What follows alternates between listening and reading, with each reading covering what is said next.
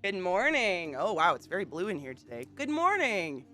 And welcome to the classiest place on earth, maybe. Yeah, no, it definitely is. Good morning, everybody. How are you doing? Happy day. I don't know what day it is. Saturday? I guess. Good morning, everyone. Good morning, special sauce. So, you remember the other day when I was talking about, we were talking about earwax, and I was like, of course there's oil in your ear. Like, we have pores. We've all had that blackhead. I got the most painful blackhead in my ear right now. I can't even tell you guys. It's like right in this like crook of the hard part of my ear, right where my piercing is. Oh my god, it's like I summoned it or fucking something. I don't know. It hurts so bad though. So if you see me touching my ear, it's just throbbing. Ow. It's Saturday. Checks local listings. I know, right? Like what fuck? Yeah, it is. Okay, cool. How's everyone doing? Good morning, everybody. How are you? I'm drinking coffee and making a multi-dungeon level for my campaign. Nice. Cheers to coffee. I'm drinking Conquer. It's really good. Literally, it's like con, like sheer con, but Conquer. It's great. Your lip hurts like a little bitch. Why? That light behind me is terrible. Hold up. I gotta move that light. I just realized that's like facing.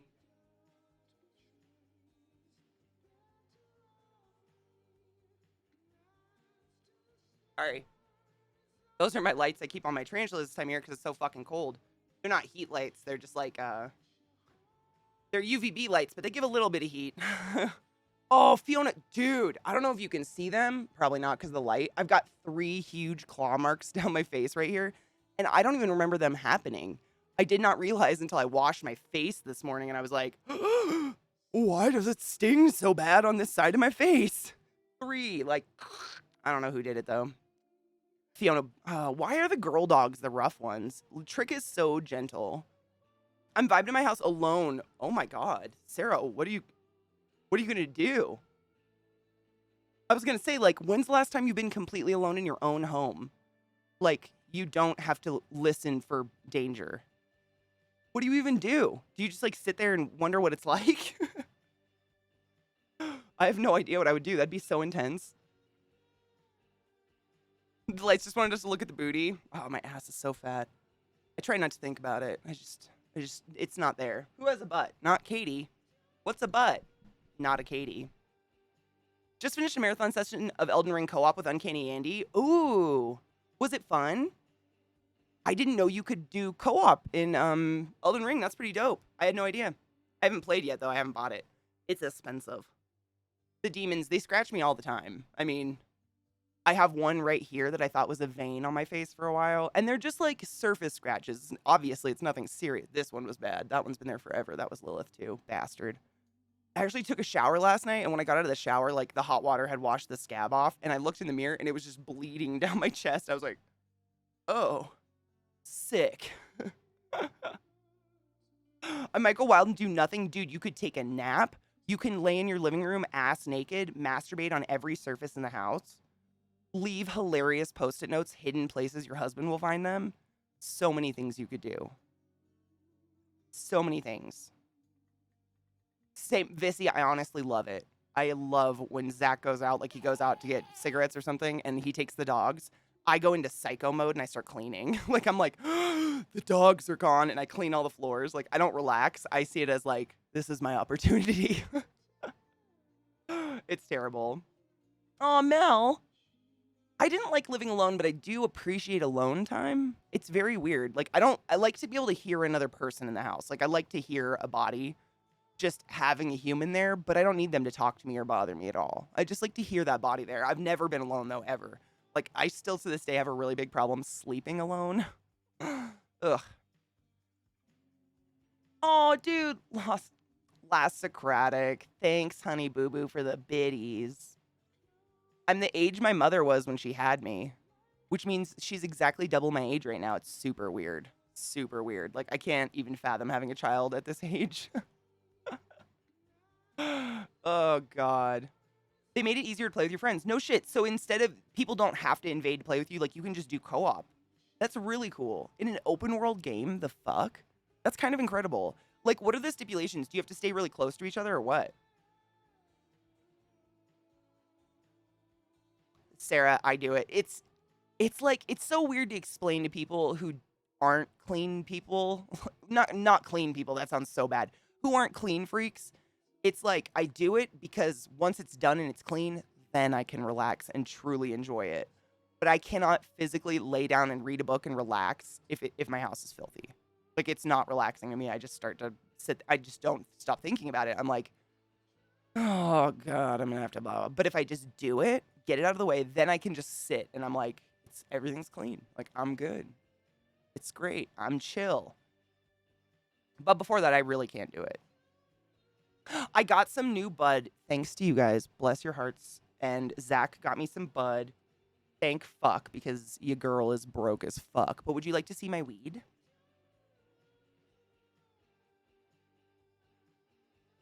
Same, Vissy, so hard. So, like, I vacuum every morning, and after stream, I vacuum again. And it's not because I'm a psychopath. My dogs drag in so much crap outside. Like, poodles are webbed. They have webbed feet because they're water dogs. And so their feet are literally like clay shovels. And they come in the house with all this clay on their paws. And it's impossible to get it all off. Like, we've done everything. I bought weird, what are they called? I think Zach showed them on his stream. It's called a Mud Buddy, and it looks like a big old, like a 20-ounce Starbucks cup, but it's full of all these little rubber, like, cilia things, and you put their foot in it and you, like, jerk it off on their leg, and it would work if they didn't have webbed feet. Like, it would work great. They love it. But it just doesn't work the same, unfortunately. I wish. I wish. No shit, Gypsy. See, Zach's been playing it, and it's fucking gorgeous. I never buy games brand new. It's got to be, I mean, there's certain franchises that I could not hold back from, obviously, but most games I try to be patient because they're just so expensive. I think game devs obviously need to be supported. Game studios need to be supported. I totally get that. It's a lot of money. $60 is a lot of money to throw down on a game, you know? When I have like thousands of games that I still have yet to play in my own Steam library, it makes me feel very guilty buying new ones. Molds and fungus? Nice. I'm going on a tolerance break. Oh shit, how long? We got a robot vacuum that runs twice a day to help with the grass and dirt. I used to have one of those and I just didn't think it I'm too crazy. Honestly though, it might be better in this house. So the last time I had one was when I had Millie and Link. My wonderful dogs, rest in peace, died in the same year, worst year of my life. Last year.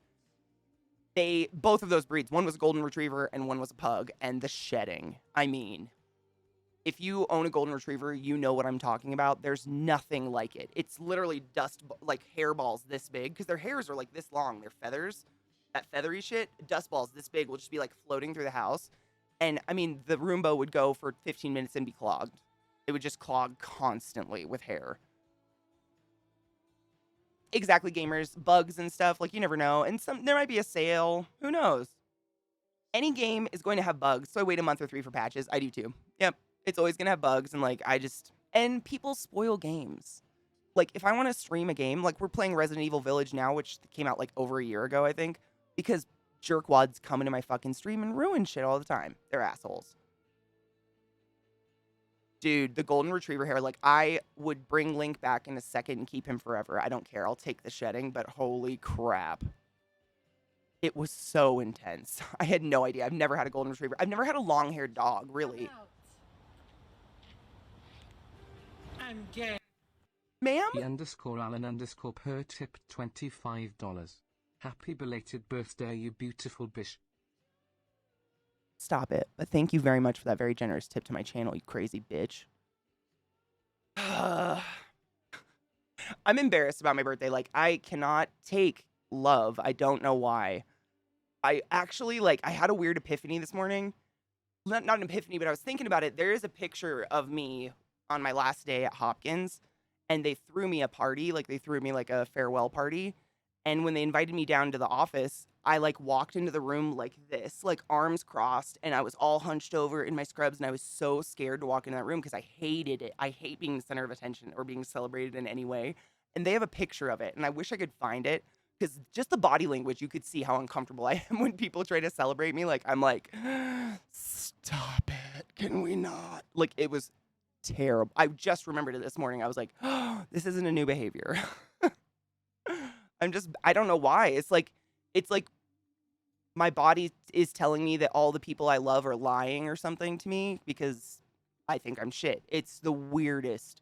Like, when's the last time you saw someone have a mental breakdown over someone being nice to them?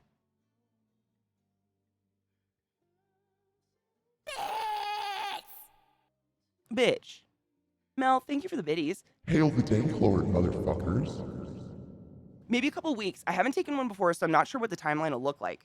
For me, usually, like, even with the amount of, I smoke weed every day. I don't smoke a lot of weed, but I smoke weed every day. For me, it usually takes about a month, literally like 4 weeks, and I'm clean. Like, I can smoke, and it's like the first time I've smoked. That's about me. But I work out, like, I run and stuff, and working out does help you metabolize the built-up THC in your body a little bit faster. Like, you can't work out and pass a drug test, but it does help it metabolize a little bit faster because THC is actually held in the fat cells of your body. It's extremely aquaphilic. Yeah, it loves water, and fat cells are full of water, so it hides in fat cells. Science, bitch. Did you just yell at me? No, maybe. I don't remember. Did I yell? I don't think so. Maybe. Love burns my skin. It's so weird. Like, it's totally uncontrollable. It's like when I know someone is going to be nice to me, like I know they're going to do something, my brain immediately goes into how can I escape this? How can I get out of it? How can I run away? Like, it's so weird, but why? I cannot for the life of me think of a point in my life where I was hurt or something by people being nice to me. Like, but all of my instincts are like, run, run away. I don't know why. It's the weirdest thing. I fucking hate it. My mom tried to do that to me in a restaurant. I hate that. So I went to the bathroom, and when I saw them coming, staying there for 10 minutes, I would leave the restaurant. I've told my mom that. I'm like, if you ever bring me somewhere they try to sing me happy birthday, I will fucking leave. I will get up and leave while they're singing. I don't care. Don't ever do that to me because I'll just cry. I don't want to cry. Stop. Ooh, I forgot to tell you, when I saw the brain eye doc, he said he was shocked that I didn't have any side effects with my tumor. His exact words, quote, I looked back at your original scan and thought, wow, how did she not have side effects? I mean, it was pretty fucking big, Vissy. To be fair, I mean, honestly, I think the reason you didn't have any side effects is you had, like, the best brain surgeons available. Like, they know what the fuck they're doing. The thing with brain surgery and, like, removing a brain tumor is that it's not just removing a foreign body. The tumor is part of the brain tissue. So they have to remove some brain tissue, and it's kind of a guessing game how much to remove. It's very bizarre. I've watched so many brain surgeries, and they do all these, like, dye tests and scans, and they'll, like, cut away some brain, scan, dye test, do all this stuff, cut away a little bit more, and they're trying to see, like, how far the cancerous tissue goes without removing additional tissue. And I'm sure a lot of docs remove some additional tissue that makes people a little, you know what I'm saying? You got lucky, really. I mean, best case scenario, in my opinion, other than the enormous bills. Can we talk more about the tolerance top? We can talk. Ooh, Nemoist is here, which I think I've learned recently. I say your name completely wrong, but I'm going to keep going with it. And Nemoist is, like, in the industry of marijuana. Like, he knows a lot more than I do. I'm not a pro. I smoke a lot and research, and I absorb what chat tells me. But he can actually tell you, like, probably the science behind it. Nemo said, we can talk more about the tolerance topic if people want. I ran a fairly good case study on myself over 3 years regarding tolerance and drug testing. Ooh, tell us. Do you have any, like, fun findings? I've never run an experiment on myself, but whenever I travel, and if you've been in my channel for an extended period of time, when COVID's not, when we don't have a deadly pandemic ravaging the world, normally I travel a lot. I love traveling. But when I go overseas, I just stop smoking pot. It's not like, oh, I'm not gonna be able to find it or whatever. I just make the choice because I'm on vacation. I'm fucking in Thailand. Like, if I'm so bored in Thailand, I'm thinking I need weed, like, we've got a problem. And I don't even think about it. Like, I don't have any withdrawal symptoms or anything like that. But when I get home and I smoke, I fucking rock myself. Like, I forget, that normal people cannot smoke the way I smoke. And it's like, oh, I kind of smoke myself dumb on accident because I just don't realize it. But I've found that, like, about 3 weeks to a month is, like, that's how long it takes, I think, for me to not remember what weed feels like anymore, I guess. Man, I'm so bad at names. I try my best. I really do. I really, really do. Like, I don't want to be insulting. Please correct me if I ever fuck your name up so bad that it's just bad. Catholic guilt, maybe. Also, in like Irish culture, you don't brag. Like it's not that it's shamed, but it's just not done at all. Like in my family, you complain or you don't do anything. And so there's none of that. So I guess maybe because as a child that never happened to me. As an adult, when people try to celebrate me, I think it's an attack and I cry. I don't know. But like it's a big part of Irish culture. I noticed with my nana and stuff, like you don't compliment, you don't anything. It's, you only say something if something's wrong. It's bizarre and I don't know why, but all my Irish family is that way. The Irish, off the boat Irish. He meant for my tumor, like I didn't have the double vision or pain while looking around and he was shocked, but he did say I had an amazing team. You did have an amazing team. But I mean, seriously, all of those side effects are usually because, either the tumor's pushing on weird shit. I mean, you were fainting. I mean, that's a pretty big side effect. I mean, that's how we found out. He literally did it during my stream. I'm laughing because it was horrible. Just so you guys know, I'm not laughing at Vissy fainting. It's awkward smiles. Hello, Emmy. How are you, love? Sudden curiosity. Does the body produce its own THC in any amount? No. I answer like 5 names. My real name and variations of my screen name because I understand people know my name by my usernames more than my real name. 100%. Like, I make it so if you have Frankerface, you can set up Frankerface so it will highlight chat for any word you want it to. So I have it highlight for Katie, CK, Classy, like all of them. Because I got a lot of names. It helps me follow chat, especially when I'm in other people's chat. Zeke called me Nick-tastic when I first came to his channel. Nike-tastic? Stop it. Nike. Okay. That's beautiful. Hold up. I think I have resubs. Yes, I do. Other Rin, you silly fuck. Thank you so much for 11 months. That's almost a year, you cunt. I'm gay. Oh no. _419 tipped $5. CK, last night I was with a thick meat kraken and they smothered me with their moist wriggly meat flaps before they peeled my bologna log, and then we got into a foursome with a furry who dressed like the turtle Pope and Rod in a French maid outfit. Stop it. Wait, my bologna what? Wait, stop it. What was the bologna what?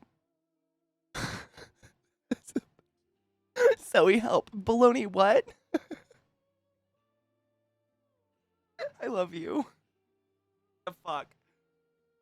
Oh, God. Okay, last night I was with a thick meat kraken and they smothered me with their moist wriggly meat flaps before they peeled my bologna log.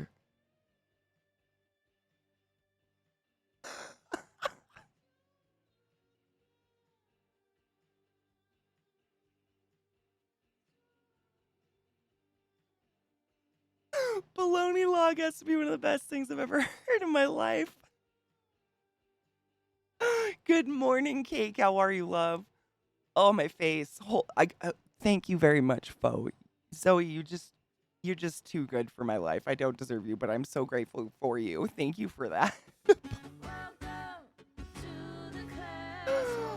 Oh, God. Old style with the fucking resub. 18 months in a row. Jesus. A lot of cultures are like that. No lifting up, just commenting on what's wrong. Also, good morning. Good fucking morning. How are you?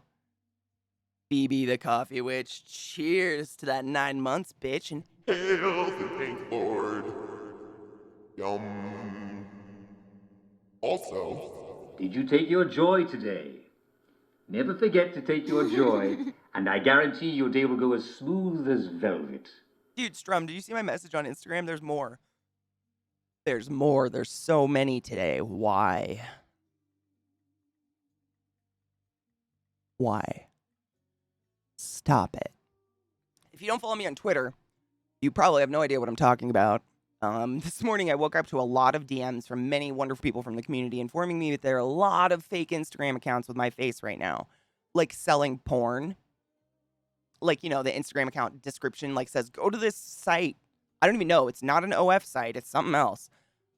please report them. We have no, like, they could literally be using my face to sell child porn. Like, you have no idea. It's so fucking gross to me. It just is like, it feels like I've been molested or something. I hate it so much. So if you see them, thank you so much for reporting them. They're everywhere. I hate them. They're so creepy.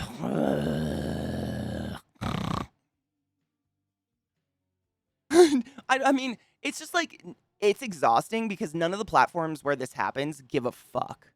Like, Instagram doesn't give a fuck. Twitter doesn't give a fuck. I had to literally pay for my own Bumble account one time just to prove who I am so that they would remove Bumble accounts pretending to be me. It's so exhausting when no one wants to help you. Like, it's just, I hate it. I hate it. But thank you so much for letting me know. I need to know that shit's happening because you just don't know what they're doing. You have no idea what they're selling under your name. And obviously, I'm not making child porn, but do I want my face being used to sell creepy shit? Even if it's not creepy, no. Stop it. There are better faces out there. I came from an English-Irish family, and they're suspicious of everything remotely good, and you don't know about someone's problems until they've dealt with them. No praise, just constant suspicion and negativity. I'm glad my family's not the only one. I've been told that by many Irish people that that's what it is, because I didn't know it was an Irish thing. My Nana and that side of the family is when I say off the boat, she's first generation, by the way. If anybody's wondering, off the boat, I just mean, like, they're fresh. Like, I've just noticed in my family, but whenever I say my family, it's always my mom's side. My dad's side's completely dead, including my dad. Like, I don't spend time, I've only met, like, one person on my dad's side of the family ever. So whenever I would go to family functions, they're just berating each other, everybody. It's always like, your hair looks funny, your tits are out. Like, it's just, and they cackle about it. It's not like cruel, like, fighting words. It's like they're all just laughing hysterically about insulting each other all the time. It's real weird. And I talked about it on stream one time, and a bunch of people in the community who literally currently live in Ireland were like, oh yeah, that's a thing.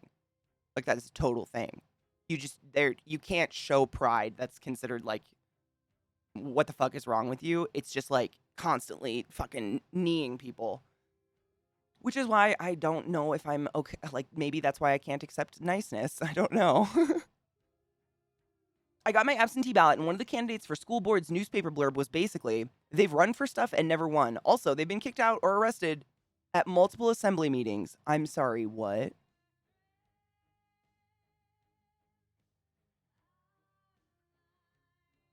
Huh. Kanye was on a ballot at one point. I don't know if he's actively done any crimes, but he's a psycho. Did anybody see his new music video where he literally, like, murders Pete David and serves Pete's, like, head to... No. He grows flowers out of Pete's decapitated head and gives them to Kim. Like, stop it.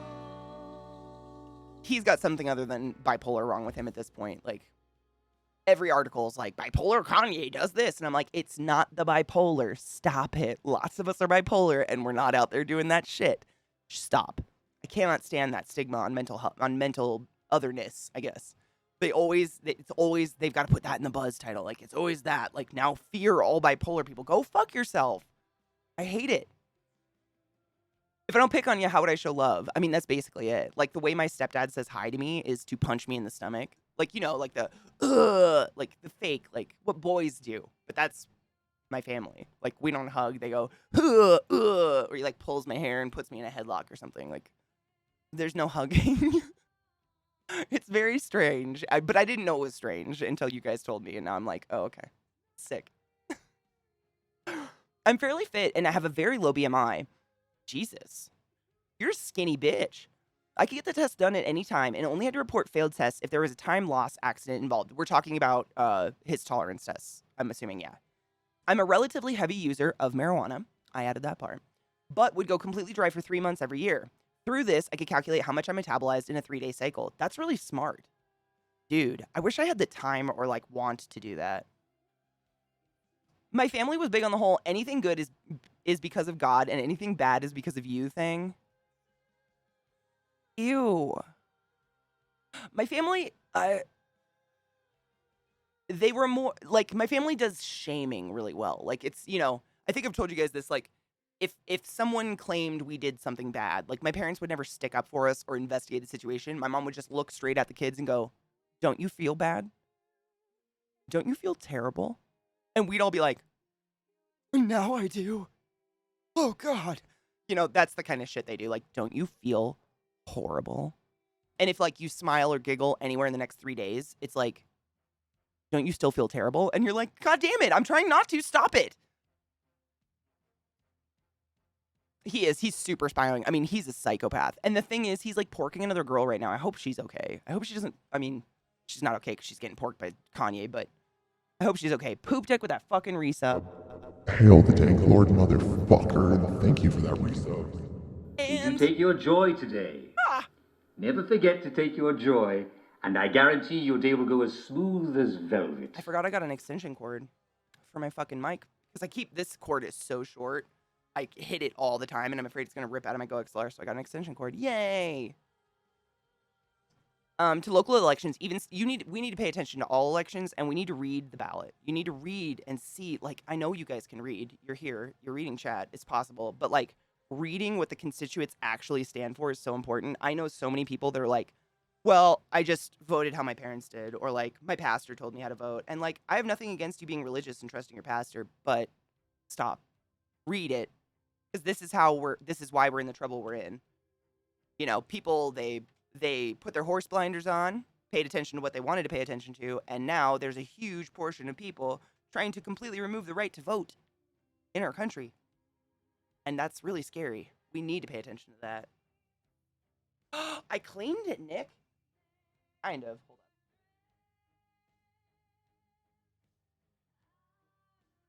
on. Boosh. I had an extension cord before, but if you guys remember, like last week, I was telling you guys, with that old extension cord, it would my headphones, like if the cord moved at all, it would start to drop out of one ear, or it would be like, it was the extension cord. Thank fuck, 'cause my headphones are very new and nice.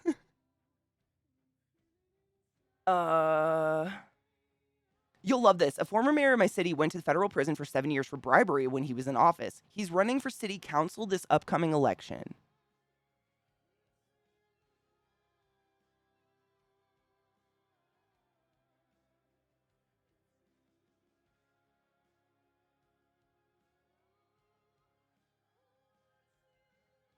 Wow.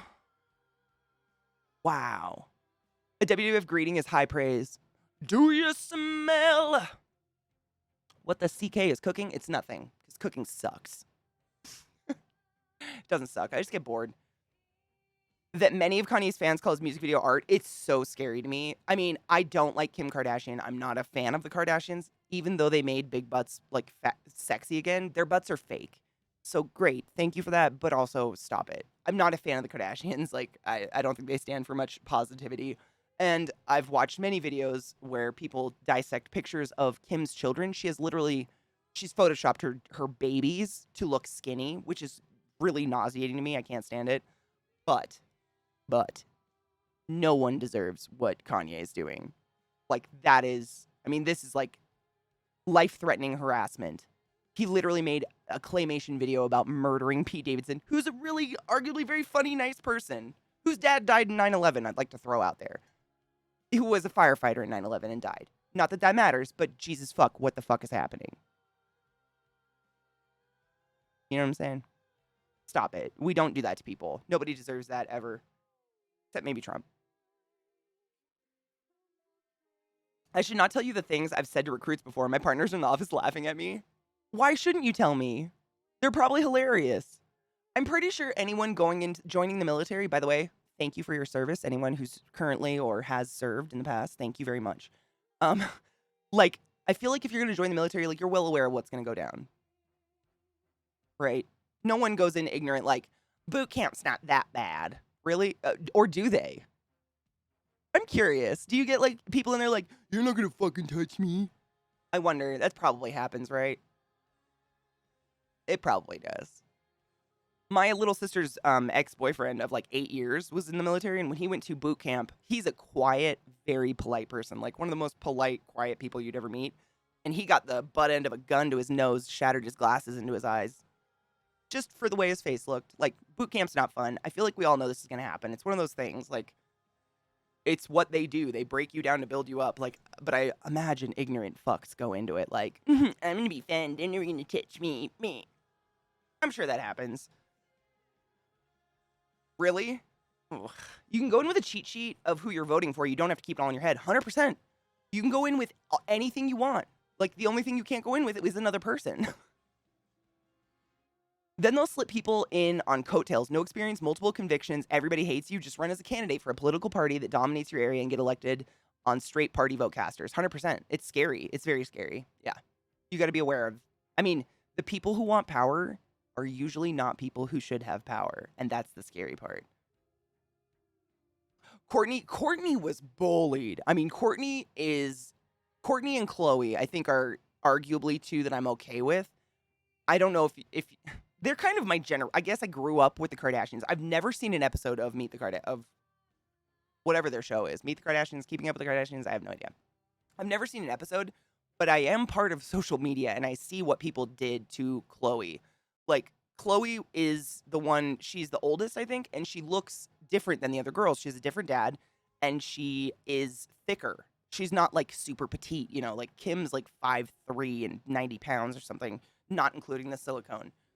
And she was torn apart by the internet. Like, they were just zooming in on her face and saying, like, look at the pores on her cheeks. Look at the hair on her face. Like, everybody has pores and hairs on their face, but they were ripping them up. Courtney and Chloe just got attacked. And so I think both of them are huge proponents these days for mental health advocacy, because it was just, I mean, they're all bullied by the internet, but I can't, for having skin, like bullied for having skin, for having flesh, for having some fat on your leg, like just things that everyday people have, but unless you live in the public eye, you don't really get knocked down for, you know what I'm saying? Hi, Sarah. How are you, love? Hello, Magnissimo. How you doing, honey bean? I went to boot camp all cocky. That lasted for about 17 minutes. Seriously? So what made you change your tune? Did you get the butt end of a gun? All the time, really. You get the hard people. They're the easiest to break down. No shit. Really?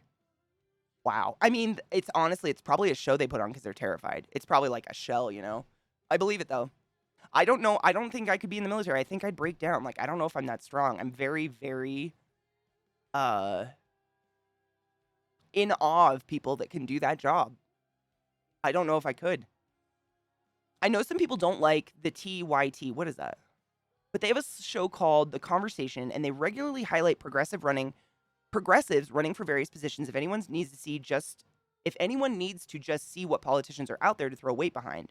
What is TYT? I don't know what that is. I'm an idiot, though. I'm really bad with acronyms. Is that wait, right? Yeah. Yeah.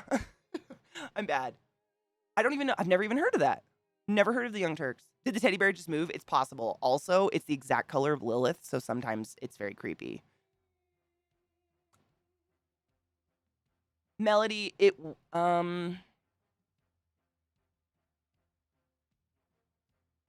was just another Thursday. I think it was the first day of Lent. What are you guys giving up? I'm just giving up. I don't know what the Young Turks is. After about the 2000th push-up, I was pretty much their bitch. I get it. Like, a lot of people, you know, I've heard a lot of very ignorant people compare the military to, like, hazing in sororities. Not the same thing. Sororities have no purpose, reason, excuse to break anyone down. Like, you're there to go to college. Like, stop it. But in the military, like, it's a mind frame. You have to be in a mind frame to take an order at a second's notice and not question it. And that's the point of the breakdown build up. Like, they break you down to your lowest point and then they build you up so that you trust your commanders and everybody. Like, I don't know please excuse my vocabulary when it comes to military positions, not educated. But I assume that's what it is. Like, you know, that's what you need to be if you're in the military. Like, you need that mindset. You can't question something. You have to trust who's giving you the orders right away, right? Baruski, English, please. No one else speaks Russian. I'm like the only one. Like me and Judy and maybe two others. Beautiful language, though. Красивый. Спасибо. Recruit Division Commanders, RDC. Oh, okay. All right. Recruit Division Commanders. Okay. I was in the Navy from 2009 to 2014 and wouldn't believe, and you wouldn't believe the people that join. I probably would. I don't want to believe it, but I believe it. We had a guy in boot camp that was fascinated by the red lights they put on at night. What? He would sit and stare at them and say, "Ooh, red." He got kicked. Okay, so my next question literally was like, when do you guys get to the point where you're like, you're not going to make it and you have to actually like discharge them? Like, this is not going to happen. You don't have the whatever you need. The photo that got leaked of her in the bikini that she wanted taken down was the most realist and gorgeous photo I've ever seen of her. It's such a shame. That's how much insecurity she's taken on. 100% agree. 100% agree. I mean, I so hard identify with it, and I think that's why I'm such a big proponent of mental health myself. I did not own a pair of shorts until I was 27 years old because I was so self-conscious of my legs. So self-conscious of my legs. I did not own anything but jeans until I was 27. Like, so fucking crazy psychotic about my legs. Like, I wouldn't wear a dress that wasn't, to my knees or something, like, so wrapped up in it. And I got to this point where I was like, have I ever looked at someone else's body IRL and judged them? No. It's because we're all too fucking worried about ourselves to judge anybody. Why are we so worried about what other people think? They're not thinking because they're thinking about themselves, just like you are. Like, we can't assume that everyone's different, or unique than us. If you are doing it, chances are everyone else is too. And that helped me a lot. And now I just give zero fucks. I have a body and it hiked across Thailand. And if anybody has a problem with it, they can suck my ass. I needed all of it. I was a douche. I needed the reset. Really? And you think it really helped? That's kind of awesome, though. 2007 to 2010, thank you so much for your service. Seriously.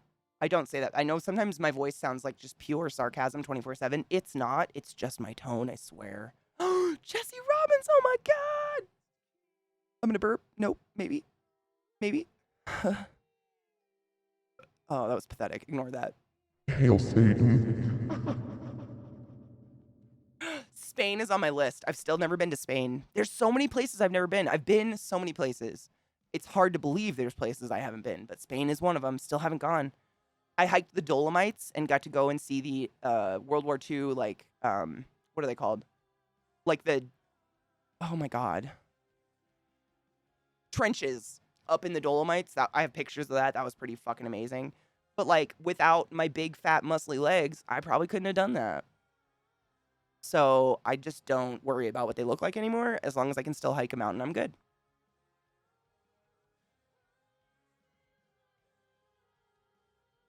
Dude, in my channel, I will ban people if they try to attack the Russian people for what's going on with Putin. Like, that's not okay. I sound like a broken frickin' record, I'm sure, but I say it every day.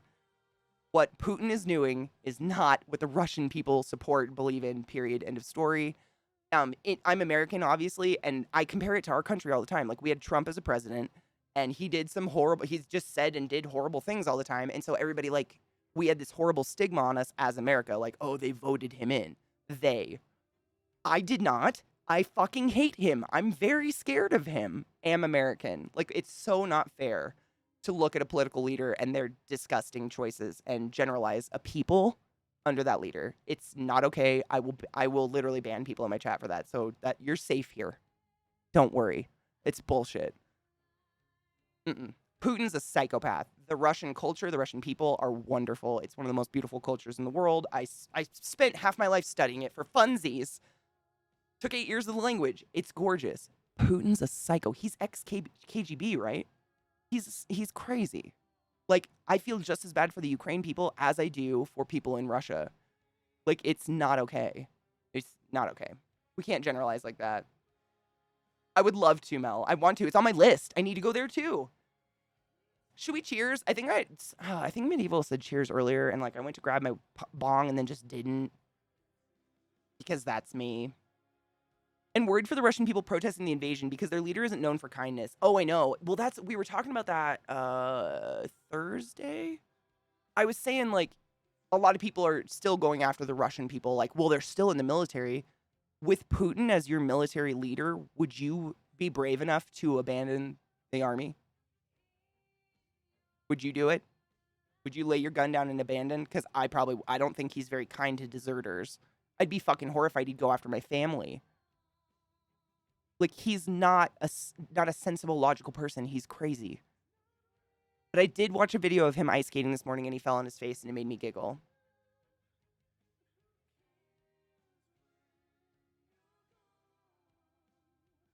I'd love to see Switzerland. I don't think I've ever been to Switzerland. I might have accidentally crossed into it once or twice.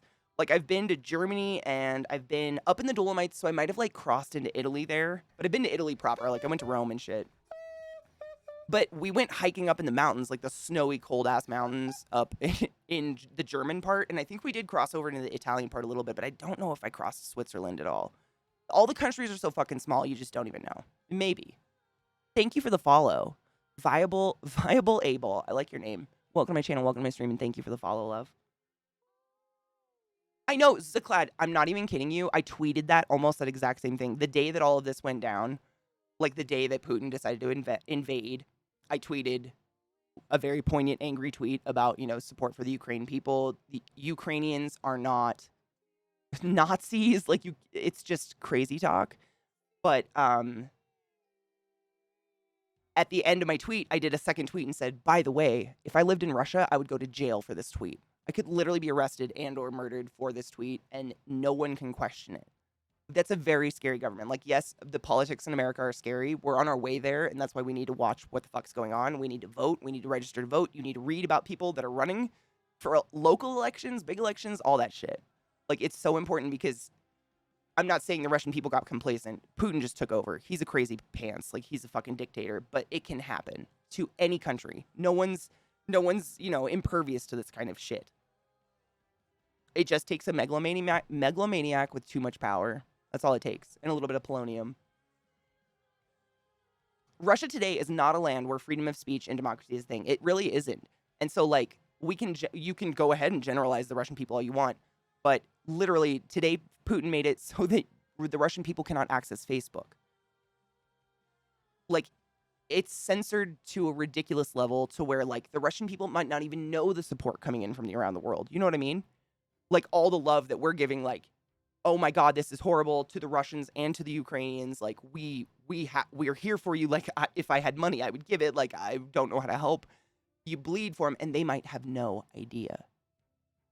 I was watching Jimmy Kimmel yesterday was talking that a lot of, correct me if I'm wrong, but I've heard a lot of Russian people, the way they're communicating with each other now is on Yelp restaurant reviews. That's like one of the last social media platforms that they can post on. It's kind of crazy. I mean, it's not kind of crazy. It's fucking psychotic.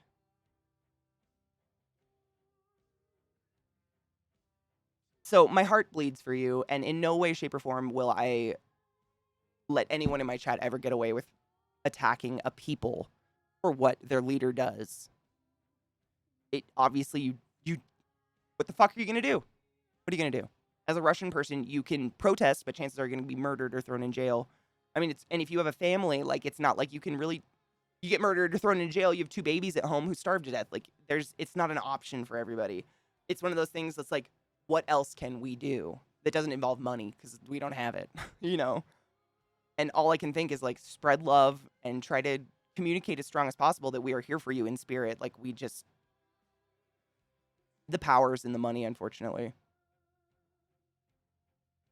Yep, 15 years in jail for going against the bear, 100%. I have a hard time calling him the bear, because bears are really cool, and he's not. He's more like a naked mole rat. Hold on, I'm trying to catch up on chat. Sorry, guys. Had to go off on my little... I don't want anyone to ever feel uncomfortable here.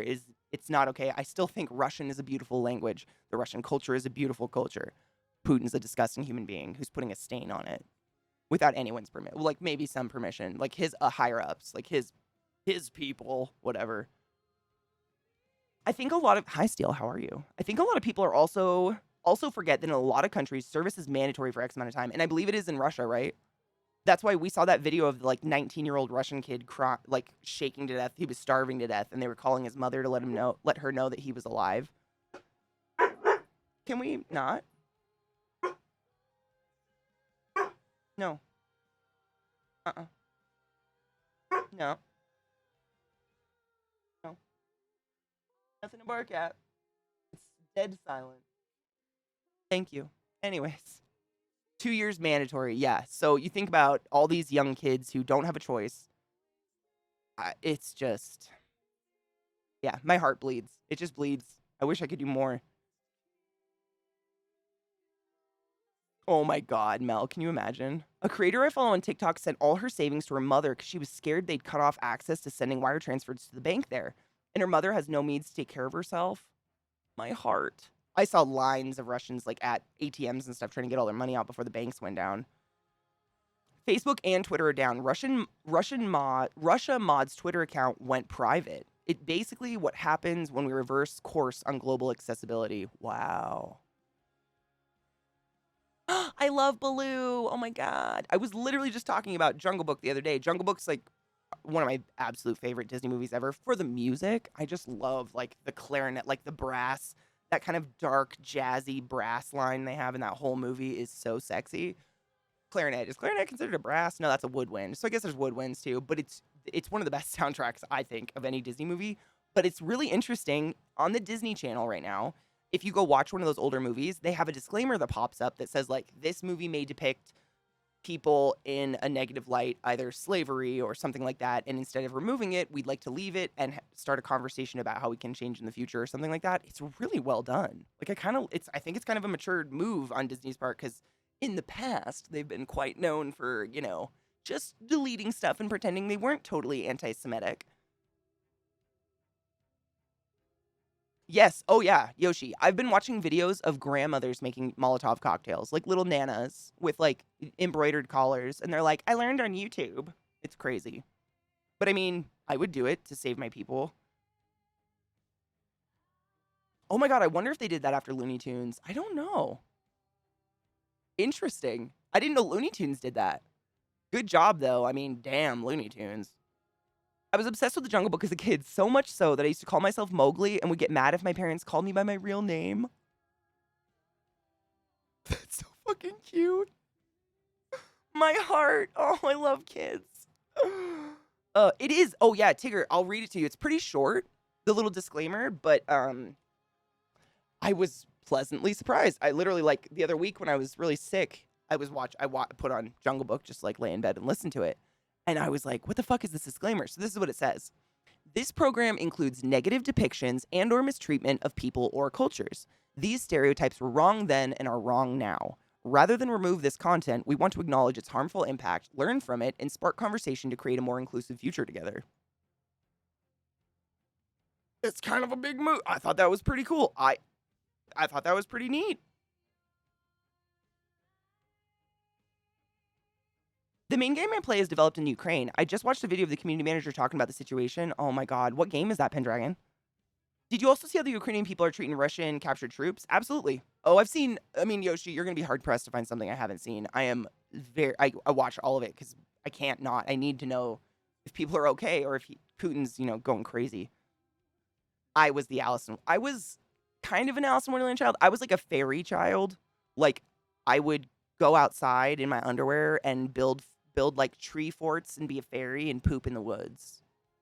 I thought I was like I wanted to be like Nell or something. I literally like was just a wild child. I was like, leave me in the woods. I'll live in my sticks. My mom sometimes would drag me home like crying. Always. Like just naked and not afraid. I don't think I ever took on any like persona from a movie or anything though. I always wanted to be an animal. Like, that was it for me. I wanted to be an animal. I never wanted to be a superhero. I was never, like, interested in that shit. I wanted to be a cat. Like, that was it. I remember, like, in preschool and kindergarten when all my friends would be like, let's play house or kitchen. I'd be like, I'm the dog. And they'd be like, what? We don't have a dog. I'd be like, you do now. Fight me. Always. Animals are better. I don't know. Exactly, Tigger. And that's, like, that. They've erased so much. I mean, the big one for me when I was younger that I found out about was in the movie Fantasia, during the Dionysus part with like the centaurs.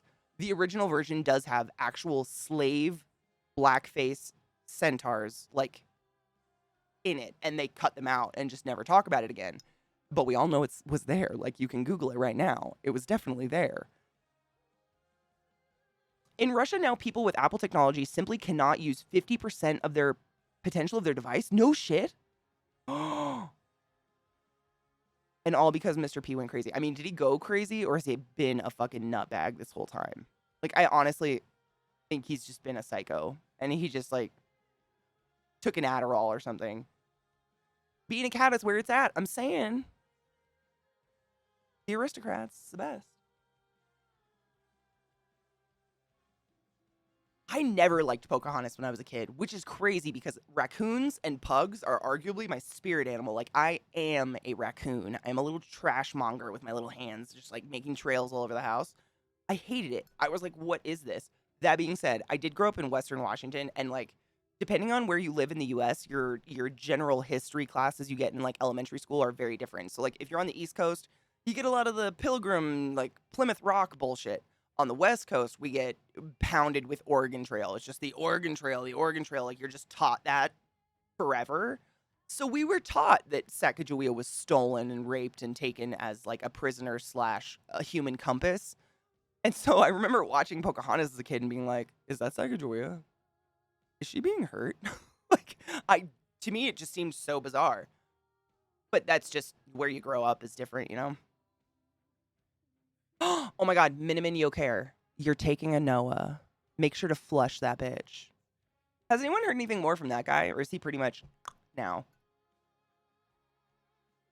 Wow.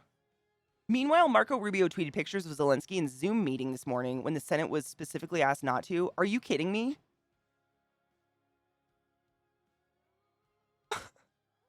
What? Well, it's Putin's wet dream to, like, make the USSR again. He just wants the fucking Soviet Union again. That's all he wants. He's like an old person's like, it was so much better when I was younger. People respected their elders. Like, no, they didn't. No one's ever respected their elders. Elders suck. We suck. We suck. Never. It's never happened. Like, it's just this fantasy. And the gold rush, yes. Yep, all the gold rush shit, yeah. We learned a lot about that in Washington because I think in Alaska was torn up for gold. There's a lot of little towns in Alaska that are just completely abandoned now, but they were like booming gold towns and then everybody left. My dad worked in one, Skagway, Alaska. Super weird. Way up north. It's like a town of nothing, but he worked up there for a while. Rubio's an idiot. The Siamese cat music lines were not the best. No. Lady and the Tramp's another one with some Siamese cats that are very little stereotypical. It's like, there are stereotypes to people. Usually it has nothing to do with the color of your skin, however, or your nationality. Like, there are stereotypes. We've got Karens, but they can be anybody. Like, there can be a boy Karen, there can be a girl Karen, there can be a trans Karen. Anybody can be a Karen, you know what I mean? And I to me personally, this is just me, I think, like, the stereotypical racist humor and shit like that is cheap, easy, boring humor. I think it's kind of boring. It's cheap. It's like, you couldn't do anything else. That was the best you thought, like a Siamese cat with an Asian accent. I mean, one of my favorite movies in the entire world, like legendary Breakfast at Tiffany's. Her upstairs Chinese neighbor is literally played by Mickey Rooney. Not a Chinese person at all. Very, very stereotypically racist portrayal of this human. But when I was a kid, I didn't even know. I really did think that was an Asian person. It's pretty prolific in our shit. We should cheers, yes. Let's cheers. And I'll show you my new weeds I got. Sorry, I keep like just talking forever. Is that ever gonna stop? No.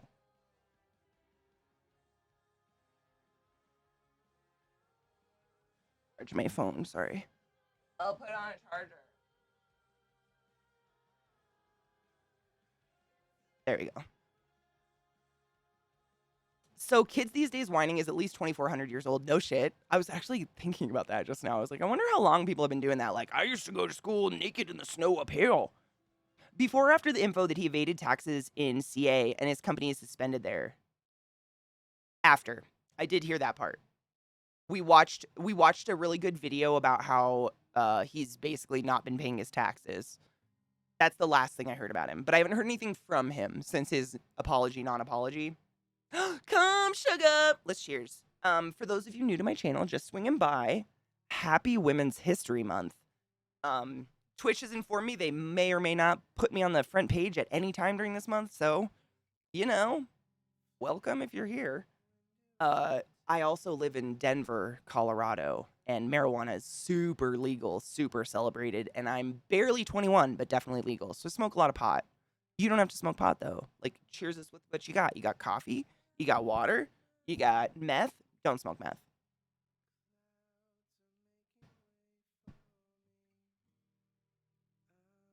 Oh, this is a quote by Socrates. The children now love luxury. They have bad manners, contempt for authority. They show disrespect for elders and love chatter in place of exercise. Wow, this is Socrates. Children are now tyrants, not the servants of their households. They no longer rise when elders enter the room. They contradict their parents, chatter before company, gobble up dainties on the table, cross their legs, and tyrannize their teachers. Cross their legs. That's amazing. I believe it. I believe it. Totally. Let us cheers. The weed I'm smoking this morning that I ground up is called, if you're curious, it's called Downshift. Downshift is a strain, and it's by Green Dot. Green Dot Black Label Flower. Does it have any other information? Oh, here we go. It's 26.21% THC. No CBD at all. 0. Cute. Where's my lighter? Cheers, everybody. And drink water, sit up straight, stretch, all of the good things. You do not have to smoke weed, but it's, it's pretty great.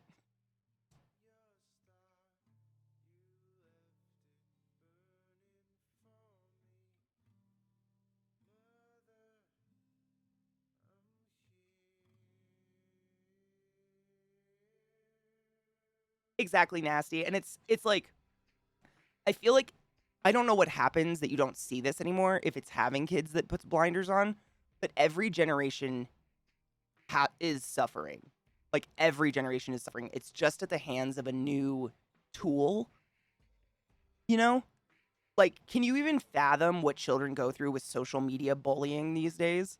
Like, when I say you and I'm assuming most of you are my age or older. When you and I went home from school, the bullying ended. Like, we got to get on the bus, get off the bus, go into your house, and lock up. And, I mean, some of us had horrible families and shit, but you know what I mean.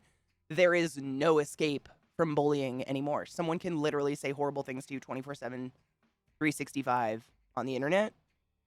I have no idea, like, what that does to children's brains. And it scares me. They have their own struggles. It may not be what I struggled with, but it's a fucking struggle.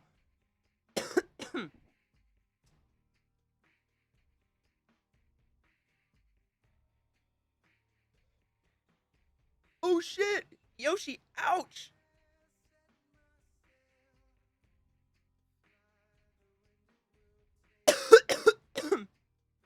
Thank you for not answering my question. So the rule is, seriously, Yoshi, don't suck on anything. That's the rule. It's a sucking motion. Like, your doctor obviously didn't give a fuck enough to, like, teach you why we're not doing this. So when you suck, like, suck in anything, the motion, like, the shape you make with your mouth causes a vacuum, right? Because you're sucking in. It causes a vacuum pressure.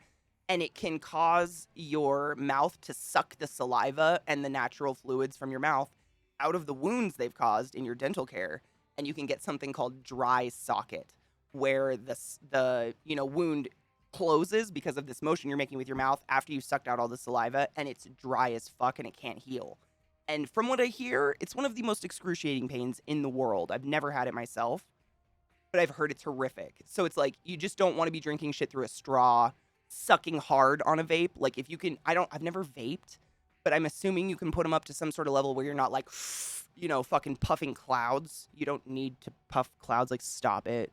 It's douchey. Let's not. Like, put it to the lowest level, you don't want to be making that fish face, because it will literally cause what's called dry socket. You can Google it. I've heard it's horrific. Like, it's like having the nerve in your tooth exposed to air, but like permanently you can't do anything about it until you go back to the dentist, and they have to open it back up, because your saliva is a natural protectant. It protects the enamel on your gums. It helps lubricate your mouth and all this stuff. It's supposed to be there. Like, your mouth is not supposed to be dry. It's actually why meth heads and, like, people who are unfortunately severely addicted to drugs, they lose their teeth not because of the drugs.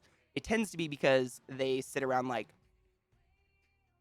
and they grind their teeth. So the combination of a severely chronically dry mouth and grinding your teeth will just crumble. Yep, no straws, no cigarettes, no vape, unless it's a balloon vape. Well, you're just, yeah, see, I don't know anything about vapes. But seriously, Yoshi, like, you do not want to make the sucking motion on fucking anything. I'm telling you, man, you don't want that. You don't want that pain. I've seen people people go to the ER with dry socket. They don't call their dentist and go, I think I did it. Like, they come to the ER in tears, like, please just take the tooth out. Like, most of the time, they just want us to rip whatever's in their face out. I have no idea what it feels like, but I imagine bad. They filled my tooth, and he was like, should be fine. Just don't brush your teeth for a few hours. I got it filled and didn't have an open wound. But he told you not to suck on stuff? Interesting. Was it capped? Or just like a normal filling? I'm not a dentist. I've been through like easily hundreds of thousands of dollars of dental work, having been stepped on by a horse when I was 12. So I know a lot about it, just being exposed. Sometimes people use respect to mean treating someone like a person, and sometimes to mean treating someone like an authority. For some, if you don't respect me, I won't respect your ass means if you don't treat me like authority, I won't treat you like a person. Ew. I would flip it. I like if you don't treat me like a person, I'm not going to reciprocate and treat you like a person. I would say that. To me, respect is human. But I have authority issues, which is why I can't be in the military, which is why I'm very, very thankful for all of you that give your lives to our government, because I can't do it. I physically can't. I couldn't do it. I have such, like, the moment I need to do something, I don't want to do it. It's so stupid. I have to fight my own head all the time. I make, I make routines a lot just to eliminate the question in my head, to eliminate the you have to do it. Like, because my brain will immediately just start to quick fire excuses not to do the thing immediately. Like, it's wild. I will come up with the most amazing, fantastical ideas how to get out of something, even if it's nothing bad. Like, it's just, driving to the weed store or something. Like, it's the moment I need to do it, it becomes so much worse than it ever was. It's the dumbest brain chemistry bullshit ever. Oh, because bad for your teeth in general. So nobody's perfect, right? Nobody's perfect. If you drink soda or carbonated beverages that are sugary, the biggest tip I can give you is don't swish it around in your mouth. That is the worst. Sugar does not cause cavities. That's a big, myth for some reason. But it's the bacteria that causes plaque on your teeth. They feed on sugar. And so swishing the sugar around in your mouth is basically like fertilizing a field with one of those poop sprayers. Like, you're like, hey guys, enjoy. If you've ever noticed, by the end of the day, your teeth feel fuzzy, it's because there was sugar just chilling in your mouth. It can happen, sometimes if I have a bad cold and I'm eating way too many cough drops, by noon, I can feel a fur. You brush your teeth in the morning, that weird, gross texture on my teeth, I can feel it, and it's the sugar in my mouth, literally, hyper feeding the bacteria. So they're starting to literally develop plaque already, which is their byproduct. It's their shit. It's bacteria shit. Tooth sweaters. It's so gross. I hate it. I'll brush my teeth multiple times a day if I have to. I can't stand it. But it's sugar that feeds them. And so when you drink, I drink Monster, it's sugar-free, but, you just want to small sips, get it back, don't swish it around your teeth. I mean, it shouldn't really be touching your teeth. I'm really sensitive to cold, so I don't know how the fuck you freaks are doing that anyways. I would cry. But yeah, you just want to keep the sugar off your teeth. And if you do it, just brush your teeth. It's so easy. It takes 2 minutes to brush your teeth. It's the dumbest, easiest thing that we have such a hard time doing because we need to. So we don't want to.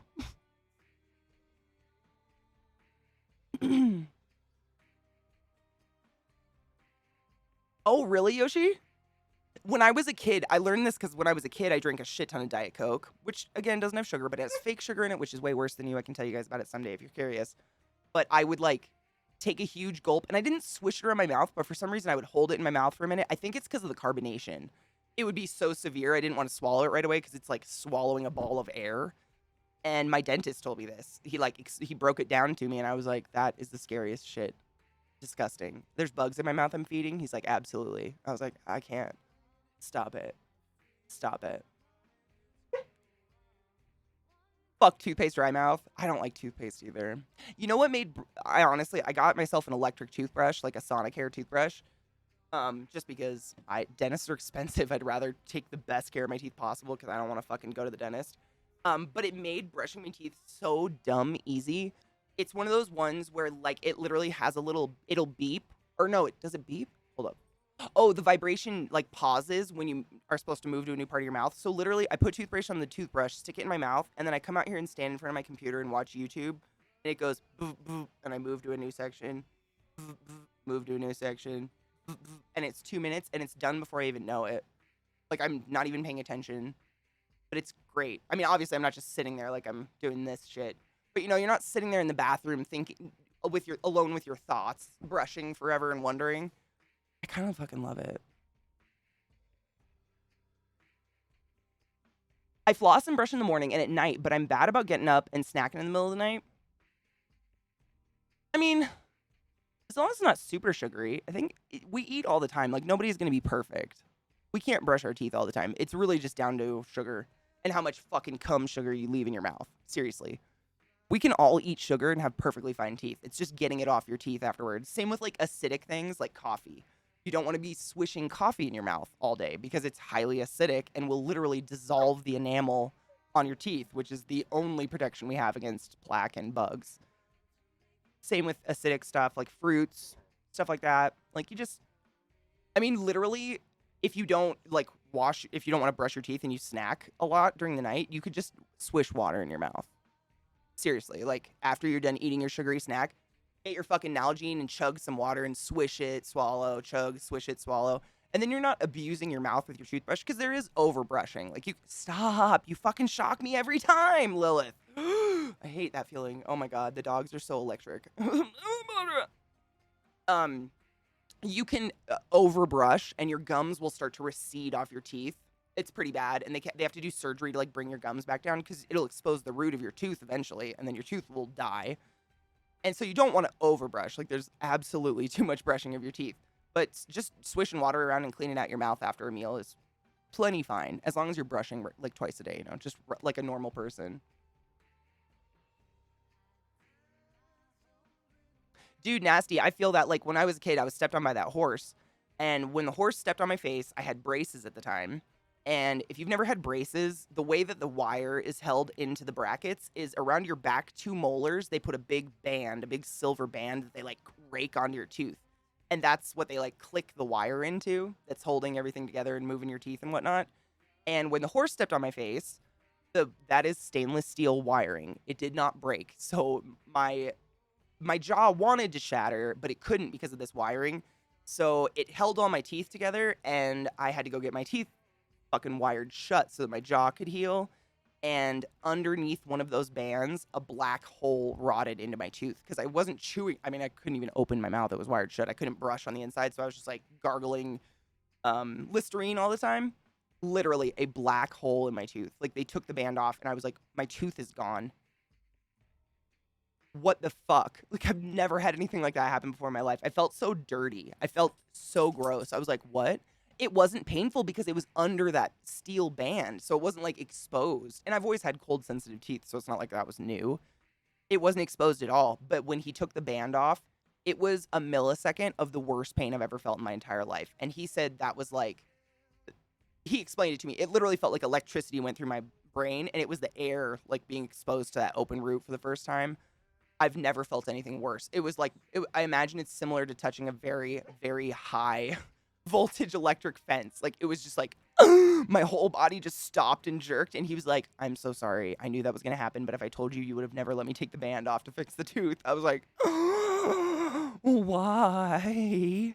Like I said, I literally went to the dentist at least once a week for 10 years just to fix my mouth after that fucking horse stepped on it. It was great. Only good things crawl in through the gums. Seriously? I don't like that. No one likes the dentist, though. I mean, who the fuck enjoys it? Even people with good teeth don't want to go. I know people, like my little sister, I think she's had one filling in her entire life. Ever. And she doesn't even want to go. And her gums bleed. She has perfect gums, still bleed. Like, I swear to God, sometimes dental hygienists just go till they bleed so they feel like they did something. I don't know. If sugar didn't exist, we would arguably not need dental care other than, like, orthodontry. It's kind of interesting. I wonder if they have stock in sugar.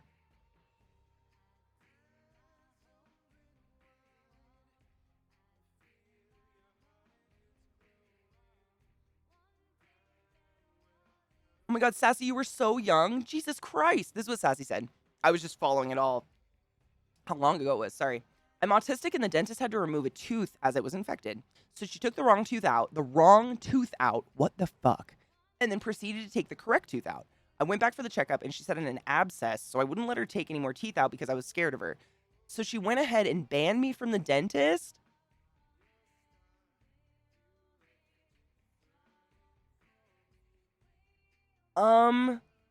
She quite literally removed the wrong tooth from your mouth.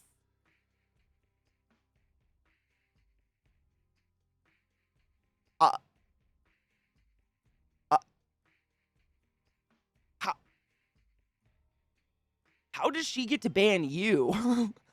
That's disgusting. I'm so sorry that happened to you. That's gross. Yeah, they don't fucking grow back. Well, so Sassy said it was 15 years ago and he's 20 now, or they're 20, excuse me. I'm so sorry for gendering. I should not do that. So I'm assuming you were really young. It might have been a baby tooth, but still, what the fuck? Even in surgery, I'm not kidding you. We write in black Sharpie down the legs and arms of every single patient. This one, not this one, because anyone can make a mistake. Anyone, even the best surgeon in the world can make a mistake. What the fuck? That's it. I'm so sorry that happened. That's so fucking crazy. I once had a dentist. Ooh, Brandon just said there's probably a disability organization that can help you fight that shit. I'm autistic too. It was 15 years ago, though. I don't know if they could fight it anymore.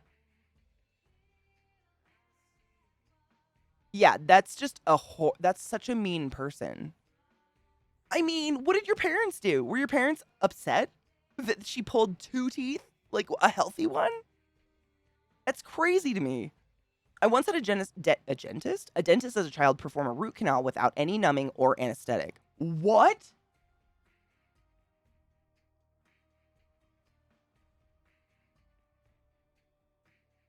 They need to be reported to, like, whatever you report dentists to. That's disgusting.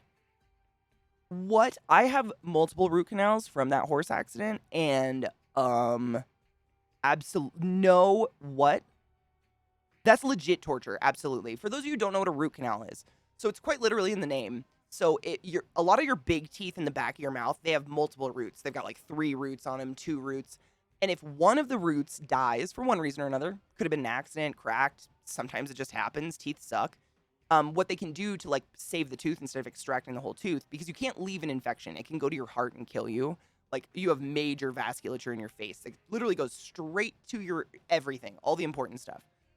And so what they'll do is they'll drill a hole into the tooth and down into the dead root, and they like hollow it out with these microscopic little nail files that look like a needle, but they're a file. And then they fill it up with a fake filling, and then they cap the tooth and they protect the rest of the tooth because the tooth isn't dead yet, theoretically, if they're doing this. Can you fathom a hole drilled down the middle of your tooth into the infected root without any numbing agent? I mean, speaking from experience, it fucking hurts with 14 shots of Novocaine in your face. The luxury bones. The bones we pay to keep? Abso-fucking-lutely. Good morning, Mark. Mark, it's not that the internet doesn't work. It's that it's not consistent ever.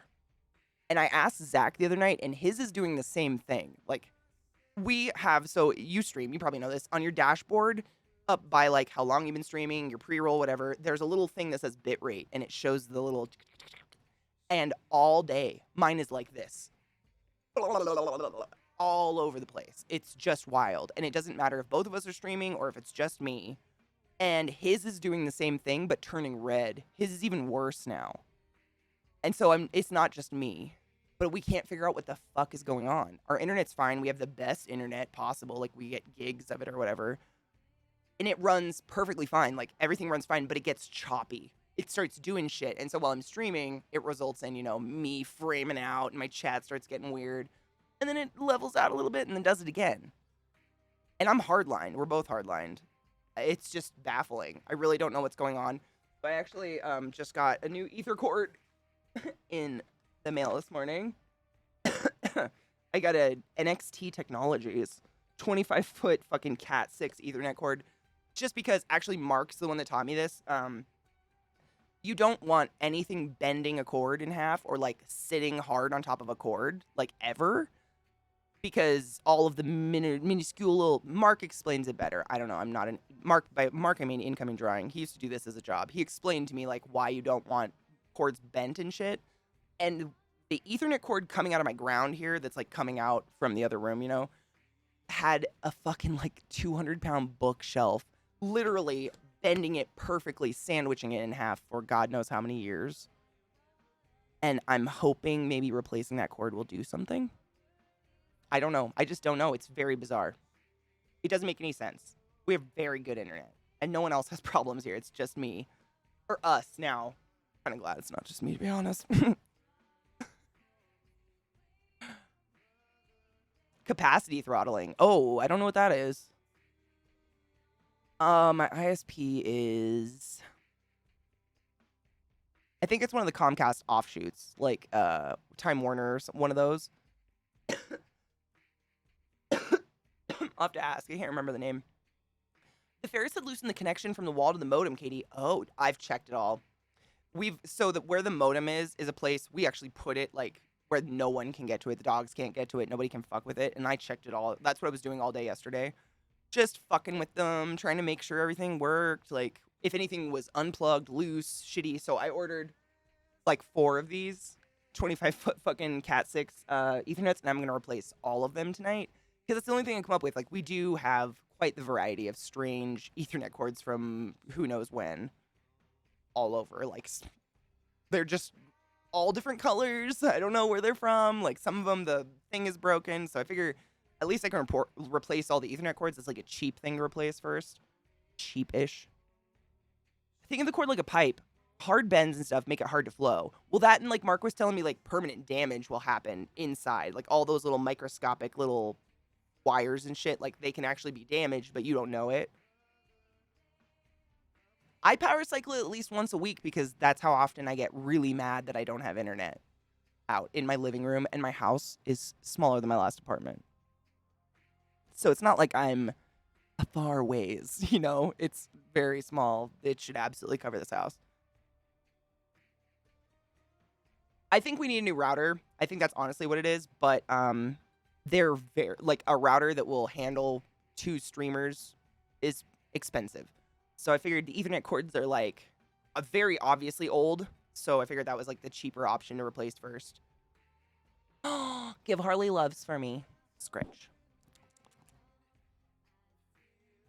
Oh, yeah, glad. I do it constantly. Because it's, like, for instance, my cell phone is probably my biggest. But that's Wi-Fi. It's totally different. But, like, if I open my front door, my Wi-Fi stops working in this room. All of a sudden. And I didn't know that was happening. And so I got a $100 phone bill through Google Fi. My bill should not be $100 through Google Fi. It should be $30 or something like that. It was $100 because my phone, like, something's wrong with our internet. So my phone just drops it and goes on to data all day. So I did, like, literally turn data off my phone because I can't afford that. It's very scary. Brock of the ages. I almost loogied. How you doing, honeybean? No, they're not cheap. Like, you can get a cheap router, but in no way would it solve my problem. We have way too much going on. It's metal strands in a cord. So just think of a piece of metal thread getting pinched or bent. Exactly. And see, for someone who, like, doesn't do that for a living or isn't exposed to that kind of information, I don't fucking know that. Kind of like how most people have no idea what's going on in your body. Health science, science. Thank you for helping me. I will continue to try to help you guys. Oh, God. Oh, my God. Oh, don't do that. Don't do that. The first time... Stop it. I'm the only panhandler here. This is my corner. Bitch, do I have to get all fucking... What is that movie? Damn it, I just blanked on it. Richard Gere. Julia Roberts. Pretty woman on your ass, bitch. Good morning, Mickey. How are you? I don't think that would be real. Let me show you my... Well, let's take a break real quick. Ads are going to run. I hate when ads run over our conversation, but I have a lot of new weed stuffs to show you that's all underneath that one bag, so I can't show it to you, but I have lots of cool new weed to show you guys. But we just need to take a break real quick. Get it the fuck out of the way. Ooh, this is your... Do you like it? That's literally the exact one I'm looking at. Shut the fuck up. This is like the highest rated for streamer houses. I'm not shitting you. I literally had to look up streamer house. I kill myself with it. But it's two, streamers in a house at the same time. OBS pulls hard. Anybody that streams knows. OBS, is a glutton. A glutton. No pun intended. There's a world of scammers. You just don't know. And I honestly, I don't... Stop it. 2 streamers, 1 router. That's going to be the name of my porn. And I'm literally just going to take a big hot diarrhea dump all over my router. That'll just be it. It'll be like one of those silent ASMR videos that's HD. And it'll just be my ass. It'd be the top third of the screen, And then the router. And then all of a sudden it'd just be violent, startlingly. So, all right, break. I'll be right back.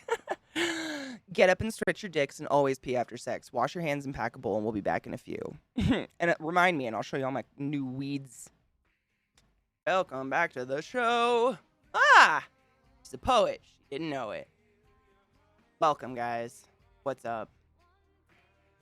I just got an alert on my phone. Ukrainian President Zelensky and Russian President Putin meet with international leaders. Would you like me to read it to you? It's very short, but it's news to me.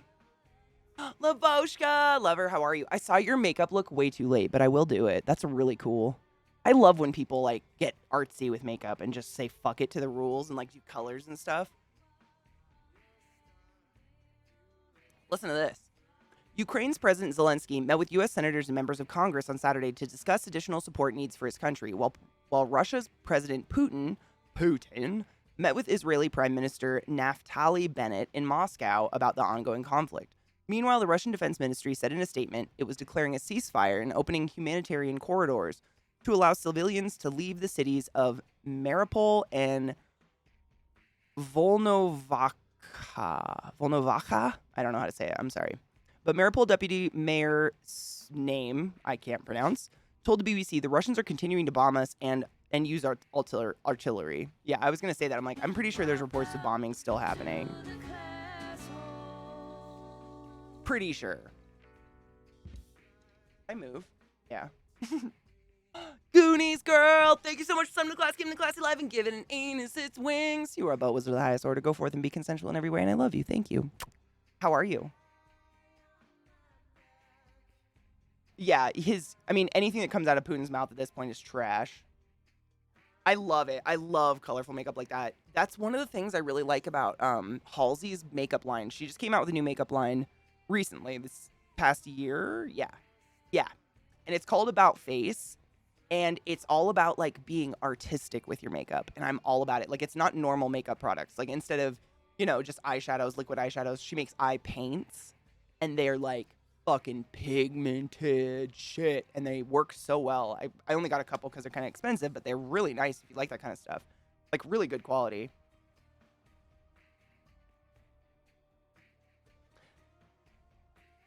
If Putin said I was wrong, I would not consider that trash. Do you think he would mean it? I feel like that's what he'd say right before he let a nuke go off.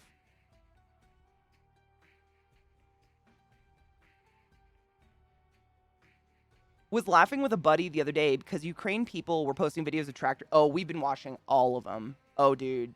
We've been watching all of those videos. They give me hope. They're so funny. The ones of Russians in their little farm tractor trailer tugging off a tank, and the Russian guy running after them down the street.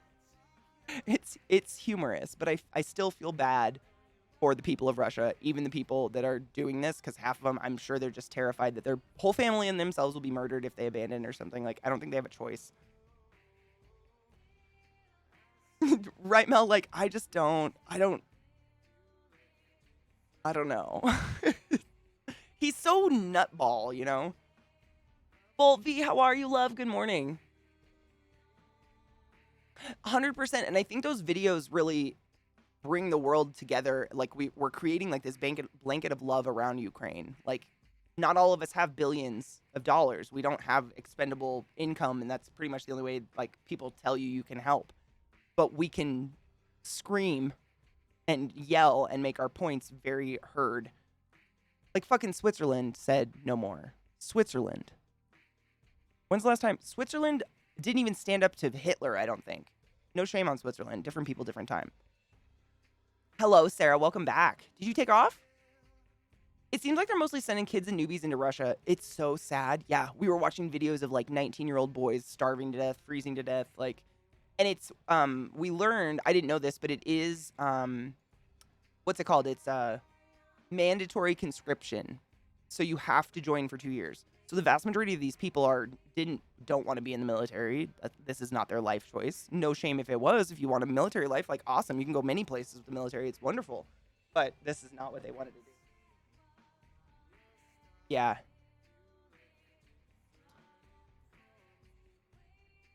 Into Ukraine. Oh, no, you're fine. I knew what you meant. Yeah, the Russian military. Yeah, the Taliban came out. I mean, the Taliban, arguably the most violent, hateful group in the world, came out and said, maybe calm down. Can I take a moment to yell at George Takei for posting on Twitter that it was worth it paying higher gas and food prices if it helps Ukraine?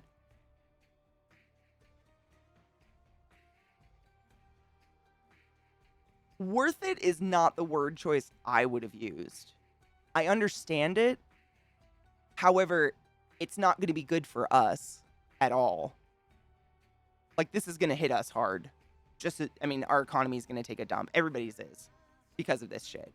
It's like, it's the, you know, they chose a course that was like the least evil to them, but it's going to hurt everybody. I couldn't afford gas right now. Are you kidding me? In some places, it's over $8 a gallon. Someone was saying yesterday, oh my God, was it Sales was saying it's like $8.45? $8.45 per gallon of gas. That's fucking crazy. Can't we all just get along, Taliban, right? Oh, Sarah, is your internet being weird? Well, I'm still here. We just took a break. I did see people were booking Airbnbs there because they weren't that expensive and it helped support them.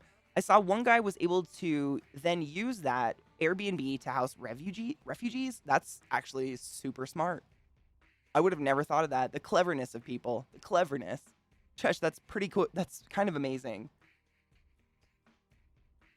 Brock, same. Like, I feel so lucky that I don't have to commute for work or drive. I don't have to drive places. Like, I work from home and I feel very blessed. And even if I had to go places, like, most places are pretty close. I could ride a bike. But some people don't have that option. Like, we were talking about this the other day when the prices started hiking because we cut off the oil, whatever, from Russia. We stopped taking oil from Russia, excuse me. Or we bought like 8 billion gallons and then sanctioned Russia. My mom sits 2 hours a day both ways in traffic. I don't even know. I think she fills up her tank like twice a week. That's like over $300 a week on gas to get to your job. Like, are you even making enough money at your job to pay for it at that point? I don't know. You want to be real careful giving companies extra leash. Absolutely. Well, Mark, I don't know. I think I might have said this on stream a couple times, but in the US, not quite literally, big companies, conglomerates are categorized as people now. It's a person. Like, that big company is not a company anymore. It's considered a person. It's so weird the way our country, and it's all has to do with like taxes and money. They did this fucking weird bullshit with it. It was back, God, years ago. It was like right after the Enron bullshit went down.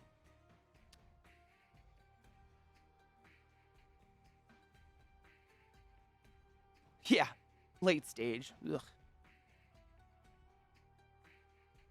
I agree. I mean, it's crazy that in America, like, companies are a person, but chickens are not an animal. they have no rights as a living being, because in order to slaughter them fast and efficiently, we can't do it humanely, according to the farmers. So they lobbied to make chickens not an animal anymore. So then animal rights do not apply to chickens. America. America! I didn't get Monster. Damn it. Oh well. I don't know exactly how it works, Gozuba, but yes, that's how they're like taxed and treated now, as if they were a person, a real entity or something, as opposed to like an umbrella over a bunch of people. It's very weird. I don't understand the specifics of it.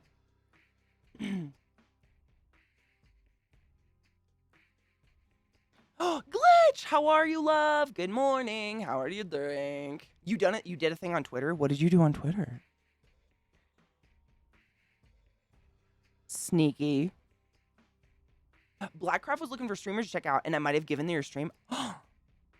Well, I'm already a walking billboard for them at this point. What's up, Blackcraft? Thank you. I love it. This sweater is the best sweater I've ever owned in my life. Like, I wish I could wear it every day, but that'd be dirty. I love this sweater so much. It just is like the perfect size, everything. It's just so good. America has issues. It's got something. We are an issue. I had that happen in high school. My job just paid for gas. So one day I was supposed to go in, that I stayed home. My boss called, asked if I was coming in, and told him I'm never coming in again. I did that before at a hospital before. They wanted me to come in literally for an hour. I was like, it takes me an hour and a half to get to work. No. Sorry. No. So they can spend on political campaigns. I believe it. Oh, Psycho. Is it bad? I feel bad for all the people at Artesian, because guaranteed there's probably a lot of good people that work at Artesian builds, Artesian whatever, who are like, fuck. According to the World Freedom Scale, America falls behind 61 other countries, despite claiming to be the most free. I believe it. I've traveled extensively in my life, and I have never felt not free, I guess. I've always felt quite okay.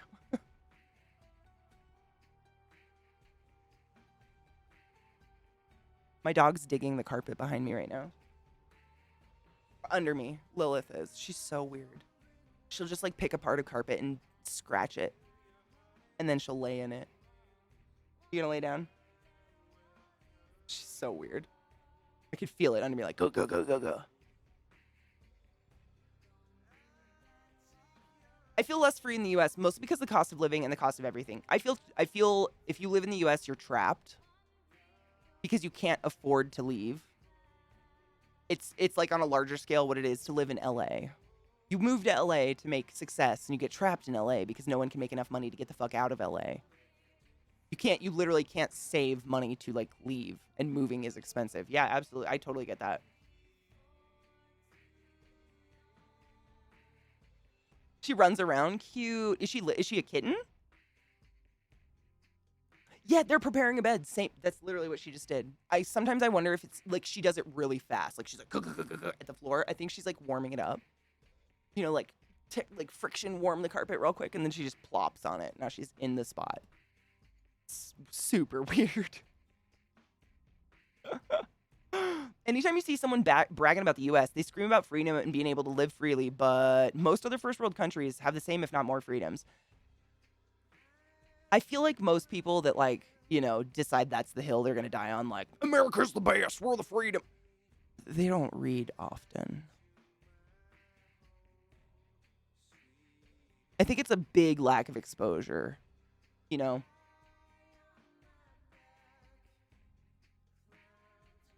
Exactly, Mark. And that's the big gripe in America. That's a big thing a lot of us scream about every year since forever, is that the cost of living keeps going up, but no one's wages are going up ever. So like there's been people that, you know, make the same amount of money for 20 years, but the cost of living has gone up 400% in 20 years. It's kind of wild. It's a big thing in America. I've heard about it since I was born. I think we've been bitching about it. It's crazy. If you go into someone's place and they don't have any books, don't fuck them. I mean, though.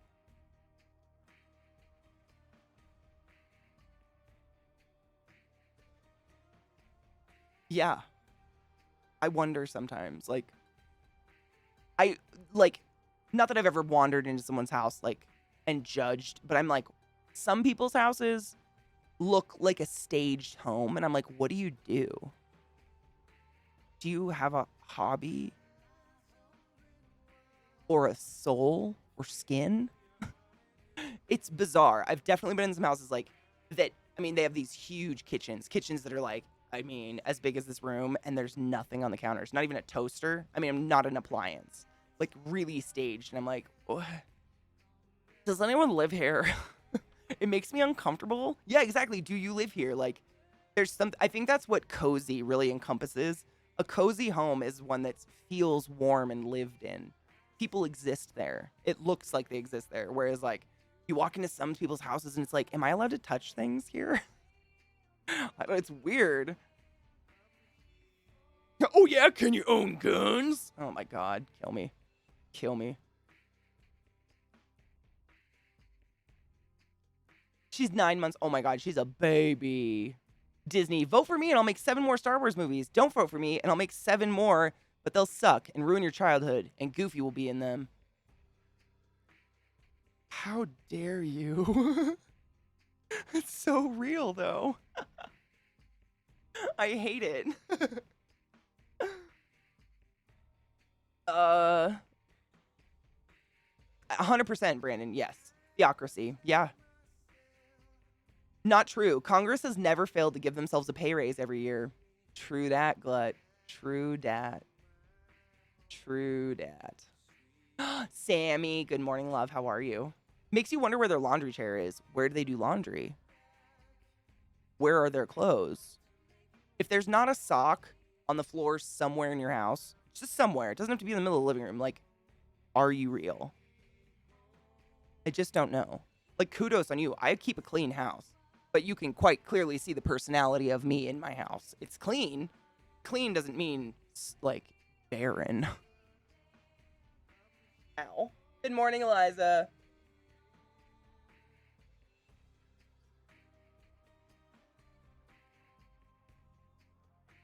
Same. That's mine's like a tornado of dog toys, and there's always a sock. Like, it doesn't matter how many times I scour the house, I will find a sock somewhere. Just a little black footy sock somewhere in the house. Seriously? Oh my God. They're like a mystery to me. I don't know how it happens. My dogs don't eat socks. They don't drag socks around. They're very into their dog toys. They don't like people things, really. Like, I've never caught them dragging my clothes around or anything. But there's always a sock somewhere, and I'm like, why is there a sock in the kitchen? And I'll like look, like, Zach has socks on, I'm wearing socks. Who took the sock off? Where did the sock come from? Nobody knows. It's a mystery. A uniform item laying somewhere? Yeah. For me, it'd be this. Like, honestly, this thing. My stupid toque. This, like, German beanie I got that I'm obsessed with is always near me somewhere.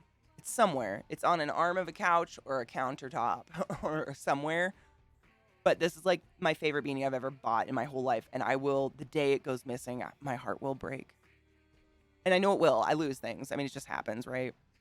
But I keep a fucking close eye on this bitch. It's always somewhere.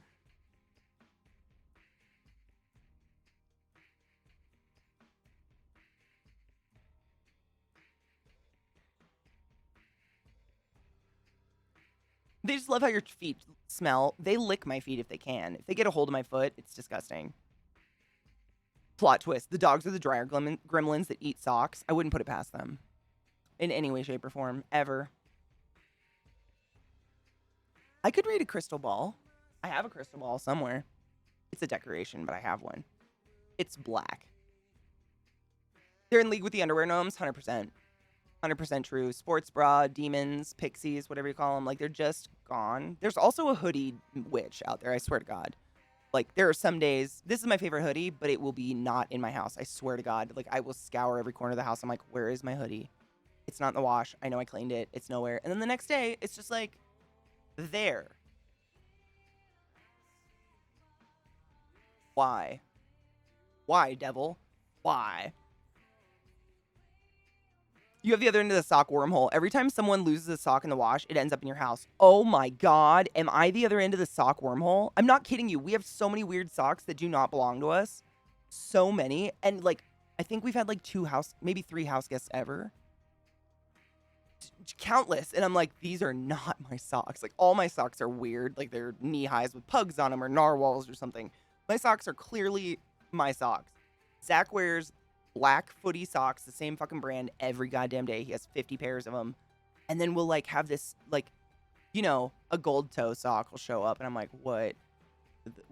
Where did that come? Why is this here? I have a whole drawer of them, just random. They're not mine. It's very strange. Sorlin, you might be right. I think you might be correct. I might be the other end. I'm getting all your socks, and I'm sorry. Satan, I love you, and I'm sorry. Jesus fucks with my socks. Sammy, I have a demon, or I am one. I haven't figured it out yet. Bold of you assume Scott wouldn't bring over random socks. I don't think Scott wears socks. I think he's one of those barefoot hippies that just has stinky feet. I can't remember. He probably wears socks. I don't know. Who knows? No, they're mine, Sigmoid.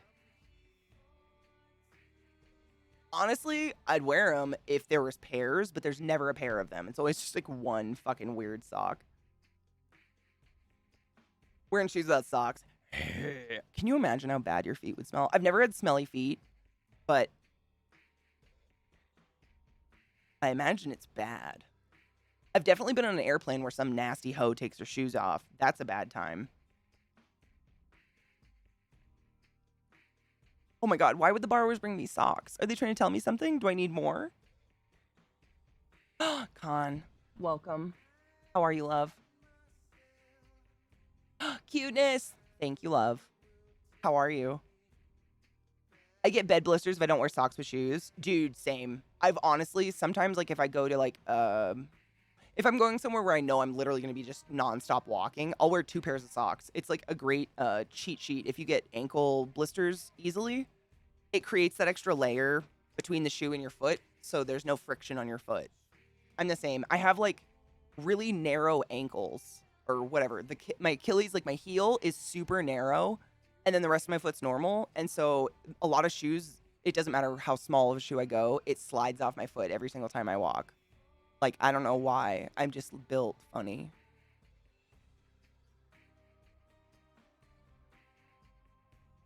Socks and shoes suck. To be honest, in the summertime, I'm barefoot a lot. I like to be barefoot. As long as I'm not like walking on prickly shit, I hate shoes. They're just like, I feel like I go through more stress trying to get my shoes not to hurt me than I do like enjoying shoes. Because I always get ankle blisters all the time. Oh my God, that emote, stop it. That's precious. Feeling run down. I think that's a lot of us. I'm there with you. I'm exhausted over the news and just the world lately. Yeah. It's a mess. It's a mess. Oh my God, those are so cute. Stop it. What is that other one? That emote, that fallen shadow, the shadow can wiggly. I'm pretty sure that is a creature from a really old game called Oddballs.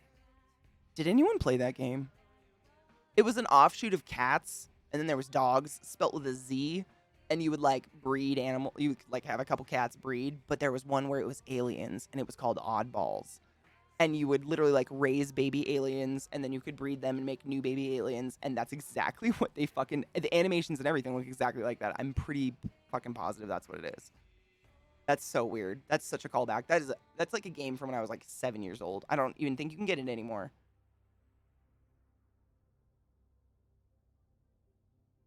I love the Borrowers. Oh my gosh. People have to have heard of the Borrowers, right? That was like some of my favorite shit. That and The Worst Witch. Did you ever see like the old version of The Worst Witch, the British version when you were a kid? That was one of my favorites. And the Borrowers was such good books. Oh my gosh. I love that shit. Do you remember Fraggle Rock? That was another one. Fraggle Rock was fucking amazing. I miss those shows. I miss puppets. I'm still really bitter they canceled the second season of Dark Crystal. I'm real bitter about it. Brandon, I've gutted my dryer. Like, I gutted it and got all the fuzz and cleaned the fuck out of it, and there's no socks in it. It's real weird. Yes, it was baby Farusha Balk. Yep, Farusha. Is that how you say it? Farusha Balk? Yeah.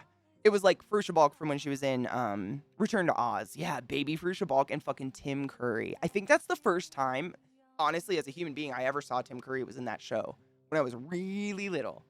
It's Faruza Balk, thank you. It sounded wrong when I said it. I had a feeling. Dude, Pendragon, I'm still bitter. Like, I can't rewatch it because I'm so angry they canceled it. It was fucking fantastic. And no one disliked it. I didn't hear one person being like, it wasn't really true to it. Like, it was so good. I'm pissed. I'm still upset. I have a dark crystal tattoo. Like, it's my shit. I'm pissed. What do I order from DoorDash for lunch? Oh my God, a BLT. A really, really fucking good BLT. Is that an option? I only eat once a day, so it's really hard for me to even think about being hungry this time of day, but BLT is always good.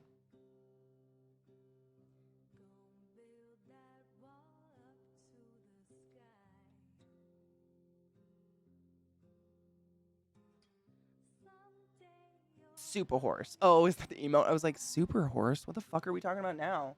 Did I miss something? Yeah, they did. It was called what was it? Dark Crystal Age of Resistance? Yeah, they canceled it. Imagine all the effort and work put into all those puppets to be canceled.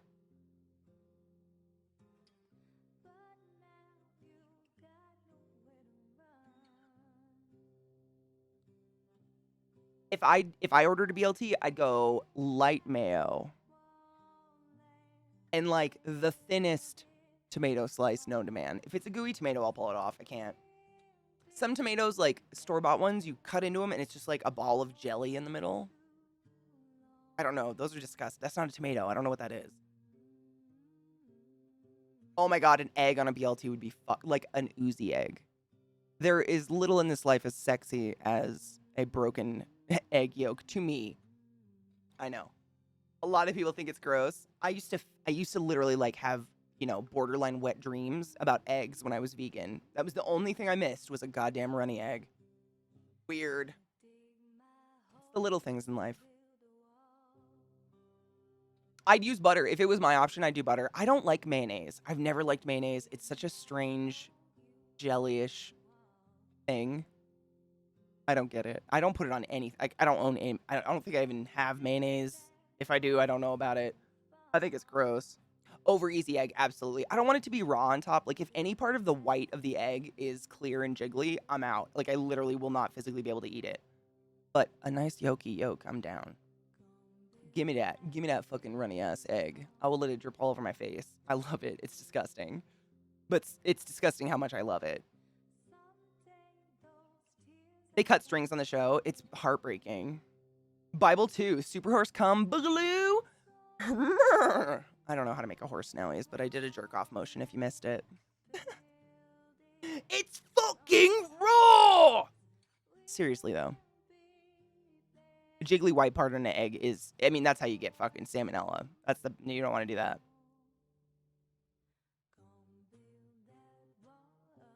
Egg white's a good pepper delivery. Oh, man. Dude, you ever make like not a soft-boiled egg where you crack it open and the yolk's totally liquid, but a soft-boiled egg that's like, the yolk is just it's soft in the middle kind of, and you like scoop all the egg out and put it on toast, like just crush it up all over toast and then put salt and pepper. It's basically avocado toast, but it's a soft-boiled egg instead of the avocado. That's like one of my favorite foods in the whole world. I'm such a simple fucking basic bitch, but a soft-boiled egg on toast with salt and pepper, fuck me up. Shit is delicious. It's hard to fuck it up, really. I mean, as long as you got decent toast. That's about as far as my cooking skills go. You had to read Othello? Have I read Othello? I don't think I've read Othello. I don't think I had to. I read a lot of Shakespeare in school. I love Shakespeare, though. I had a really good teacher in high school, actually. Super crazy, but she taught me how to appreciate it. It's just hard to replace eggs in bread, Katie. You can't replace eggs. Like, that was one thing I learned being vegan for like 6 years. is when you first go vegan, you kind of you're like excited. At least I was. I was like, ooh, it's a challenge. I love a challenge. So I was like, grocery shopping is not going to be easy, but I like this. And you kind of go gung ho on like the fake meat and stuff. None of it tastes like anything that's real, ever. Like, it's not a replacement. I like a lot of fake meats. I think they're really tasty, but in no way do they remind me of real meat. In no way at all. Like, nothing replaces real shit. But you can like it. It's just different. I like the tofurkey, like, big sausages. They're like the bratwurst sausages. They're actually really good.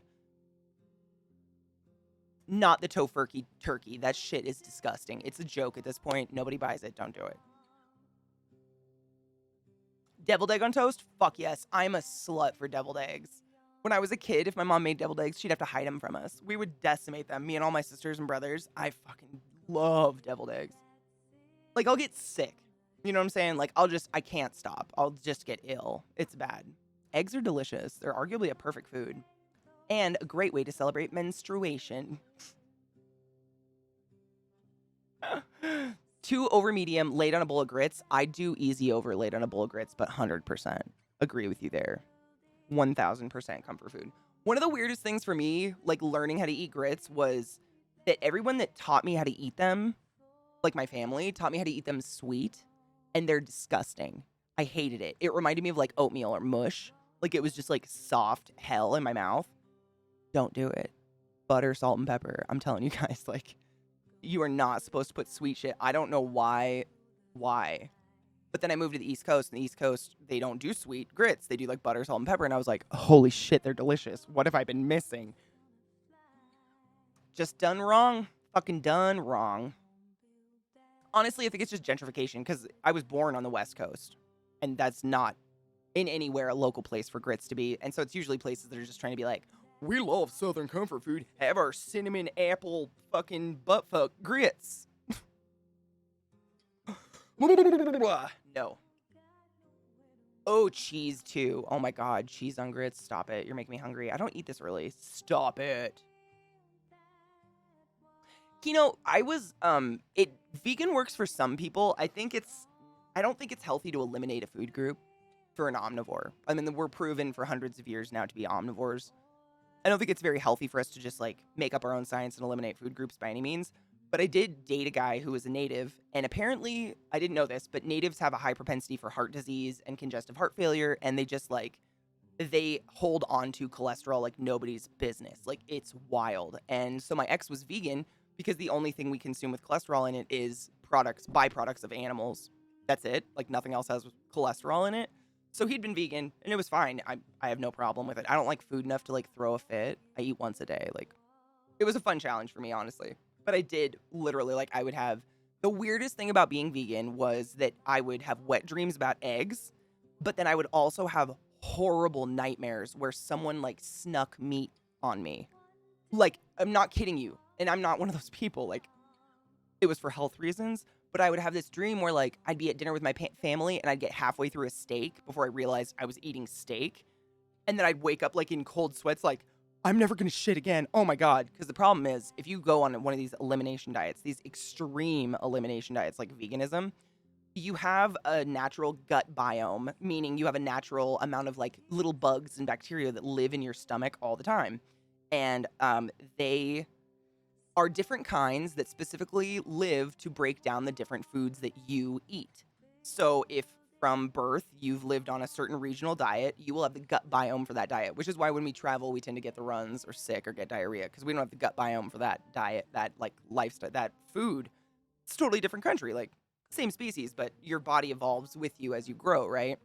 So when you stop eating a food group like every single fucking animal product, meat, eggs, cheese, dairy, everything, the bacteria in your stomach that normally feed off of those things die. So you don't have them anymore. So you don't die if you eat meat, but you're going to have a real hard time pooping. I mean, it's going to be rough. You have to slowly introduce animal products minutely back to your diet. And it's going to suck. Like, no matter what, it's going to suck. But you have to slowly introduce them and let that natural gut bacteria grow again to help you digest what you're eating. And so I would have these nightmares where I would eat half a steak and then I'd wake up like, I'm never going to shit again. I'm going to die. I'm going to go to the ER. It was weird. That was weird. Like, who the fuck has a nightmare about eating? It was really weird. But I mean, when you're going as extreme as vegan, I feel like it encompasses like every aspect of your life all the time. And half of that is just people asking you about it or making fun of you for it. I use Everglades seasoning on eggs, a regional product with salt, pepper, garlic powder, and lots of other stuff. Yum, Everglades seasoning. I'm really partial to hot sauce. Cholula is my favorite hot sauce, like, in the world. I don't know why. I think because I can use stupid amounts of it and it doesn't hurt me. Like, I can pour Cholula on shit, but hot sauce on eggs is just, like, heaven. They were meant to go together, and I firmly believe that. Old Bay goes on everything, though. I mean, what doesn't Old Bay go on? Ice cream? No, I've had Old Bay ice cream. It goes on everything. Like, literally, I think my air fryer is just permanently seasoned with Old Bay. Like, it just smells like Old Bay. It's just habit. It goes on everything. Terrible. I should probably stop. Cholula lime. Oh my god, Cholula lime is so fucking good. I had it one time. I've never seen it again, but it was so fucking good. More tomatoey. What do you mean by tomatoey? Like, taste like a tomato, or are you looking like thicker? I don't like Tabasco either, but I don't like Tabasco because it's basically just like red vinegar. I like a hot sauce that's got like, it's more viscous, so it stays in place. Like, I'm usually sitting here with a burrito and my jar of hot sauce like this. But I don't like a hot sauce that when I pour it on, it just goes into the entire burrito like it's like water. I don't like it. I don't want it. I like it to stay where the fuck I put it for that bite specifically. Because I wanted that much in that bite, not in the whole burrito. Stop it. Don't taunt me. Old Bay is really good. If you guys don't know what Old Bay is, Old Bay seasoning is kind of a Maryland, Baltimore staple. I think it's technically marketed as a seafood seasoning. It's what we steam the crabs in. So if you've ever had blue crabs in Maryland, they're literally steamed in these gigantic pressure steamers with like 2 cups of Old Bay seasoning in there. Like, it's just on everything. Excuse me. But it's delicious. I'm trying to think like what it's similar to. I guess you could compare it to like Johnny's seasoning salt that you would use, but it's not near as salty and it's got a much more unique flavor. It's not a seafood flavor though. Like, I put it on popcorn. It's really good on popcorn. If you never put Old Bay on popcorn, it's delicious. I'm trying to think I could go grab it. I think it's got dill in it, maybe. I have literally like a jar of Old Bay. It's disgusting, but it goes on everything. It's easy. It's like lazy seasoning. You know what I'm saying? Instead of thinking, you just Old Bay. My soul hurts listening to you, like, all the time.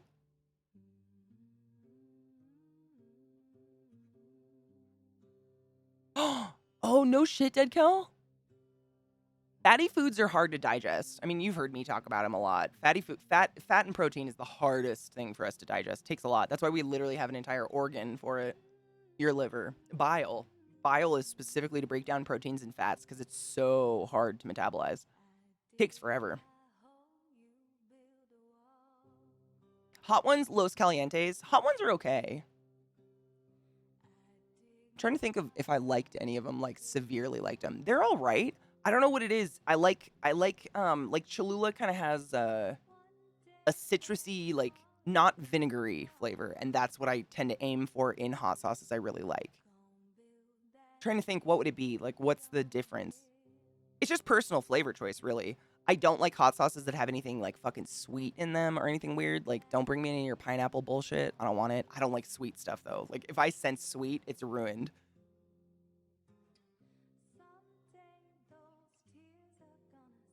This here goes carbohydrates, protein, fat. Is fat the hardest one to break down? I thought protein was. I was totally wrong. But I mean, I really honestly thought they were about on par. But yeah, fat is crazy hard. That's why a lot of people will get big stomach discomfort from eating really, really fatty meals, because so you have your liver filters your blood, but it also produces bile. And then the bile is stored in your gallbladder. And then it's squirted into your stomach when you eat, salivate, smell good food to help digest the fats that you consume. Unfortunately, if we have a really, really high salt diet, or if you're chronically dehydrated, the salts that make up bile will, what's the word, coagulate, I guess, in your gallbladder, creating gallstones. Those are literally giant stones of like organic material and gathered bile salts. If we have too high of a fatty diet, like it's just constantly going into overdrive, it happens a lot. Lots of people can get, like, a lot of people will eat a really fatty diet and find out they have gallstones because of the pain.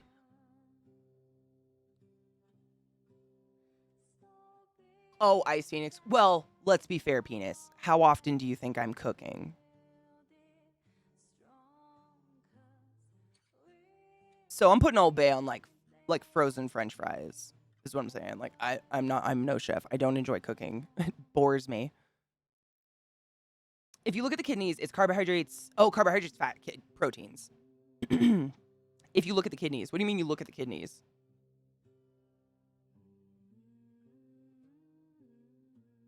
I don't know much about kidneys. I knew a lot about stomach stuff, though. Hi, Hesty. How are you, love? Oh, what's worse for your kidneys? Oh, okay, yeah. That makes sense to me. I would think it would be proteins are the worst because this is the only reason. I've seen and witnessed and experienced so many cats getting kidney disease from too high protein of a diet. And so that's what it is. Why is that, Mickey? Do you know why? Is it filtered in the kidneys? I wonder. No, you're totally fine. I'm just trying to figure out why, because I've definitely heard that with cats. Cats, a lot of the time, if their diet is too high in protein, they die of kidney disease. And it's super sad.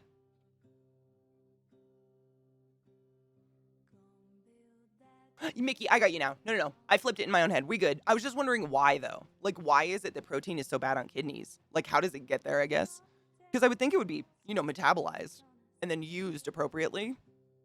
But again, if it's excess, you got to pee it out. So, no, that makes sense. Does it build up in your kidneys?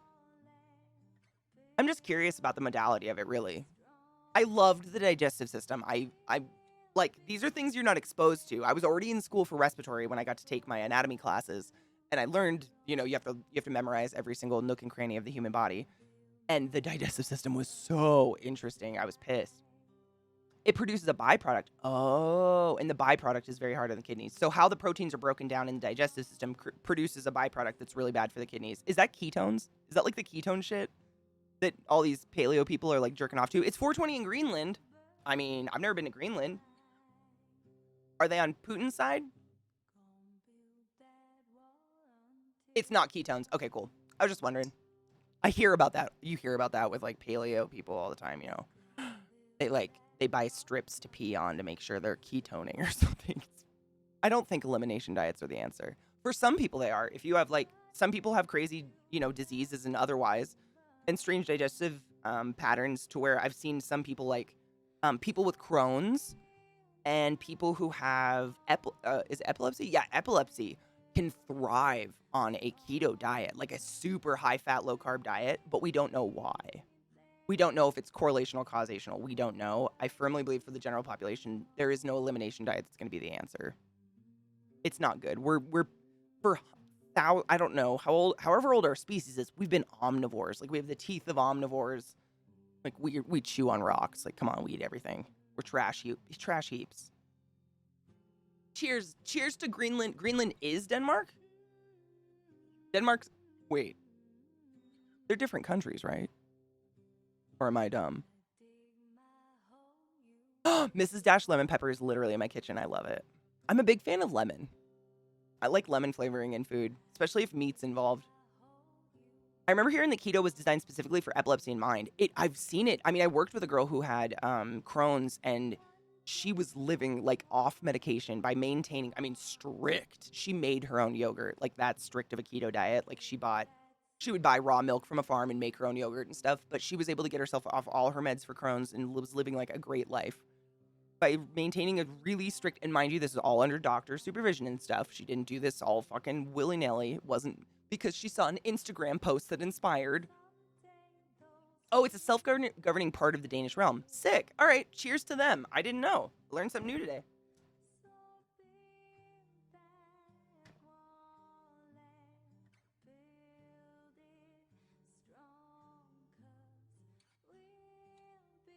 It's okay, Mickey. I probably know it, but it's just not coming to mind.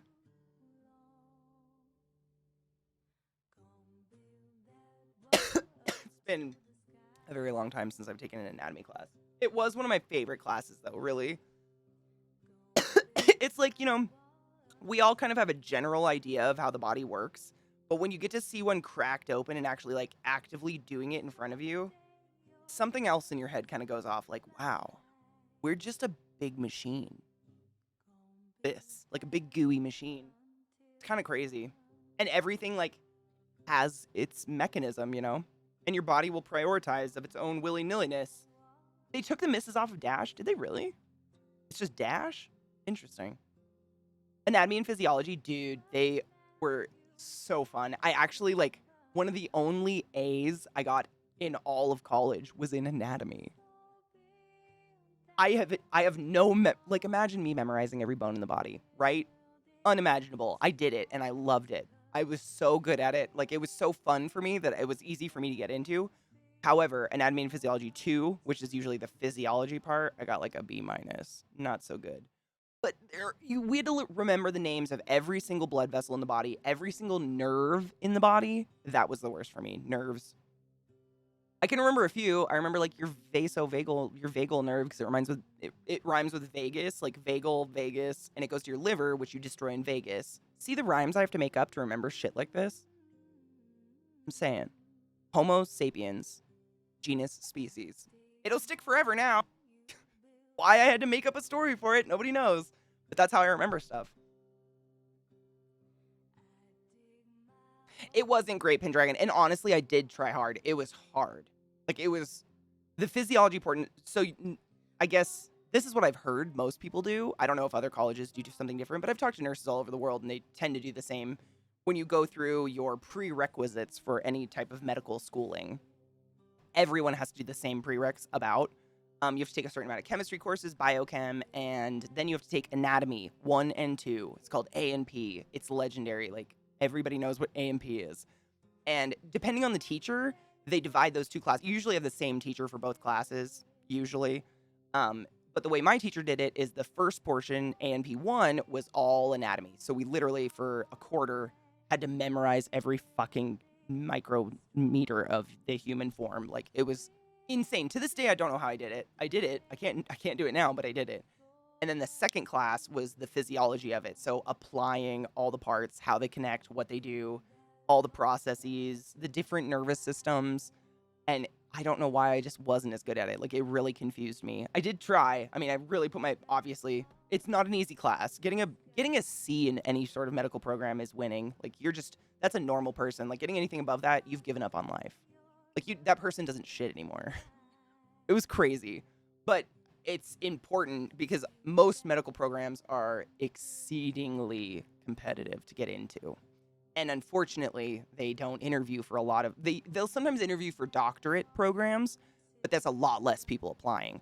For nurses, respiratory therapists and stuff, there's thousands of us applying, and they only go by your grades. That's it. Like, your grade point decides whether or not you get in. Literally, like, you don't even have to wait to see if you got in. If you're over a certain grade point, you know you got in. And so it's just like you're literally grinding every second of every day to get the highest fucking grade you possibly can. It sucks. I hated it. I hated it and I loved it. I don't know. I miss it sometimes. I miss like challenging my brain.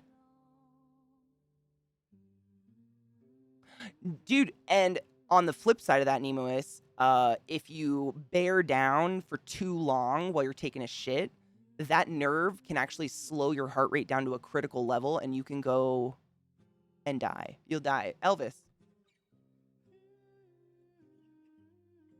It's a crazy nerve. It's a phosphorus compound. I want to Google it so bad, but I feel like one of us, it'll like come up later. Like it'll just, you'll just be like, oh, it's a boom. Like it'll just come up. It's going to happen. That's how my brain works anyways. I just have to stop thinking about it and then it'll happen. Bone mech with meat suit. It's true. I mean, there's so many things happening inside of you at this very moment that you're not thinking about, aware of, or anything. So much is going on. It's wild. And you don't quite fully encompass that until you see a clamshelled human in an ER. And then you're like, wow. That person is knocked the fuck out and all of that is happening. Because, when you're knocked out, like if you've ever seen someone pass out or something, it's pretty alarming. They look very dead still, other than the breathing. But if you were able to like crack that human open, I don't suggest, and see all of the stuff happening on the inside, it's alarming. It's like a city. It's crazy. Everything's moving and undulating and pooping and beating. It's weird.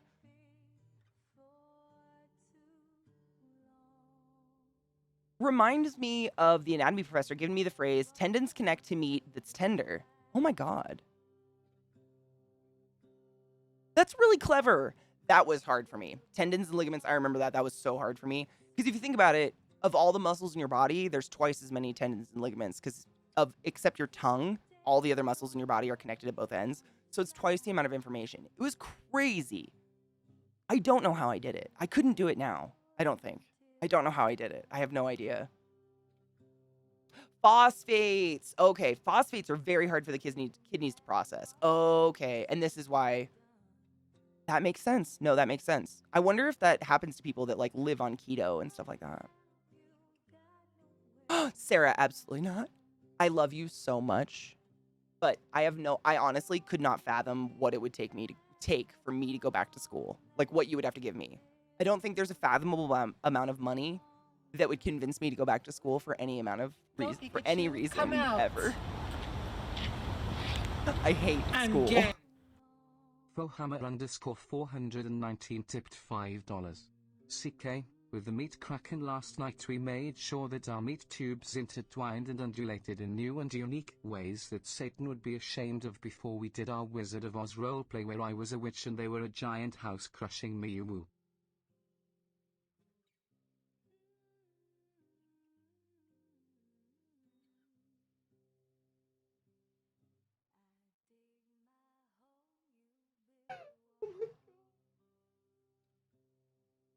What a world! What a world! Oh.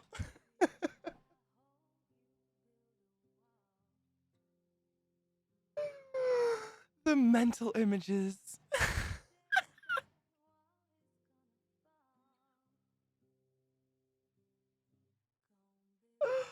Oh, that's fucking beautiful.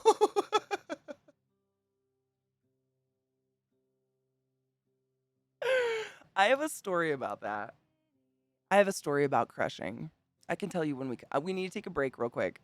I need to get a beverage. I'm damn thirsty and I left it in the fucking kitchen like an idiot. And we need to stretch our legs and shit. Oh my God, my brain.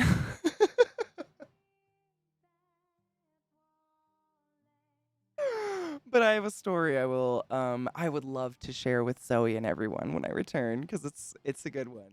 It's a good one. Honestly, the house on the witch is an example is an example of this story that I've never used that I will probably take with me the rest of my life because it's great. Like that's so good. And no kink shaming, by the way, just so you guys know. I am going to tell a story about a kink that is not mine. It was a friend of mine's. However, they told me about it and were very open about it. And it's hilarious. So I have to tell you. Happy weekend, David. How you doing, honey bean? I was literally just about to take a break just because I left my drink in the I left my Monster in the kitchen like a dum-dum. Boo. But when I come back, I have a super funny story I just wanted to tell everyone. And then I would like to play more of Resident Evil Village if you guys are down. Atkins is very bad. Balanced keto can be okay. And the difference between keto and Atkins, again, correct me if I'm wrong, keto focuses on eating lots and lots of fat, very little protein, and very little carbs. Whereas Atkins is like all protein and nothing else, right? I know, David, it's just terrible timing on my part. I can't believe I left it. I just feel so sad without it. I want my drink. And every moment I leave it there, it's getting more and more decarbonated. And I can't stand flat things that are supposed to be carbonated. They're so gross. I can't do it. I just won't. It's so like, I can't drink it. It becomes like syrupy to me. And I'm just like, you have it. I don't want it. Okay. Remind me of the house on the witch when I come back. And I will tell you a funny story. And then I would like to play more Resident Evil Village. We take breaks every couple of hours on my channel. This one's relatively early, but that's okay. We'll get it out. Actually, it's not. I've almost been streaming 2.5 hours. What the fuck is happening? Where's time is going? I don't know. I try to run ads because if I don't run them, Twitch runs them without my permission on top of us like chit-chatting about stuff. And I don't think you should have to pay for this. This is like friends hanging out. We streamers exist because of the kindness of strangers and wonderful people in our communities. But that by no means anybody should have to pay for whatever is happening here. Nah. So I run a 3-minute bundle of ads every time I take a break. I encourage you to stand up and stretch your legs and get some water or some shit. Wash your hands, wash your bong. When's the last time you took some soap and water to your water bottle?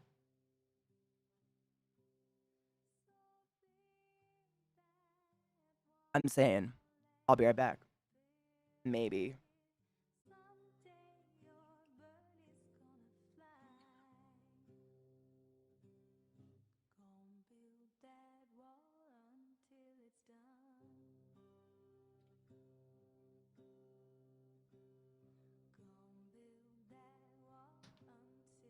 Cute for this world. That's all I have to say.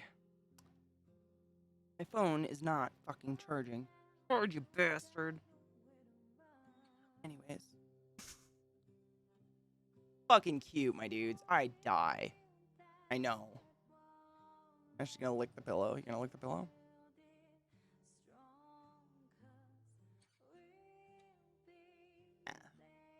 Not this time. Not this time. Sometimes she'll just, like, lick the pillow she's laying on. Just one little lick. Like, I'm gonna lay here. Dogs are weird. I watch them a lot. It's super weird. Welcome back, everybody. Let's play a horror game. Oh, funny story. So, I worked with a kid who was from Arkansas, and he was arguably the thinnest human being I've ever seen in my entire life. Just naturally, just a very, very thin human. And his girlfriend, now wife, her name was Angel. Again, two of the kindest humans I've ever met in my entire life. In no way am I kink shaming. But he straight up told me, like, I love her because she'll squish me. And I was like, I'm sorry, what? And he was like, she lays on top of me. And I like it. And I was like, ma'am, this is a Lowe's.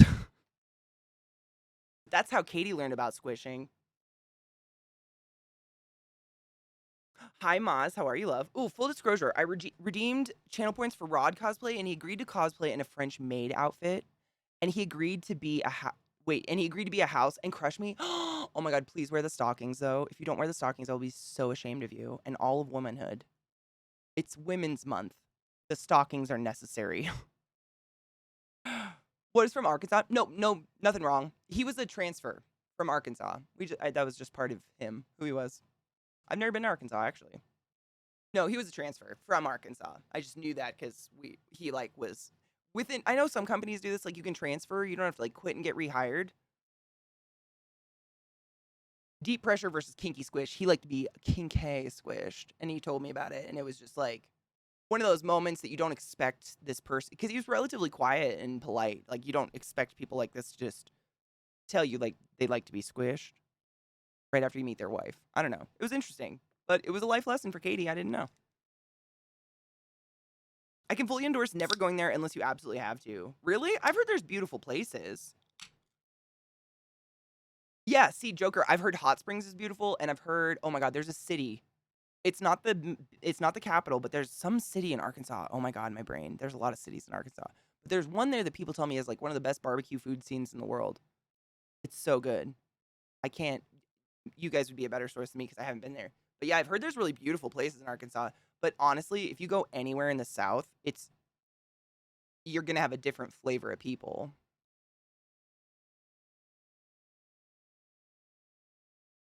Ever been to Florida? Ozark Mountains. Yeah. A witch story? You're from the South? Do you know which city I'm talking about? I don't know. It's so dumb. It's like it's someone asking me, do you know which city I'm talking about in Washington State? I might, though. But there's some city that apparently has like an incredible food scene, and I just can't think of it. Lyle actually told me about it. The kid I worked with. I always called him a kid. He might actually be a year older than me because he was so skinny. So thin. Naturally. No shame. Just so thin. I was like, use a baby. and shorter than me, much shorter than me. Originally from Arkansas, just be careful in the Ozarks because of the headhunters. What do you mean headhunters? Like because of the drugs? It might be Fayetteville. That sounds super familiar. It could be Fayetteville. Yeah. It's been so many years since I like talked with, but I remember Hot Springs is one of those places, and the Ozarks I've heard are gorgeous, but I wouldn't go anywhere that wasn't like a national park because there is, I mean, it's kind of like, what is that place in California in the mountains where all the weed was originally grown? And there's still a lot of legit growers up there that got shut down because of licensing fees and stuff, but there was some, it was dangerous place to go. You did not want to find someone's weed stash up there. Like they would kill you. Oh, it's the weed, it's the weed, yeah. Oh, it's because of the college team? What do you mean? Yeah, I've never been that far down. I'm trying to think how I've been to Georgia, I've been to Alabama, I've been to the Carolinas, I've been to Florida. Never been to Texas, mystically, not on purpose, just skip it. I don't think I've been to Louisiana yet. I don't think I've like, sometimes in the states, like when you cross state borders, there's no one telling you crossed a state border. Like there's no stop or anything. So sometimes you're just like wandering into new states and you don't know. I might have crossed over because I've driven across the country a couple times. Oh, the University of Arkansas is in Fayetteville. That's kind of like the place where the Gators are in Florida. The town where the Gators are based. Again, can't remember it. It's brain dead. But they have amazing food. Like it's this weird town in the middle. Like when you drive, if you drive through the middle of Florida, it's very backwoodsy. Like the coast, very developed. Middle, little ghetto. And then all of a sudden it's like this college town. It's crazy. Gainesville, thank you so much. Gainesville. Like you just pop in and it's like red brick buildings and it's all established, but it's because it's a college town. But I had some of the best barbecue I've ever had there. It was really fucking good. I'm not too picky with my barbecue if it's real barbecue. Like barbecue is just delicious. Yep, college town's my college town, dude. My favorite restaurant closed because of COVID, and I am still just racked. It was the dumbest. It was called Casa Que Pasa, and it was like one of those places you would go to the counter, order, and then go just get a table, go get your food at the counter when it's done, and sit at your table and eat, kind of thing. Not like assigned seating or like a restaurant seating kind of thing. But they have the best burritos in the world, in my opinion. The only problem is they're this big, bigger. Now that I look on camera, they're like this big, with my hands against my chest. They're about this big. I'm not shitting you. You could Google it. The burritos were as big as my thigh. Like they're in. No, my thigh is so much bigger than that. But you know what I mean. They're huge. So as a bird, I like have 3 bites, and I'm like, I'm going to die. But the 3 bites are worth it. They're so good, and it closed. I'm heartbroken. Heartbroken. Fucking COVID. That kind of happened to Denver though. Like, I think this was a year ago, but I read that 30% of our local businesses in Denver have been eliminated just because of having to be closed because of COVID and shit. It's fucking heartbreaking. I feel so bad for those people. Like restaurants are already a very volatile like business to want to get into, but people invest their lives. Like I've seen people like foreclose their houses to open a restaurant and shit. Like it's I don't know. Do you guys think like the days of going out to eat are over? I don't know. I never see anywhere packed other than bars. You had a dog that would maintain eye contact while she just licked a chair she was sitting on. That's kind of exactly what Lil does, but it's like just one. She'll just like look at you and be like, and I'm like, is this communication? Body language? What's happening? We had a place here in Illinois that I called EI Crackers that had the burrito as big as your head. These burritos were that way. I mean, they were just asinine, but they were so good. It was like the perfect late night place. And it was one of the few places in my college town that would stay open till like 2 a.m. Takeout,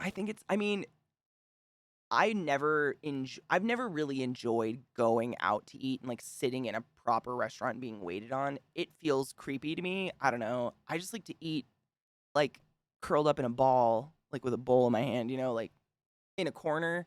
I don't like someone checking on me or my food. It's weird. I love just being able to get it to my door. But I'm very much a hermit, so I know there's people who love going out and like doing out things, which, you know, go you. You do it so I don't have to.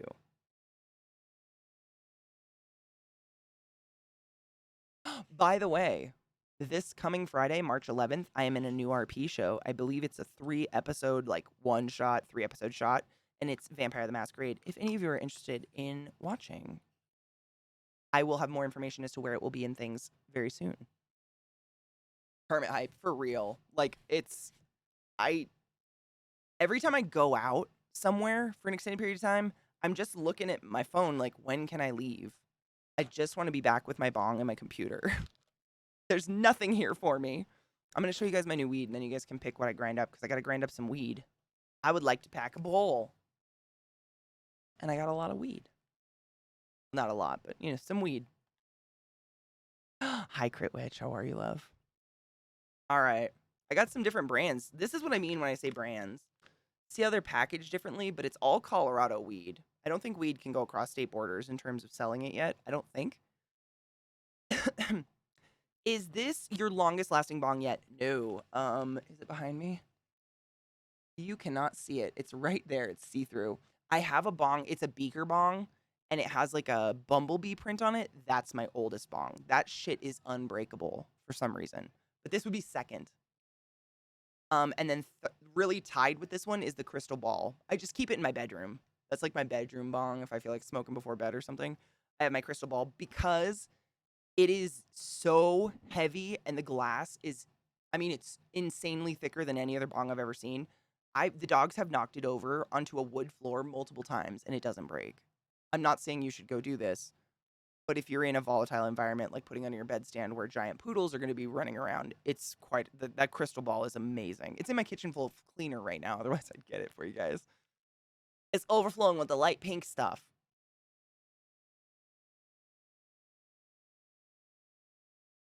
So, weed. Sorry. I never have been that way, though, Adam. Like, I've never in my life. It's not just because of COVID. Like, I've never. It sounds so evil when I say it out loud, but the only way I can say, I've never enjoyed activities that involve other people more than activities I can just do alone, other than fucking. Usually, when other people are involved, especially people I don't know personally, I'm overwhelmed with the anxiety of, are they having a good time? Are they enjoying themselves? I will do anything to make sure that's the impression they're left with. And I don't care for myself. Whereas when I'm at home in my own environment, I can just guilt-free relax and do whatever the fuck I want, and I don't feel bad about it. That probably sounds crazy. I enjoy people, but the general public, not so much. Weed. On to happier things.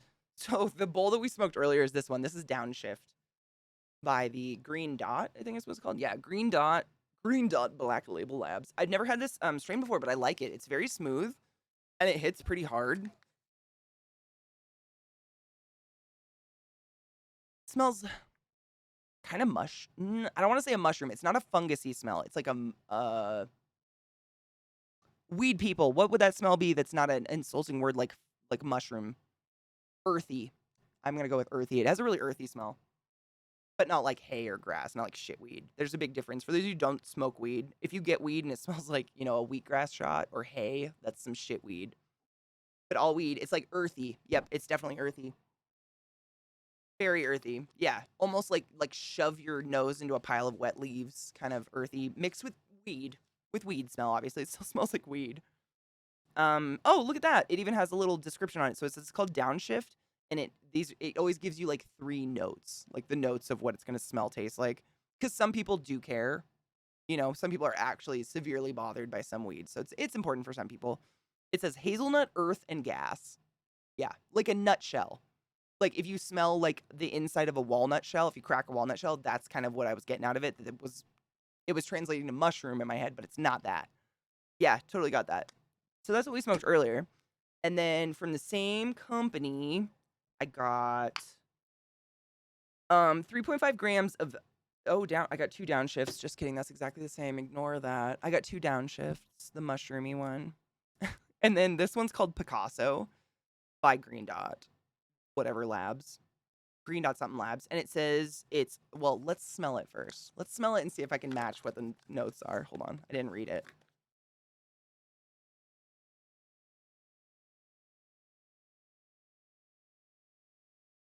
It's citrusy for sure, but it's almost like it's not like an orange citrusy. It's like bergamot citrusy. You know what I mean? Like not an edible, not a citrusy that I would want to eat. Mixed with something so familiar. Hold up. I'll get it. Fuck. There's such a familiar smell in there I just can't pin. It's like milking my brain. What is it? God. That's really gonna bother me. It's like a plant I've smelled before. It's like an herby smell. I'd say it's like herby and citrusy, like bergamot or lemon or something. But there's some fucking herby smell that's bothering me that I can absolutely pinpoint. Something I've cooked with, like tarragon or something. But with like a sour end. What's an herb with like a sour end to it? Fuck, that's gonna bother me. I know what the smell is. My brain. Not cilantro. Oh my God. If I could take a longer inhale, I could get it. The problem is I have to exhale every time my brain almost gets it. Hold on.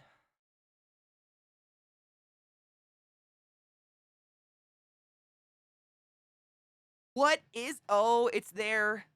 Oh my God, my brain is gonna die. I hate this.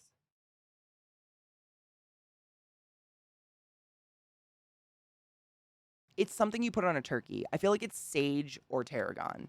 Because I want to say turkey skin. Like literally when I get to that point where I'm like, oh my God, it's like turkey skin. It reminds me of Thanksgiving. There's some herb in the, like some herby smell. Tarragon, sage, something like that. Yeah. It's so weird. It makes me want to cook a turkey. It's definitely herb, I guess, and citrus. All right, what does it say? Sorry. That really bothers me that I couldn't pinpoint that one. So it's called Picasso. It says lemon, garlic, and gas. Garlic?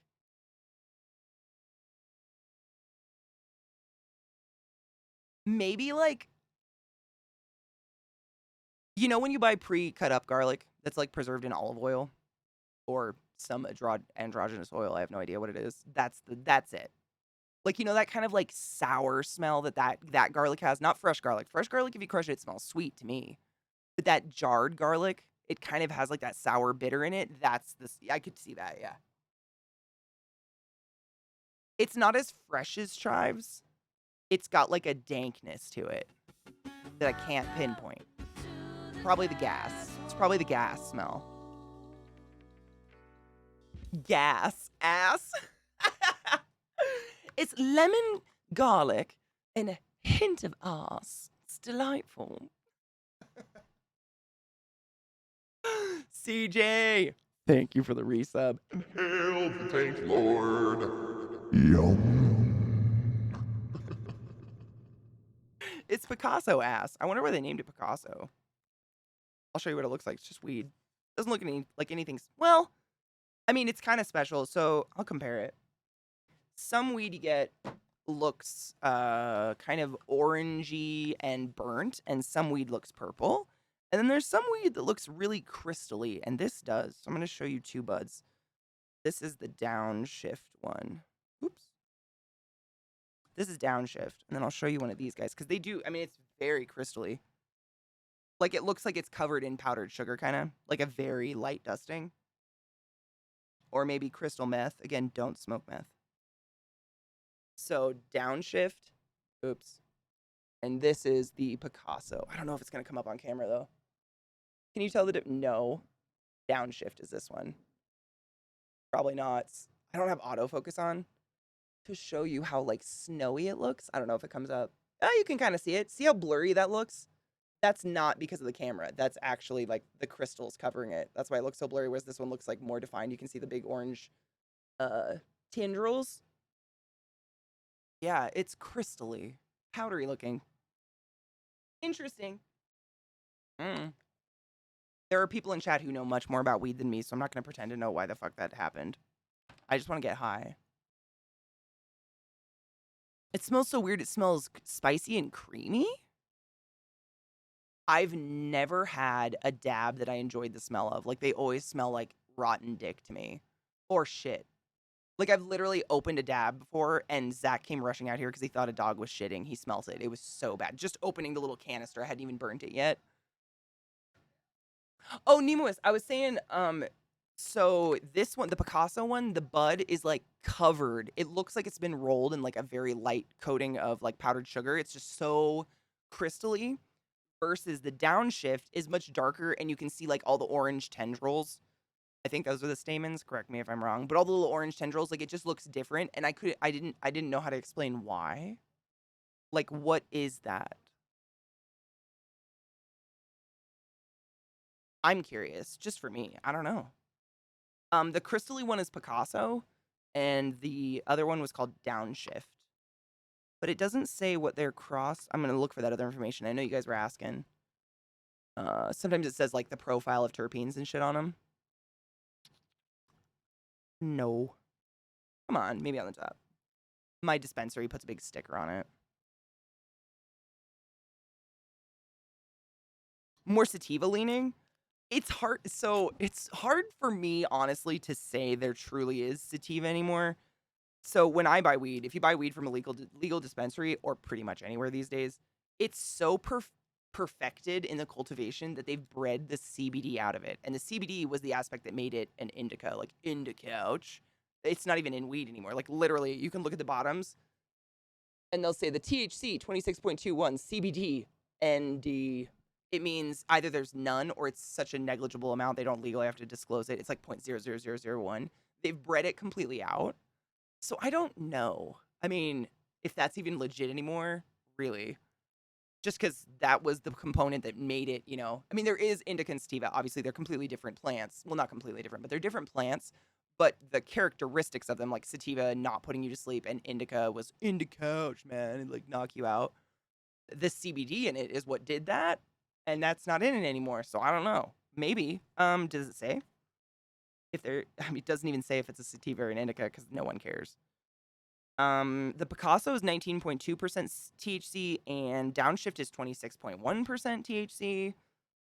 And other than that, it says what they're okay. So the top does have a little bit more information, just a little.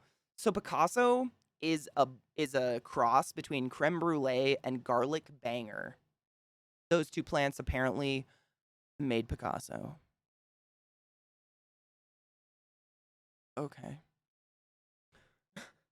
And then Downshift is Southbound and HSB. What is HSB? That's got to stand for a strain that everybody knows about except me.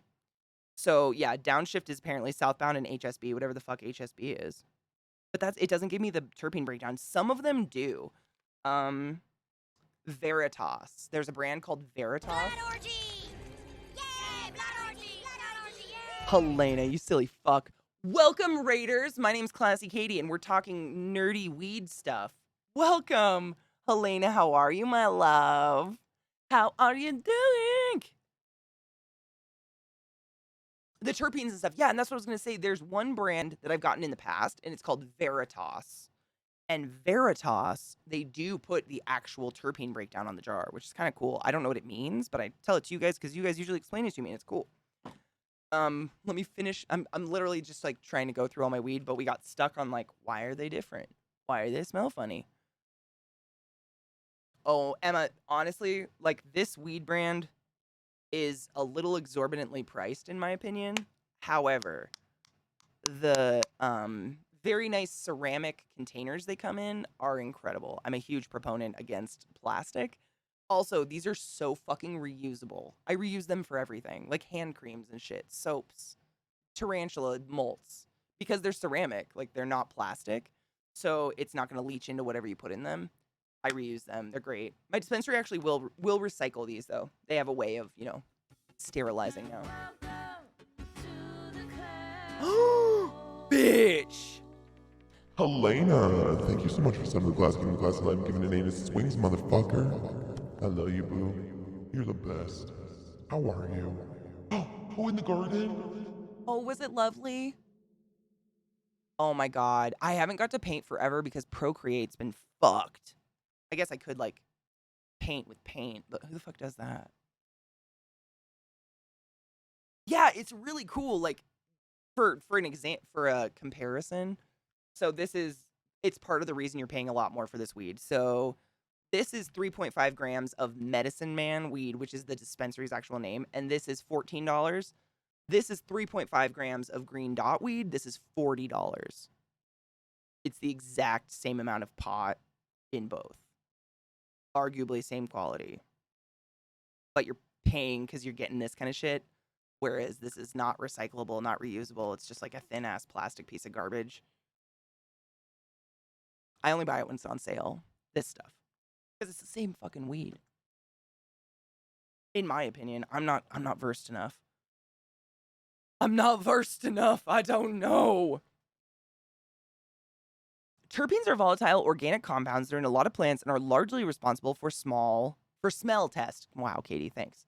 There's also some debate that they could influence the entourage effect, but it's not well researched and there's basically no evidence for it right now. That'd be interesting. I've never noticed a different effect from like different smelling weeds. When you burn them, pretty much a lot of the smell goes away. Very rarely do I get a strain where it's like, oh wow, I can fucking taste that when I burn it. It's very rare. I'm being abused, but do you like it? Is it consensual? Because I'm into that. Emma, I still have my last plastic baggie of skagweed from Maryland. I love you, Adam. Have a good day. Please be safe. You know, Cake, back in the day they did. Like, literally, they would have a giant jar like this big of the bud that was see-through and in, like, a beautiful display cabinet, like, rotating on a piece of glass. I'm not even shitting you. And you would say, like, I would like to get an ounce of that. And they'd take that jar out and pour it out on a scale. But because of COVID and, you know, all of that, it's been eliminated. Like, that basically that culture doesn't even exist anymore. Like, it's all prepackaged. And most of it is, like, prepackaged. Like, the dispensary doesn't even package it themselves. It's, like, at a plant, you know? It's kind of crazy. It's wild. Weed is weird. It's a big industry, man. Oh, yeah. What did I get? What's the other strain I got? Oh, Chem Squeezy. It's pretty, I mean, I've gotten Chem Squeezy many times. I'm sure you've seen me get it. It's a great go-to. I love Chem Squeezy. It's a really good strain. I feel like it's not an either way. It's not like a super mellow strain and it's not a super crazy strong strain. It's like this nice in between, which is what I dig. I don't want to get tired, which is all that happens if I get too high. It says it's 26.7% THC, 0% CBD, as usual. But you can buy weed with CBD. You can actually buy weed that's only CBD. I'm telling you. Weed cultivators have made this shit fucking... I'd like to say they've nailed it to a science, but it was already a science, so I don't know how to say it. But you know what I mean. Like, they've really gotten it down.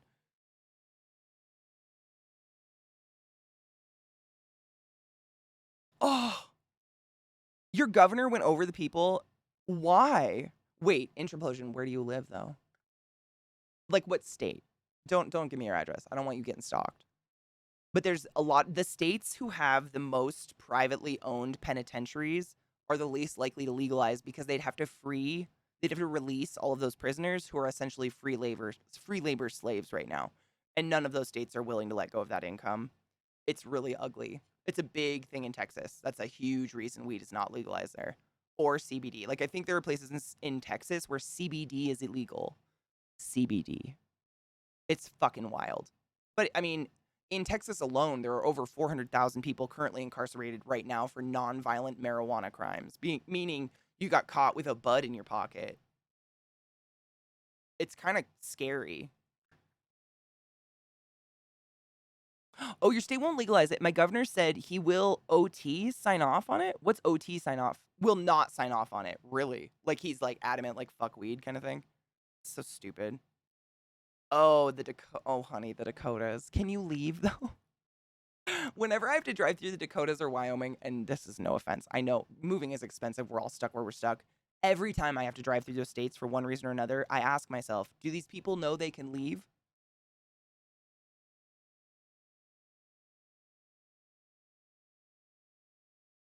Do they know that? I don't know if they know that. But, like, wow. What a desolate place. No offense. Again, seriously, like, no hate. I came from a very racist redneck, middle of nowhere place. I totally get it. Not saying it's racist where you are. It's usually middle of nowhere. People tend to get weird ideas. Roland Dave, That being said, I found it extremely easy to find weed in your country, and it was very tasty. Not that I encourage getting illegal weed anywhere, ever. Don't do that. Don't be Katie. Purple Moon, I'm so sorry about your guys' state right now. Like, the state of your state.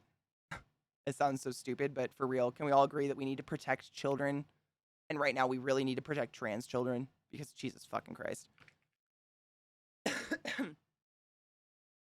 Wow, Mel. Coca-Cola owns so much. Like, if you look at all the brands under Coca-Cola, you might never have a snack food again in your life. Like, if you like food, I would not look at who Coca-Cola owns. Like, they own everything. I think Coca-Cola owns Marlboro cigarettes even. Like, it's such a fucking encompassing. They're a huge conglomerate. It's wild. I grew up in the rural part of Texas, like hella country, and I find more racism here in Dallas than in the country. No shit. Well, here's the thing. I noticed the same. Like, I grew up in the middle of nowhere in Washington State, like Eastern Washington, and there was no, I was not exposed to blatant racism because there were no black people. Like, none. I literally went to school in a school that was, you were either white or you were like mixed native, so tan-ish. But I didn't never consider them not white, I guess. I never considered skin, I guess. Maybe I'm just an ignorant cow. But when I moved to the city, people are just more openly willing to say things that are horribly racist. I don't know. Maybe it's just more people. I'm trying to think of how it felt. It's been a while, obviously. I've been out of college, been out of high school for a very long time. But I remember the culture shock of it just being like, I mean, people say some horrible things. And I guess in my town, like, we just didn't know the words because there was no one there to direct them at.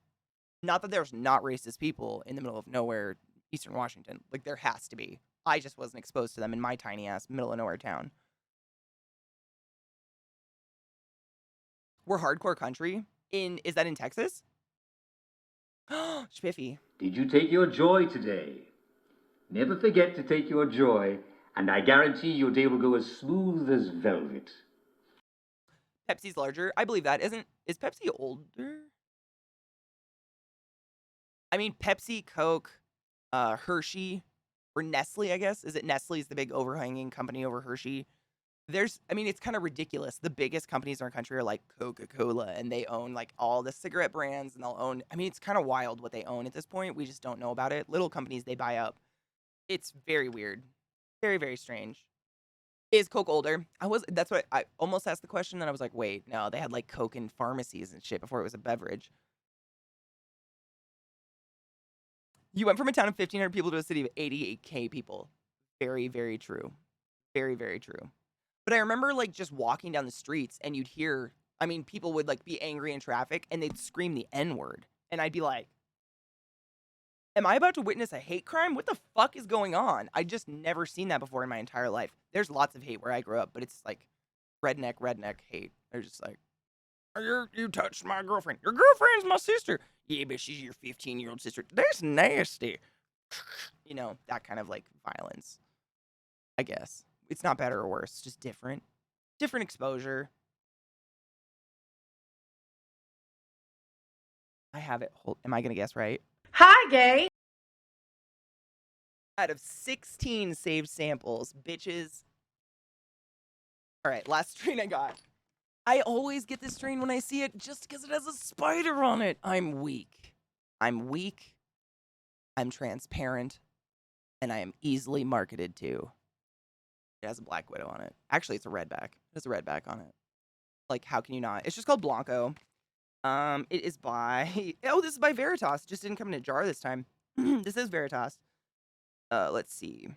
It's 23.96% THC, but literally that's the only information. There's nothing else on it. Sick. Their jars have so much more information. That's really interesting. There's like the warning, you know, weed is not good for pregnant bitches. Smoke up.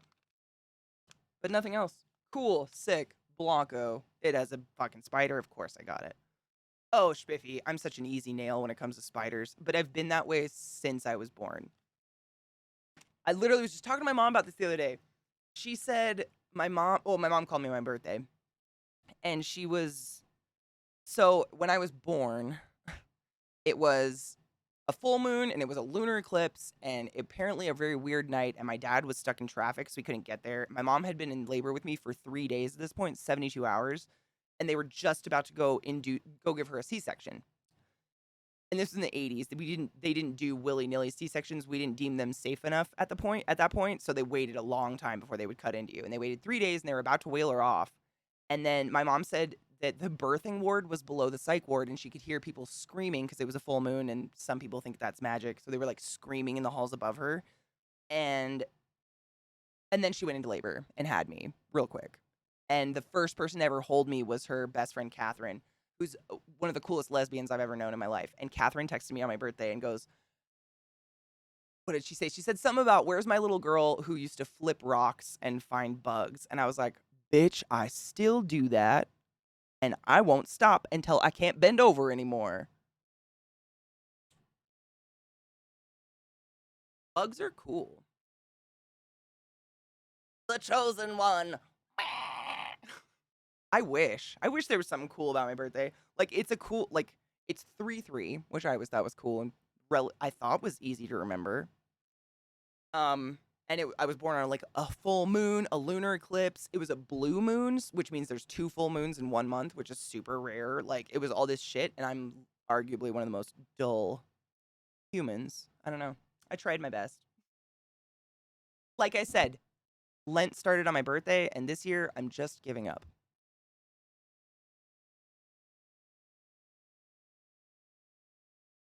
Are there bugs under the rocks? Because I wouldn't leave. I get bored real fast if there's nothing under the rocks. Like if I flip a couple logs and there's nothing, like someone's been here or it's dry, I leave. Oh yeah, I'd never leave. That's why I love the tide pools so much. Tide pools, like if you go to Washington and hang out in the Sound, any peninsula sound with tide pools with like sea urchins and stuff, I can crouch next to a tide pool and stare at it for a good 8 hours before I realize what's happening. Just staring. I love it. Hence the tarantulas. I don't know why though. I've been that way literally since I was born, my mom says, so I don't, it's natural. Helena, honestly, I've always hated my birthday. I don't like attention on myself. It's just another day. However, I forced myself to go live, and the community overwhelmed me and made me cry like snot falling out of my face crying. It was great fun.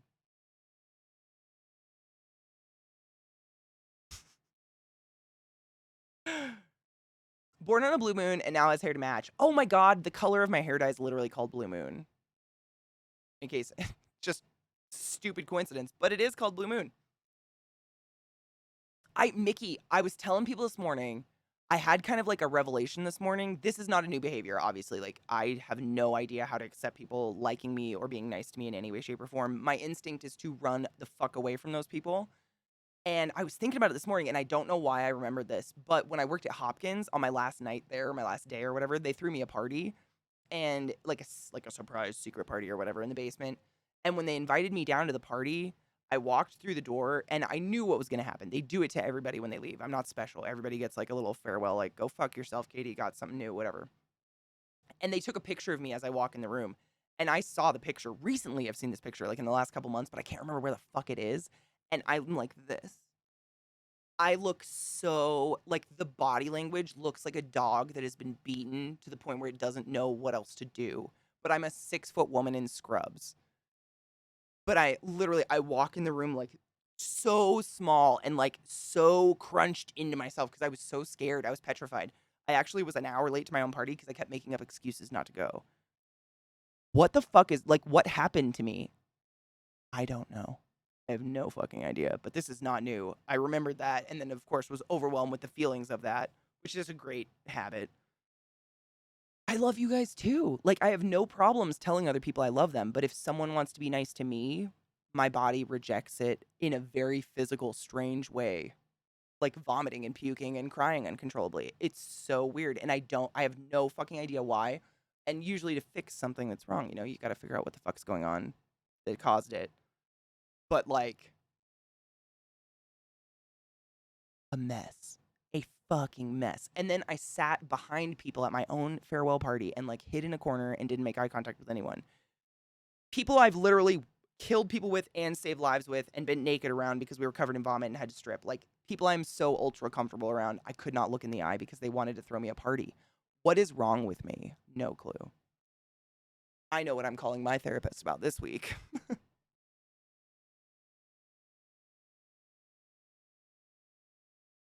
I wish. I mean, Helena, like, I felt horrible at the end of my stream because I don't want people to feel like they're hurting me or something by being nice to me. I never want people to feel that way, but it probably looked like it.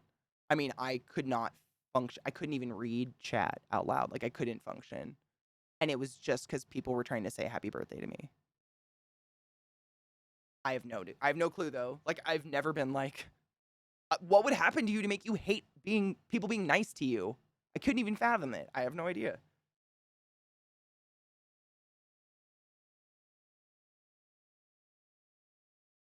I read them spiffy on my own, and I hyperventilated, cried to the point where I gave myself a Charlie horse in my neck.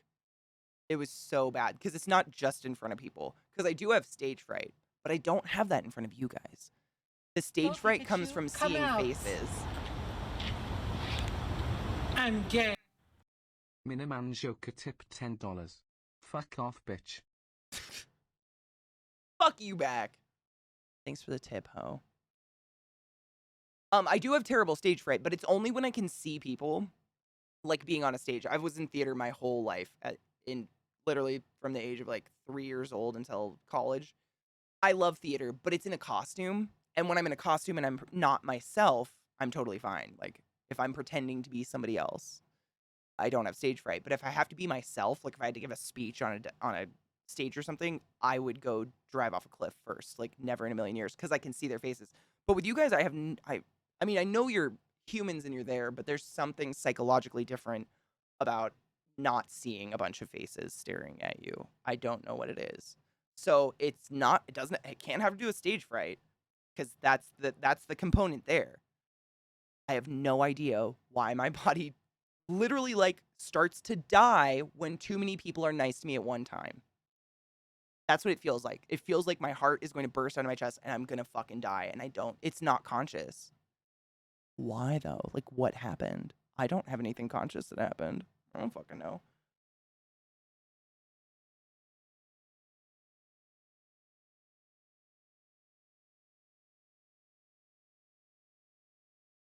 Intraplosion, I have no idea.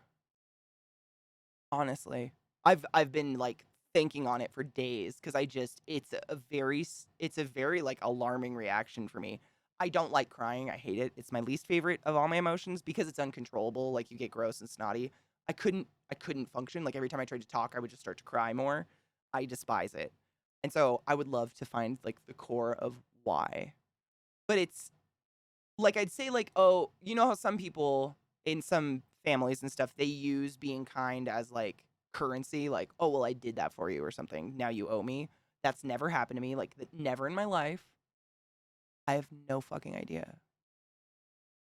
Like, my family's fucked up, but not in that way. They ignore you if they don't like you. That's about it. I have no clue. Like, but, I mean, if someone says, like, we're gonna go to a dinner for your birthday, I will immediately, I mean, without conscious thought, my brain is like, here's 50 excuses not to go to that. Now let's go through them and figure out which one's the easiest to get away with without wanting to die. Like, and I have to stop myself and be like, why, though? Why are you doing that? But I don't know. I have no clue. It's embarrassing. It's probably one of my most embarrassing, like, features to myself, because it's stupid. What the fuck? And I love being nice to other people and encouraging people to be nice to each other. Like, but you try to be nice to me, and I'm going to turn into fucking Usain Bolt. We're all bots. I know you're people. I know it's people, but there's something psychologically about me seeing faces versus not seeing actual faces looking back at me. And I like faces. There's nothing wrong with faces. Yes. Ooh, bacon and brie. Oh my gosh. Literally, someone earlier was like, what should I get for lunch? And I said a BLT, which is similar. Yum. Enjoy, you silly fuck. I love you.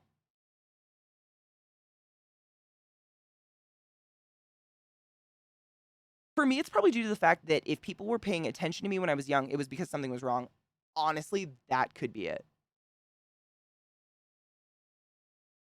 Maybe. I wasn't like a super troublemaker child. I got in trouble a couple times, but I had 8 siblings, and you can imagine dividing my parental attention between 8 siblings of extremely varying ages is difficult. And I feel like maybe the only time I got like my mom and dad's like 100% like undivided attention was because I fucked up and I was in trouble. Maybe that's it. But why? I mean, it's kind of different though, right? Like people trying to wish you happy birthday. I don't know. Maybe.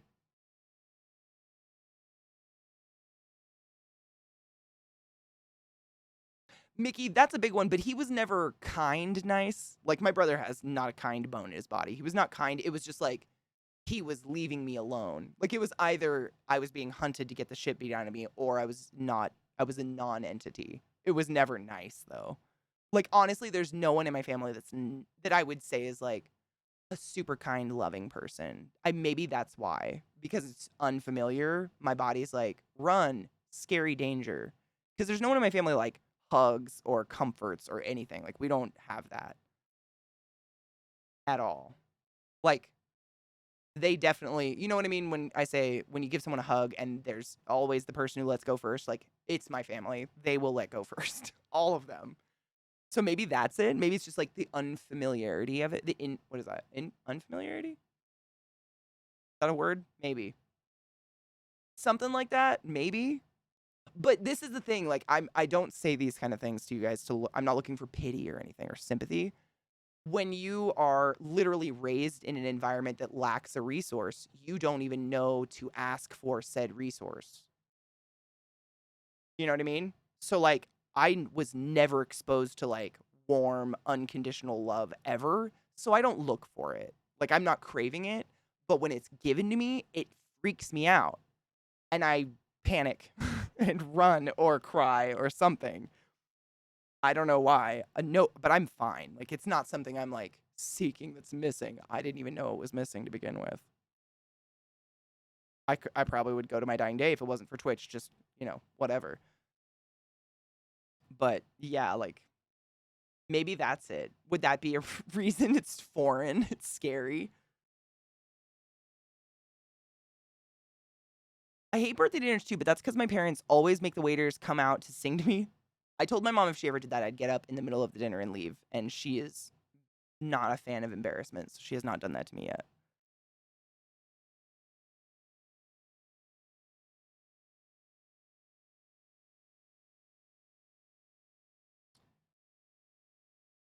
Thank you, Spiffy. Yeah, I don't like if something actually is hurting me, I would never talk about it. I'd cry.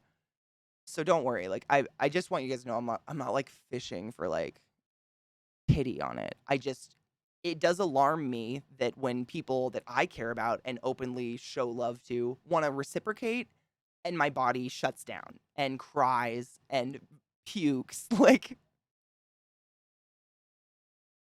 I was relieved I didn't get anything for my birthday on my birthday. Like I didn't get a card or anything from my family and I was like, thank fuck. Like I stayed up till midnight literally and I watched it go from 11:59 to 12 and I went, "Oh, I'm so glad that day is over." To myself, like, what a psychopath. Oh, there's something wrong. I don't know what it is though, and I honestly wasn't conscious of it. If I didn't have a support group like you guys, I would have never known. I would have never in my life put anything together because I've just never had it to know that's there. I would see like I remember being younger and seeing like my friends had these huge birthday parties and all their family would come and love them and like knew their name, which was crazy to me. I don't think any of my aunts or uncles know my name. And I would resent them though. It wasn't like I wanted it.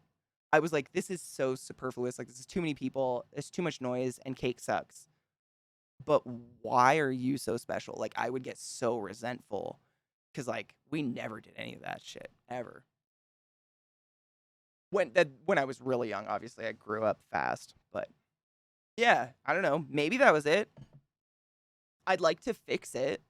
I don't want to react that way. It's highly uncomfortable. I mean, technically, cake is scrumptious. See what I did there? But I'll take pie over cake any fucking day. I'd literally take most desserts over cake. Cake is just so airy and nothing. I guess I like more dense dessert. Like, I'd take a piece of fudge this big over an entire cake. Like, it's just like weird textured air sometimes. I've had the rare occasional, like, wow, what did you do different? That cake's amazing. But it's so rare. It's just like air.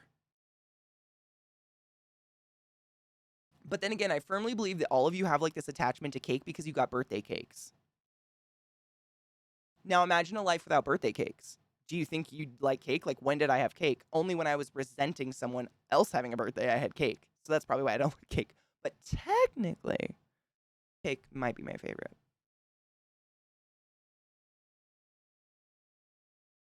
Mm-hmm. A good cheesecake any day. Because I think I prefer like the denser dessert. It just feels like I'm actually eating something. Wow, that was a gross burp. I feel like cake is just like an airy conduit for frosting, and frosting's disgusting to me. But I don't like sugar. You guys know this. I don't like overtly sweet things. I'm the person at the wedding that scrapes all the fucking frosting off the cake because I'm that girl. It's gross. I'm not gonna eat something to make someone feel better. No, I won't say anything, but I'm not gonna eat it. It's crunchy and weird. I got birthday cakes, but I'm right there with you. Pie, dude, pie, and there's so much more variety with pie.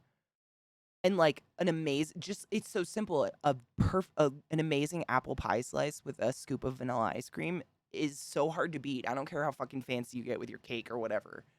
I honestly think like the simple things are sometimes the absolute best. Oh, ice cream cake is the shit, dude. I had one of those at a friend's birthday when I was a kid. They got like a Baskin Robbins cake. It was amazing. Oh, strawberry shortcake's amazing, but that's made with like a well, okay. I grew up with it being made with basically a scone or a scone, whatever the fuck you want to call it. I've seen some people make it with angel food cake. Again, why are we eating a sponge? Is it because it's low calorie? Like if you just took a bite of sponge cake, it's like tasting flavored water. You know what I'm saying? You're like, oh, it's air with like a sugar glaze. Like that's angel food cake. I don't get it. It's a lot of chewing for like nothing. I'd rather have like some fucking dense ass motherfucking biscuit with the shit on it or something. But that's just me. To each their own. Enjoy your shit. Same, Helena, same. I do like sweet, but it tends to be like a lot less sweet than most people like. Like fruit to me is very sweet. I didn't grow up on sugar and shit though. My mom was very weird about that stuff. See, I like the dense cakes too. Like I'll take those any day. The airy, fluffy, like look how fucking spongy it is. I'm like, why are we eating a sponge? What like that's great. I'm so happy you're proud of it, but why did you aim to make a food that texture of a flavorless sponge? I don't know. Maybe it's just me. But like I really do only eat like once a day with like a snack maybe just cuz I don't really give a fuck. And if I'm going to put the effort into sitting down and wasting my time to eat something, it ain't going to be sweet air. That I'm going to say. That much I know. It's not going to be that. Like I'm not going to sit down and waste my time on sweet air. Oh, Black Forest is really good. I like red velvet cake if it's like dense enough. Oh, did you get like a boar bristle brush or something, Glut? Do you get something nice? Like fancy? It's mostly made with angel food cake. Angel cake you put the strawberries on there and the whipped cream and it's so good. But like if I removed the angel food cake and put a brand new dish sponge on your plate and you just like it was cuttable, would you know the difference? I don't think you would. Like I really do think it's a conduit for the good shit on top. I'd rather just eat strawberries and whipped cream than eat the spongy angel food cake because it's just nothingness to me. I don't know. It's just me. I'm like efficient on a dangerous level. Like I'll look at food and be like, that's not worth the time it's gonna take to eat it, so I'm gonna do something else instead. Like I literally do that sometimes if it's just not appealing. Like air. Oh my god, a big dense fudgy brownie is enough to fucking fuck me. I'd put it in my butthole. Brownies are my kryptonite. Like a very chewy, dense brownie with maybe chocolate chips in it. Oh, fuck me up with that any fucking day. That being said, if you hand me a brownie and it's cakey or bready, I will throw it in your face and leave your house. How fucking dare you even attempt to make a brownie and shame it in such a foul manner? Stop it. Stop making your fat-free motherfucking desserts. That is not what dessert is about.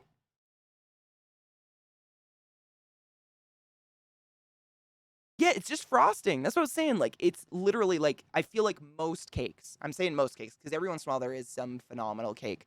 Most cake at its base, it's just like really airy, sugary bread with an inch of frosting on top. And like, if you ate either separately, they're pretty nasty. And when you put them together, like, meh, okay. But like, why? Why don't we eat something we like? Like a fucking pie, my dudes. I don't know. It's weird. But I just didn't grow up around cakes at all, so I don't know. I'm probably just I'm a fucking pariah. No, I'm not. Mariah, maybe.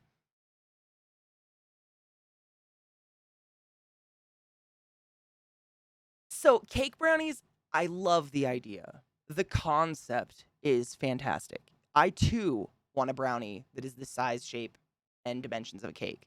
However, it's virtually impossible to achieve the chewy, dense brownie texture when it's that big.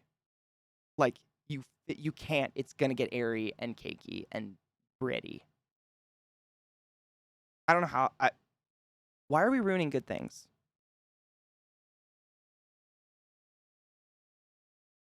A slimy inside? Ew, what kind of pie are you eating?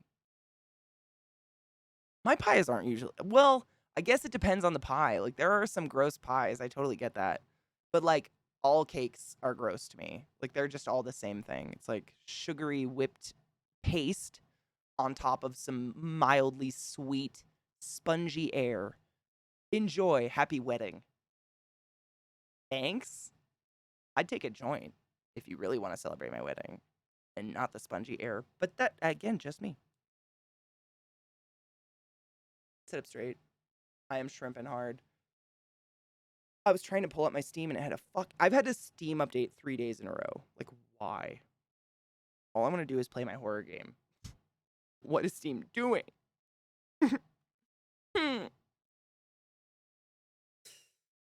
Oh, I'm a big fan of pumpkin pie. But again, I don't like really sweet stuff.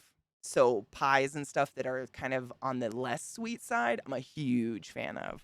I'm like, oh, fuck yeah, I can have like a big piece of pumpkin pie and not want to die. When stuff is super sugary, like I start to feel like sick after taking a couple bites. My stomach starts to urge and my skin feels crawly and I'm just like, I am the anti enjoying this. What's the opposite? Dislike.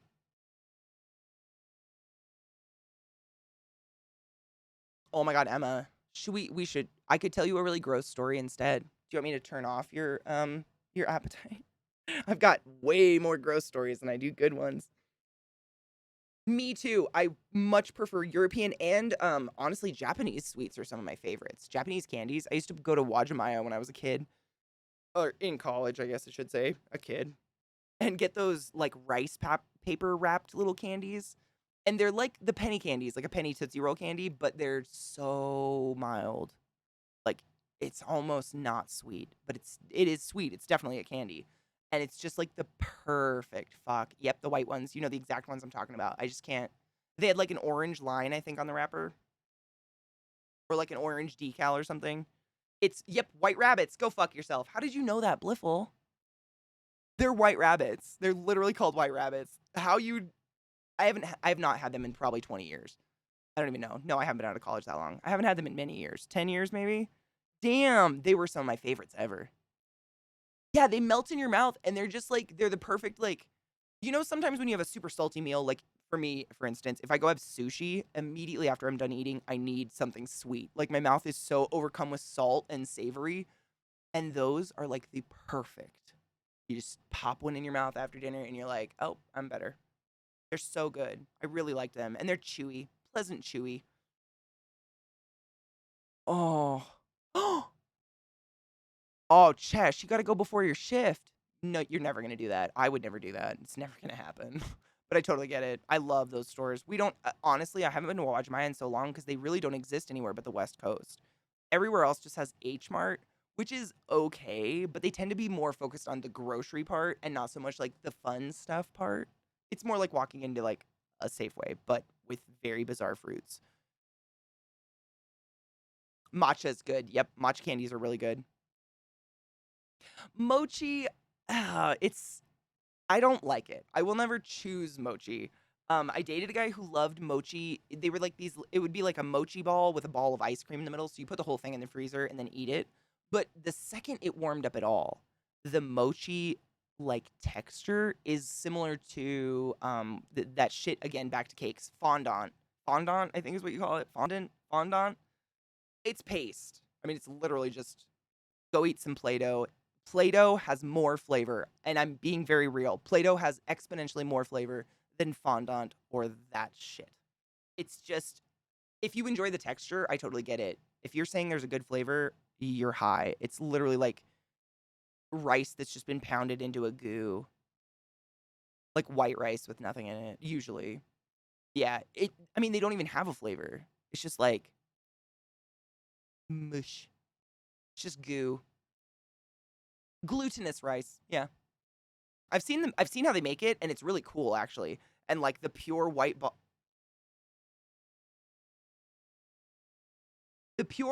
of goo that they're like playing with afterwards is pretty cool. Do I want to eat it? Absolutely not. It reminds me of like poi. I don't want to eat poi either. Sweet red bean paste is okay. That's usually what they put on the inside. The mochi is usually the outside, or the rice is the outside. Do you see this dog? Do you see her? Do you see? Ma'am?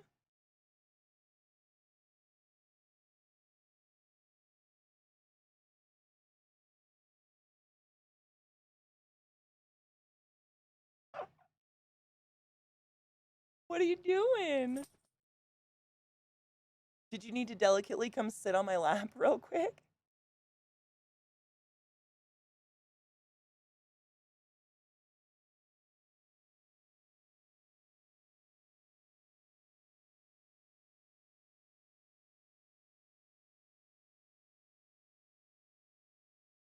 Don't worry, it's just my 65-pound standard poodle managing to completely fit on my lap.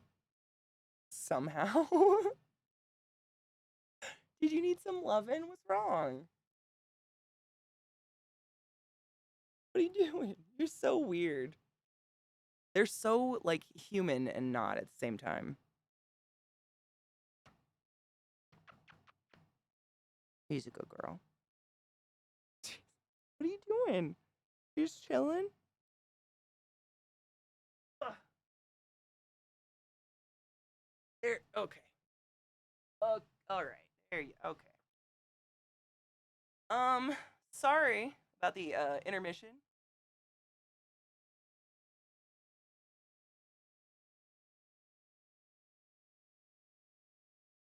But stuck. Better. Okay. Um,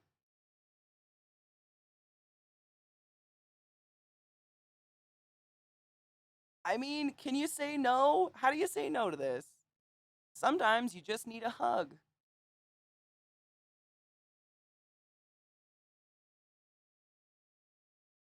I think she just farted on me. Smell.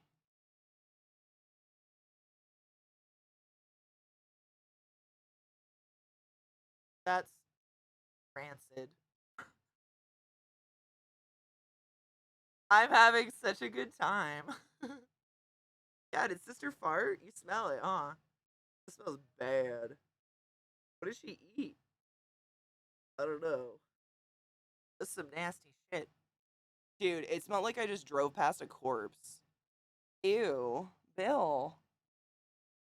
I want to turn the monitor back. I can't reach it now. There we go. Now you can see all the glory. You're gonna sniff your own ass? Yeah, because you just farted on me and it smells like a corpse. Everybody's curious about what's coming out of you.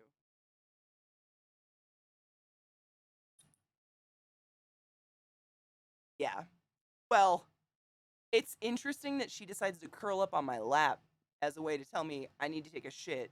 But I mean, sure. I could see it.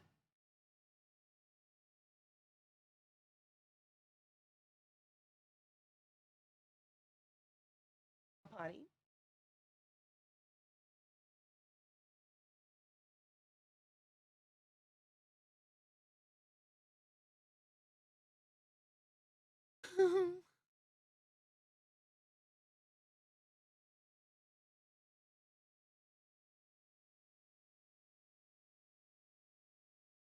She's so cute, I might cry again. I'm sorry. What are you doing? Are you hiding?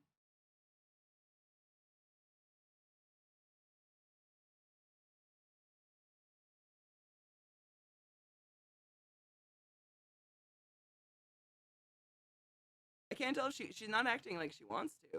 I'll go outside.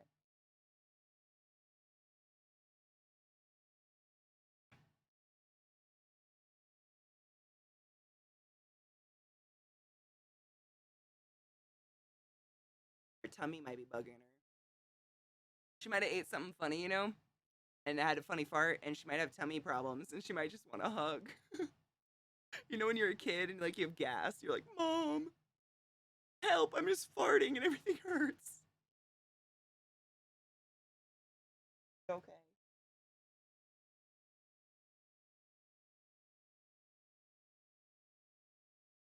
I didn't forget about you. I know you're there, Bubba.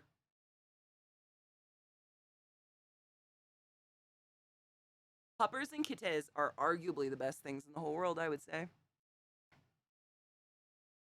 Hey, y'all.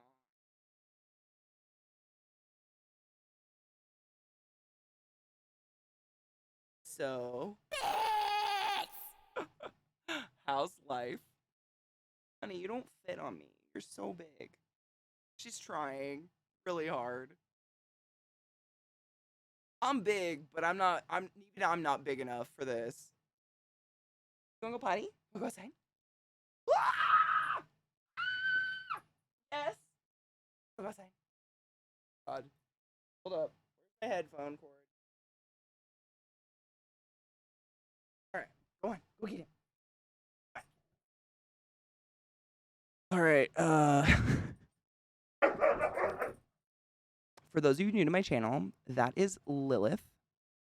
Meebo, thank you for the 100 biddies, you silly fuck. I appreciate that. Lilith is definitely worth $1, if not more. She's precious. I'm gonna go let them outside real quick to see if they need to shit or something.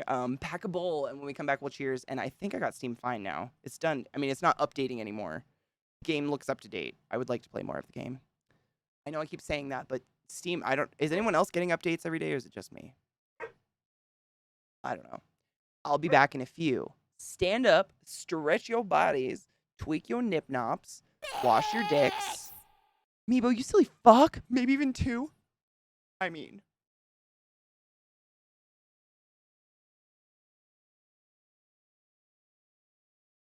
All right, before she like shits in my house. You got 2 updates yesterday. Cool. I had 2 updates yesterday and another one today. And I'm like, I didn't know if maybe it was like something was wrong. So as long as it's not just me, that means they're fixing stuff, which is fine. But yeah, pack a bowl and do all those things.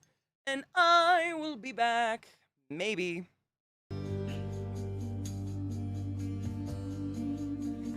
Damn. Welcome back, everyone. The best one? But Mark, what's the best one? I gotta grind up weed. I told you all to pack a bowl and realized I did not grind up any of the weed I just showed you guys. Does it matter? I'd like to grind up a new one. I just got a winter alert. We're gonna get 2 feet of snow overnight, according to my phone.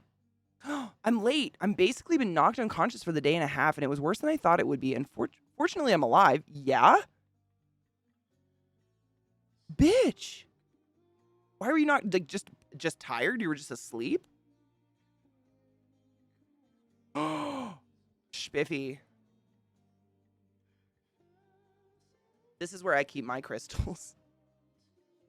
Look at that. Sick. I named it Kiefer Smokerland. I don't know if you can read that.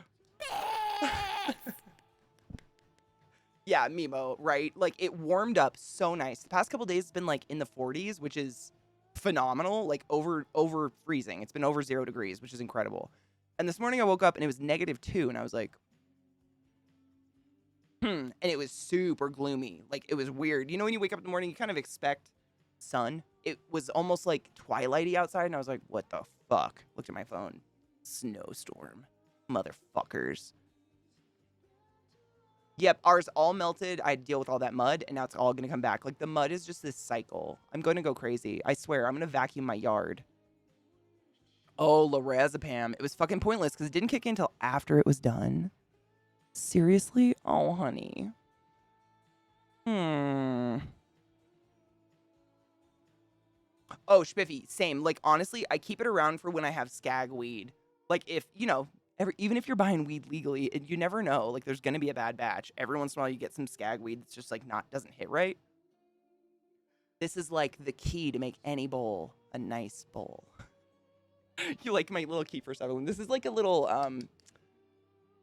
it's from the Container Store. These are, like, little display case boxes for, like, a helmet of a figurine or something. It's literally what this box is. But they close so tight that if you knock it off your table, it doesn't open, which is so nice. Don't knock it off your table. What a fucking disaster. But yeah, that's what I used for it. That's all it's not all my keef ever. Obviously, I've dabbed into it, but it's a nice little build up. 72, the fuck? We're literally going to get hit hard tonight, I think. Like, it feels like it, you know, that creepy, still, thick air feeling. Oh, I love London fog lattes. Oh my God, that has to make you better. Kefir, because it's called keef. Like, that's what this shit. So what this is, for those of you who don't smoke pot, you know, no shame at all. You can see it in there. It's like really finely. It's basically powder.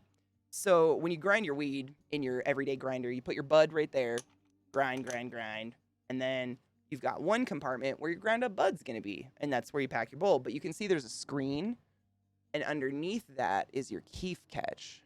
You can tell I cleaned mine very recently. But if you don't know that's there, you should open it. I swear to God, I didn't know it was there, and I opened it on stream one day, and it was packed. Like, it was packed solid. It was just a solid keef level. It was insane. And what it is, basically, it's the pollen falling off of the bud, and it's the active shit. Like, it is the THC crystals that get us fucked up. So this is just straight fuckery right there. You don't use very much. Like Spiff said, like, you put a tiny bit on top of a bowl, and that bowl is going to last you a very long time. You're going to get rocked. Harry Potter? It's smart to have, because otherwise, I mean, what happens, it happened in this one. I don't know if I can show you. Hold up. I will show you. I can show you. It happened in this grinder. I'll show you what happens. The keef becomes gummy, and it will gum up your screen and ruin your grinder. What I had to do is I literally had to put my grinder in the freezer and freeze it overnight, and then take, like, a blade and chip the resin off of the screen to get it to still work, because otherwise nothing would go through. So you can still see that chunk of black? That's not tar. That is from me not emptying that keef catch, and it was just pushing, like, I was pushing into it, and it was pushing back, and the keef, like, gooed together. I don't know the word for it. Coagulated. Something moist caused it to go into the screen, and it'll gum up your screen, so then the keef can't get through.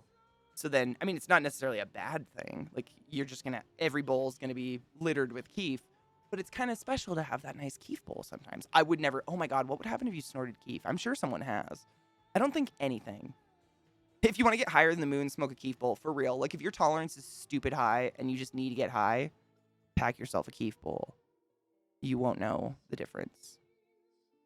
I have no idea what would happen if you snorted keef. I don't advise it. I have no clue. I don't think it can break through the nasal membrane in your nose, because that's not how THC crystals work, but I am not a genius. I don't know. I'm going to roast this bowl real quick. I'm going to do Chem Squeezy. That's a good old-fashioned fucking winner.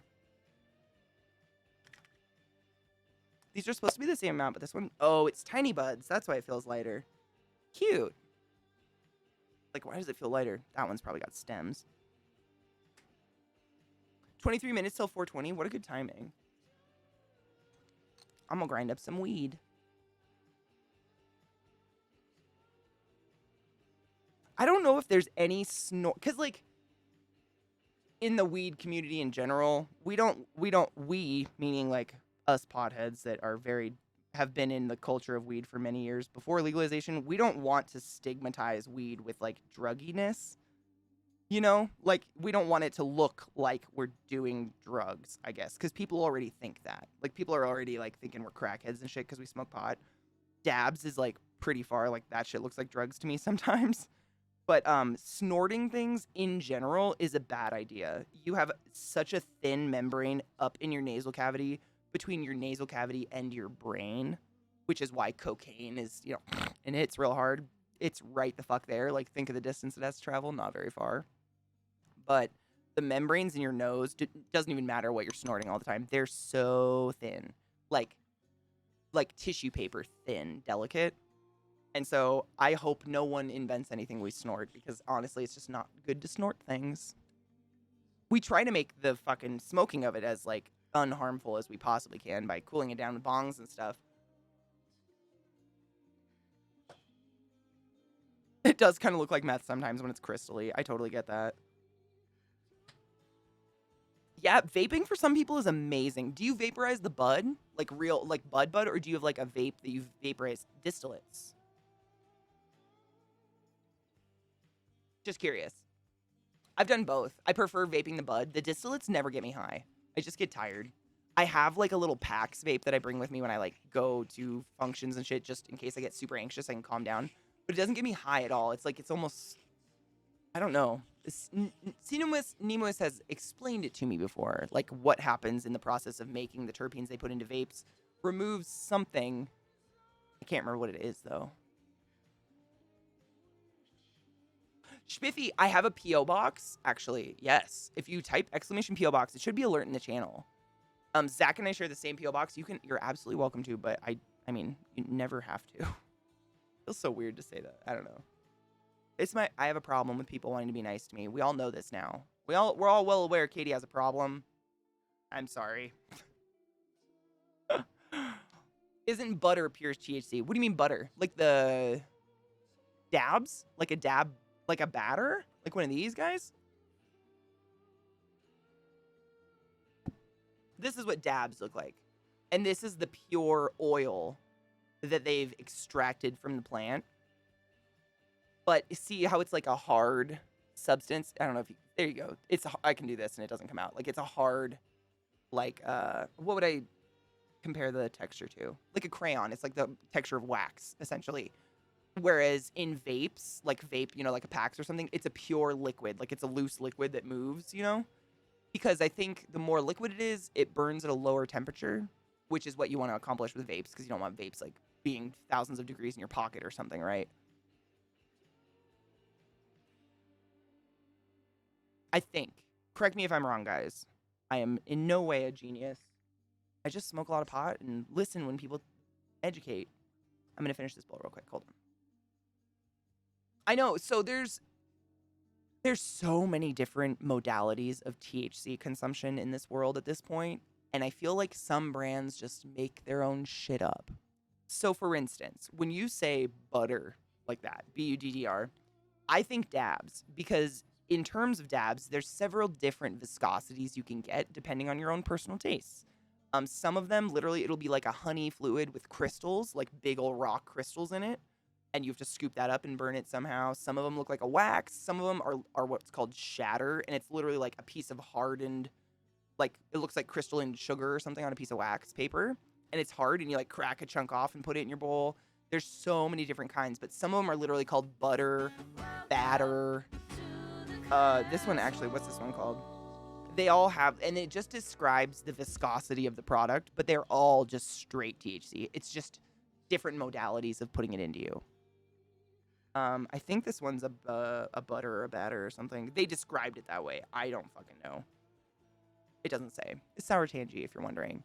Quim King, how you doing, honey boo boo? Thank you so much for subbing the glass can, the glass 11, giving an swings. Oh, Spiffy, did you just get slammed? Oh, you got slammed by the bot? Oh, fuck me. Hold on, I got you, boo. I got you. Oh, just kidding. Someone else. Aw, Glut. Thank you, Glut.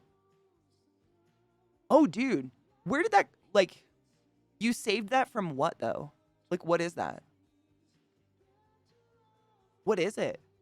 Like, how did you, like, what is it? How did you get it?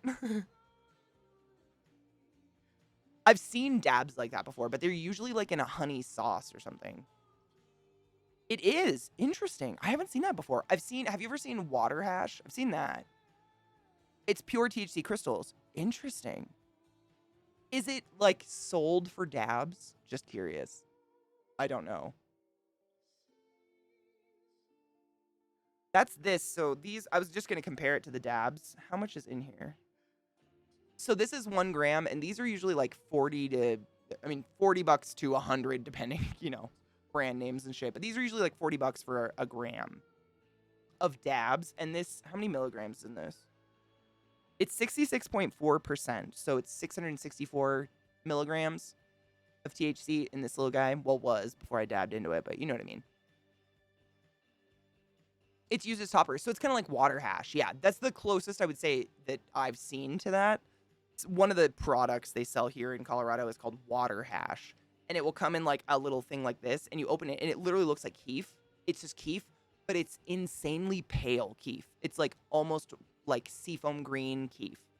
And the way they extract it is by putting the bud in ice water and waiting for this pollen to float to the top of the ice water, and then they scoop it out somehow. I don't fucking know. I read about it a long time ago. But it's meant to top your bowls, and it's pretty nice. It's so clean. Like, you have no, like, when you smoke keef, like, you definitely taste it. Like, keef burns real quick, and it's usually what is causing the resin buildup. The keef is the gooey part, it's what's causing, like, the stains and shit in our bongs. And it was so smooth. It's nice. This is super pure, no taste, just intensely magnifies the effect. Interesting. No taste at all. Does it smell, does it burn weird? Interesting. I might have to look for it. I haven't seen anything like that. Cheers. Little cheers.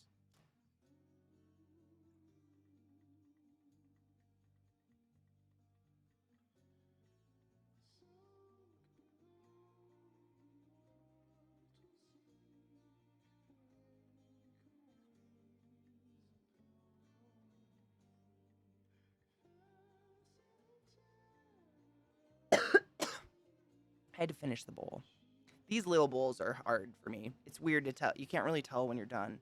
Because they'll kind of resin builds up in them, so they'll kind of burn forever, but really you're just burning resin. It's kind of gross.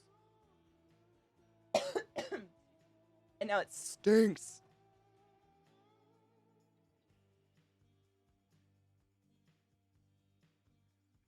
Mickey, I mean, even that's what I want you guys to know. Like, I was not miserable. I'm so grateful to have such good friends. Seriously. It makes me sad and embarrassed because I don't want people to think, like, bad, just because I react like a fucking weirdo when people are nice to me. I hope you guys don't take that away. You're the only people that acknowledged my birthday in my entire life. Not that I wanted acknowledged, but I just want you to know that. Thank you. I'm so appreciative. I'm looking for tweezers.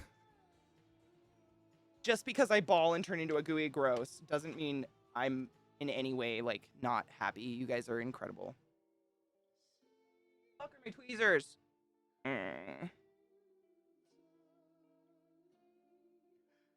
I don't want to touch it. It's so gross. Oh. Yuck! Weed resin. Nobody wants it on them. I love you guys. Can you bend your fingers? Not independently. The vegan native I dated, he could, like, just bend that knuckle, like, creepily, like, with his finger straight like this. He could just wave at you with just the top knuckle. It was very creepy. Squeaky, I mean, I gotta get to the root of why it freaks me out so much. Like, subconsciously. It's totally not something I can control. But I want you guys to know, like, you are so special to me. I will stream on my birthday until my stream, it doesn't exist anymore. Because I love you guys. Even if I'm crying and look like a mess. It's my problem. This weed is moist. Moist.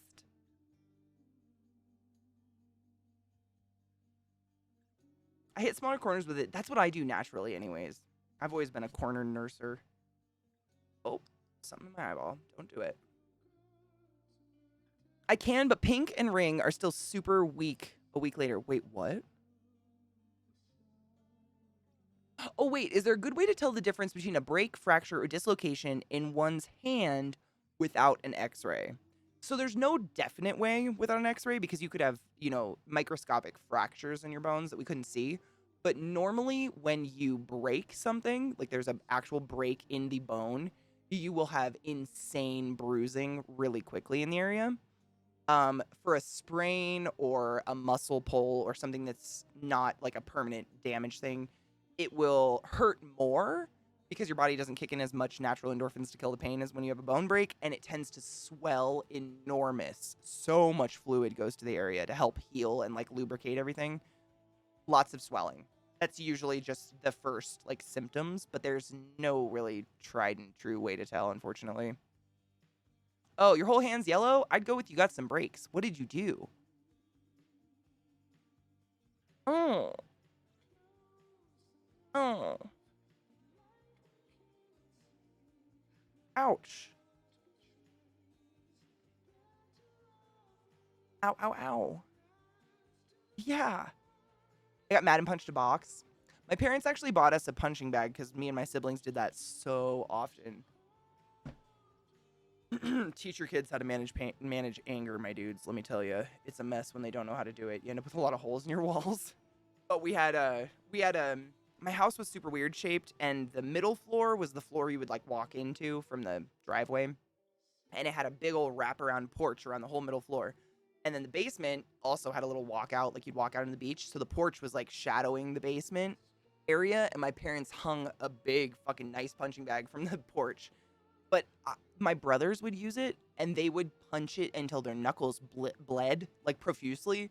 And then I would go out in the morning and want to use the punching bag, and there'd be flies all over it, like suckling my brother's knuckle blood. It was fucking disgusting.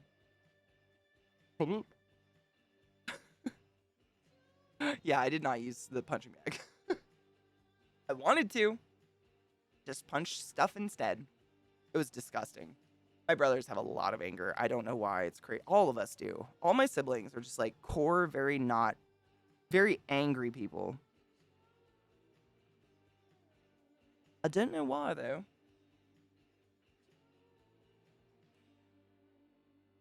I mean, the thing with hand breaks, like you probably already know this, fingers, toes, hands, there's nothing they can do about it. If you're in like excruciating pain, they can give you painkillers and like wrap it up a little bit. But you know that, like ribs, collarbone, like there's all they'll do is splint it, which you're going to take out in a couple hours, take a shower anyways. It's like there's nothing they can do. You just got to take care of it. Yeah, it's kind of like how well it'll heal. Nobody knows, but it'll heal. The general rule is the less movement, the better in the area. So if you can immobilize your fingies, get a board on your hand and just tape it to your hand or something, just immobilizing, you don't need to like cast your arm or anything. But the less mobilization, the better for healing usually. Alchemy, how are you, love? Unless it's really bad. I mean, if you like, but I'm assuming because you punched something. Usually that kind of injury is like someone drops a car on their hand, like a mechanic or something. Then they like get those pins that, suspend their fingies for a while. Thank you guys for banging Alchemy. Guys, did you know my friend Alchemy is an amazing streamer? She streams a lot of Final Fantasy. She's awesome. You should follow her. If a toe is sideways, I think they'd move it back so it looked normal. Usually, if a digit, a tarsal, whether they're in your hands or your feet, if it's stuck, like, there's something else wrong. Usually means there's a torn ligament or tendon going on. If it stays that way, your body should snap back. Like, all those ligaments and tendons, as long as you're not hella double jointed, they're in there for a reason. So even if you break something or pull something, your body should snap it. So it'll be broken, but still, like, upright. But if your pinky's, like, out here, there's something more serious going on that they might have to do surgery, you know?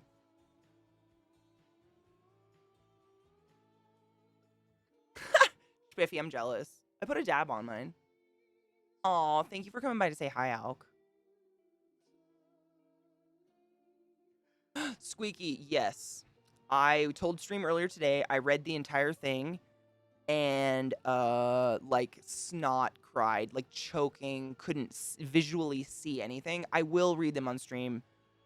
I don't know if I can do it yet without just bawling my eyes out uncontrollably. And I say uncontrollably in that I can't read them to you because I can't stop. So it just doesn't even work. I wish. Safi, bitch, how you doing, honey boo boo? Guys, if you didn't know, Safi and I and maybe some other really chill fuckers are going to be in an amazing Vampire the Masquerade campaign this March 11th. Just saying.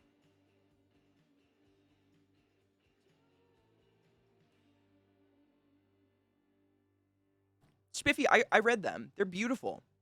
I don't know what having someone read them to me would do other than send me into hysterics all over again, which is not my favorite way to be. It's exhausting. I get a migraine every single time afterwards, and usually I puke.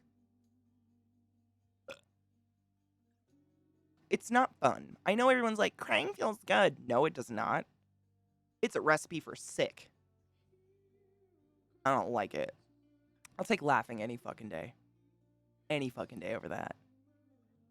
I know, it's less than a week. I'm so fucking excited. Seriously, like, who was I? I think I was talking to my mom. She called me on my birthday, and I was like, it's like all of the cast I know so intimately well. Like, I'm so close with. It kind of feels a little different this time. It still feels the same, like, super excitement, but I feel like I want to do a good job for you guys, not just the audience. If that makes sense. Like, I want my friends to have a really fucking good time. Oh, it's horrible, Shwiffy. It's because my eyes and nose, like, I sit here and it's just instantaneous migraine every time. It's terrible. I fucking hate crying. If I could eliminate it, I would. From me. I'm just out. Like, I'll puke when I'm sad instead. I'll literally shit my pants over a migraine. I don't like crying at all. I get really mad when I do it. I'm just like, why? This is the stupidest, most useless emotion. Stop it! But if someone else cries, like, I hold you forever, rock you to sleep, and love you for the rest of your life. Like, I would never judge you. It's just me.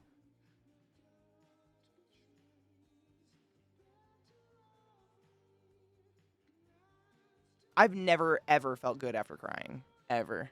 In my life. The moment I feel like I'm going to cry, I instantly get mad because I know what's coming. Like, I know I'm going to feel gross and have a headache every single time. I'm just like, God damn it, I hate this world. Alchemy, I did that the night before last night, and I woke up and my eyes were so swollen.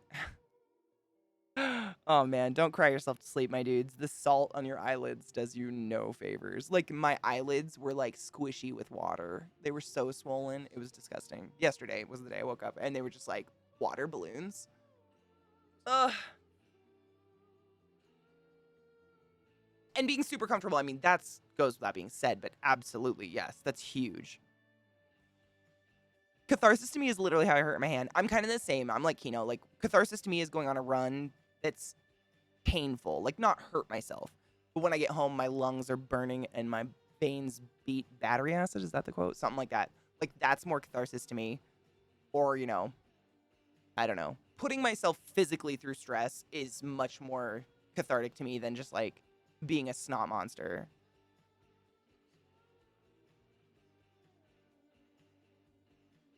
Fox, that happens to me sometimes, like, literally just for no reason. Sometimes if you eat a ton of salt, what happens is when your cells have lots of sodium in them, sodium attracts water. So to balance the interior environment of the cells take on just as much water to, like, balance out the amount of salt you ate. And they hold it until you are ready to pee, and then you can get rid of some of the salt, right? And it'll go where there is room to swell, which is usually like balls, labias, wrinkly parts, fingies, neck, stuff like that. Places there's extra room. It's very weird. But like if I go on an airplane flight, sometimes when I get off the flight, I can't get my ring off my finger. It's super weird. Just a flight on an airplane, and I'll be like, oh, that's gonna be on until I die. Whereas right now, like it falls off. Like it's so loose, it's dangerous. I'm gonna lose this ring eventually. It doesn't fit me at all.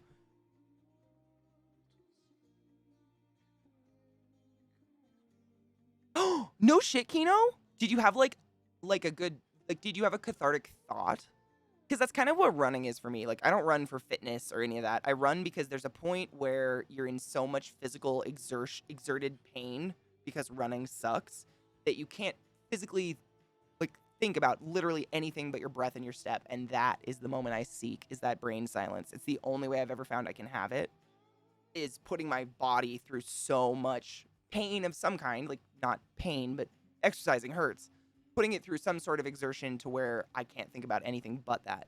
And I get some really good ideas though. Like every once in a while, these like epiphanies will happen because my brain, slept for a minute. It's bizarre. Brains are really weird, but once you kind of like get your own down pack, you can like fuck with yourself in good ways. Run in ballet shoes. I don't think they make ballet shoes for 6 feet people. Just an assumption. No. If you want a real workout, run on sand. Oh my God. I remember when I went to Hawaii way back in the day when I was in college. I went to Hawaii with an ex and his mom. She got married there or something. And I've always run. That was around the time I think I started running. And when I went there, they don't have a lot of sidewalks. There's just the road and then sand and stuff and like people's private sidewalks and stuff. And I tried running on the beach. Holy shit. I lasted maybe 5 minutes. I was like, this is the worst time I've ever had in my whole life. It was bad. And that was like firm, like moist sand. I'm not talking like loose dunes. Same, squeaky. I can epiphanies are those weird things. Like I'm normally quite the space cadet. I forget shit all the time. I'm very, in the moment, thinking of stuff all the time. But whenever I have one of those epiphanies, it sticks with me for the rest of my fucking life. Like forever. I'll never forget the moment, what I was doing when it happened. Like I've had them many times. Not many times, but a couple times in my life. And it's just very poignant. And it's always when I've somehow been so exhausted that my brain shuts the fuck up. Which takes a lot, mind you.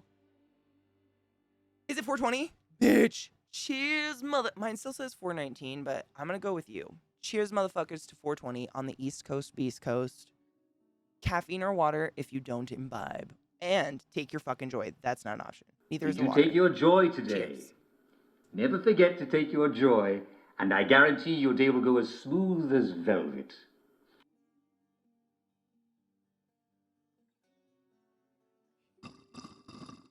Exactly, Squeaky.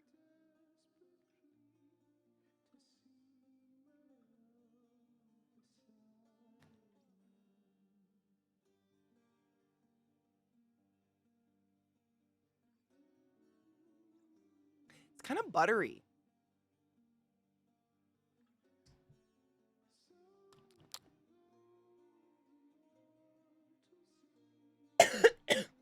It reminds me of a butter mint. Do you know the mints I'm talking about? They're like at weddings and funerals. Solely. It's like really smooth, but very flavorful. That weed is crazy. What was that? Chem Squeezy. Of course it was Chem Squeezy. That's a really nice strain, man. It is. It's like, you know how for some reason, some strains, when you smoke them, they're like astringent and you cough instantly and they're instantaneously drying. And like, it's just like burning gas is in your mouth. Like when you're coughing, you're like, it's like burning resin or gas. Like those are the flavors you get in your mouth. And this is like sweet and buttery. Interesting. Weed is weird. It's amazing how many different like flavor profiles there are now that people can legally cultivate it and not have to hide it in a mountain range, They can like play with weed. It's pretty it's kind of amazing, to be honest. Coming from Maryland where you're just lucky to get a bag of weed and not, basil or something. It's kind of phenomenal. Stretch, motherfuckers. Am I shrimping hard today? I might be. My back's been really tight. It feels so good. That's like my favorite, probably because I do this. It's good shit. I mean, cake, you ever make it here, I wouldn't. Our country's so scary, but if you ever do, I will treat you. I will. Sweet and buttery. Is that how you're being described now, Katie? Oh my God. I don't know if anybody would ever describe me as sweet. Maybe buttery. Thick and buttery. Sticks to your hips? I don't know. I don't know if I'd ever... Not, and that's not a dig on myself, but of all my, like, more outstanding traits, I don't think sweet is up there. I honestly don't know. Spicy would be more, you know, like, you know, more like paprika. Like, not assaultingly spicy, but, you know, maybe a little shocking. Sweet, though. Kind. I strive to be kind. But sweet... I would say that the majority of what comes out of my mouth is more seething in sarcasm. Like, the ratio of sarcasm and not sarcasm is too high. I think sweet people tend to not be, like, cunty. Usually, right? Correct me if I'm wrong. I'm trying to think of someone who's, like, sweet. KPP, I would say, is very sweet. And I've met her IRL. I would still say she's very sweet. And by no means does that mean she's, like, an innocent, like, pure little angel. She's just sweet. Like, in general, her personality is very sweet. Is that sweet or kind? Because I try to be those things. I feel like sweet is, like... I'm trying to think of an example of, like, an actor or actress that is sweet. Drew Barrymore. Drew Barrymore is sweet. She is so sweet, it, like, hurts my mouth. Like, that's who... correct me if I'm wrong. That's who I would think is, like, such a sweet human being. Is someone like Drew Barrymore. But, I don't know. Maybe I'm far off. My hair is too clean. I want it to stay down, and it's like, no, volume. It's fine. Just need a haircut. I feel like when I do... If my hair falls in the middle, I look like the quintessential boy from the 90s. Like, every Hanson brother had this... Oh, what way does it go? This haircut. Every single one of them was this, minus the blue. Wait. I'll be your boyfriend. Yeah, I can be an out cold. But, for real. My haircut right now is the haircut of every boy in every 90s sitcom ever. It's driving me crazy. What the fuck did they do with it?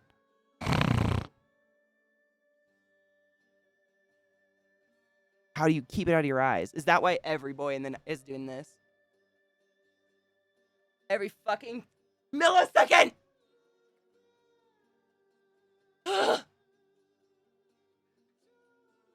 My eyes twitching right now, like, actively, without me trying to twitch it. So I'm just gonna not do the twitching eye thing, but this eye's been twitching for over a month now, and it's driving me fucking nuts. Just right here. It's one little muscle. That's why they were so angsty, because, I mean, this is why we now have Hitler Youth haircuts, because everybody just got sick of touching their head. They were like, shave the sides.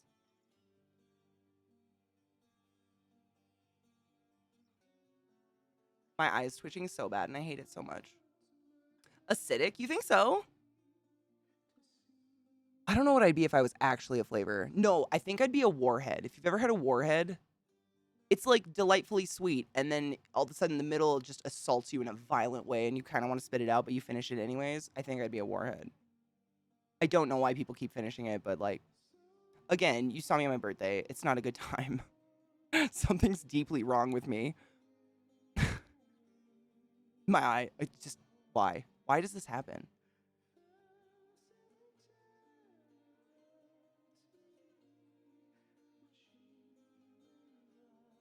Sweet, but also a sour smack in the mouth. Maybe a warhead. I have a 90s boyfriend. There's nothing wrong with it, but how they handle... I mean, you know what I'm talking about. I have cowlicks all over my head, so my hair really fights if I try to part it differently. But you know what I'm talking about. That middle part, and then, like, the front kind of does this shit, you know, and they'd be like, sup? Halloween's like invented by the candy company. Here's my number. You know what I'm saying? Whenever I get out of the shower, I'm like, oh. I'm very androgynous without makeup. My face naturally. I don't know what it makes it that way, but I've been told that many times and I agree. It's kind of featureless. My face, not androgyny. Not to be insulting. Dude, Brock, I've gotten acid burns from them. I love lemon heads too. Lemon heads? Lemon heads? Yeah. They're literally just a lemon candy that tastes like lemon. I used to put them in the freezer because then when you pop one in your mouth and it's frozen, they like burst into a million little pieces and crackle. Stop it. But they will absolutely eat a hole in my tongue. I'm kind of a sucker for acidic foods. I'd probably say that's my favorite to eat. Like hot sauce. I'll eat away layers in my mouth. I love it so much. Pineapple. Oh my God. My lips could be bleeding and I'll still be like, give me the pineapple. I can't. It's so good. Yeah, that's probably one of my weirdest kryptonites. I'm so glad I'm not the only one. And it's not that, do you enjoy the pain? Because I do not. I am not some person that's like, I like when my lips crack and bleed and I can't eat anything coarse for 7 days. Like, absolutely not. I will regret it, but I won't stop. I love them. I love acidic foods. When I was a kid, when I was really young, my grandparents had a house in Arizona. They lived there. And they had a lemon tree in their backyard. But the lemons were as big as my head. They were like some sort of hybrid, like fucking lemon grapefruit. But they were just lemons, but they were, because they would grow so big and swell with so much water, they'd be really sweet. We would just peel them and eat them. They were so good. I love sour, dude. So does Glut, Vissy. We all had this conversation one time in Discord, and we were all just like, sour candy. Like, we were masturbating to sour candies, like looking at them on Amazon. It was disgusting. But same. Big sucker. And they're addicting. Like, you can't, once you have one, you're like, I gotta have another one. Like, you have to eat the bag. My eye is fucking twitching like crazy right now. Sorry. I just have to hold it. This is gonna drive me nuts. Hey, I'm a 90s kid. Like, I ain't hating on the 90s. Totally was raised in and remember consciously. I was born in the 80s, but I don't remember the fucking 80s. I was a baby. But I feel like my hair looks like a Hanson brother. A magnesium supplement? I just stabbed myself. I do take a daily vitamin. I'll have to look at what's in it. It's not on my desk, is it? Oh. I'll look at what's in my vitamin. It's got a pretty big dose of everything. I haven't had a twitchy eye in my, since the year 2000. I was 12 years old. I remember because it was my mother's wedding. I have not had one since then. And a month ago, this bitch started, and I don't know if it stops or if I get used to it and then I just suddenly notice it out of nowhere. But I seriously, can you see it? Oh, bitch. Look at this. If I shadow it, I'm gonna fucking scream, dude. There you go. You see that bitch going? Oh, yeah. I can see it. You have to see that. A little over a month now. Right there. And I literally, in this corner of my eye, I have no more eyelashes from holding a hand on my eye this past month. Like, I've rubbed all the eyelashes off my eyeball. Just the bottom for some reason. I'm having a great time.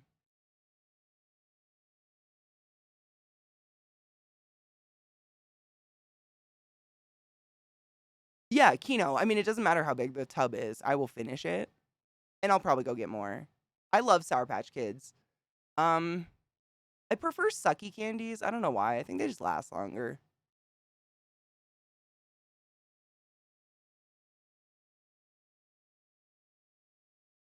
Oh, really, Fade?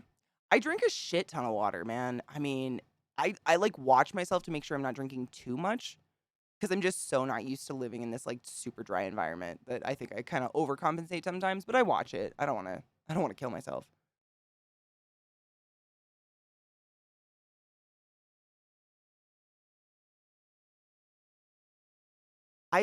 Brandon, the hair dye I'm using right now is Manic Panic. I shit you not.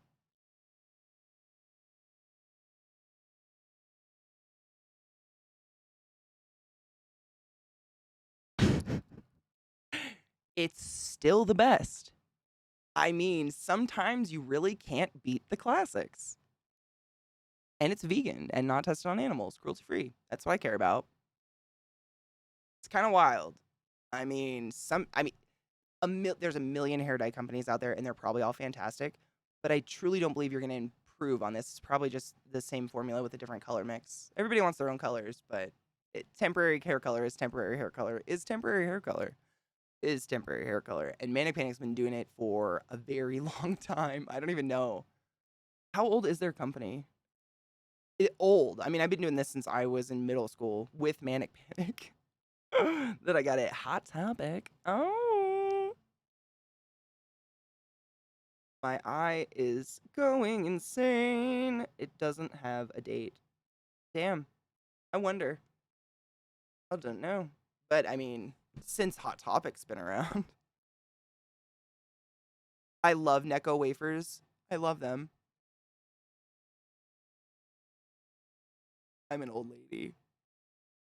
I did bleach my hair. Yes, I did bleach my own hair. Absolutely. That being said, my hair is blackish. Like, I don't know hair levels. Alk, are you here? Is Alchemy? Alchemy might have just been buzzing Mike. She works and streams.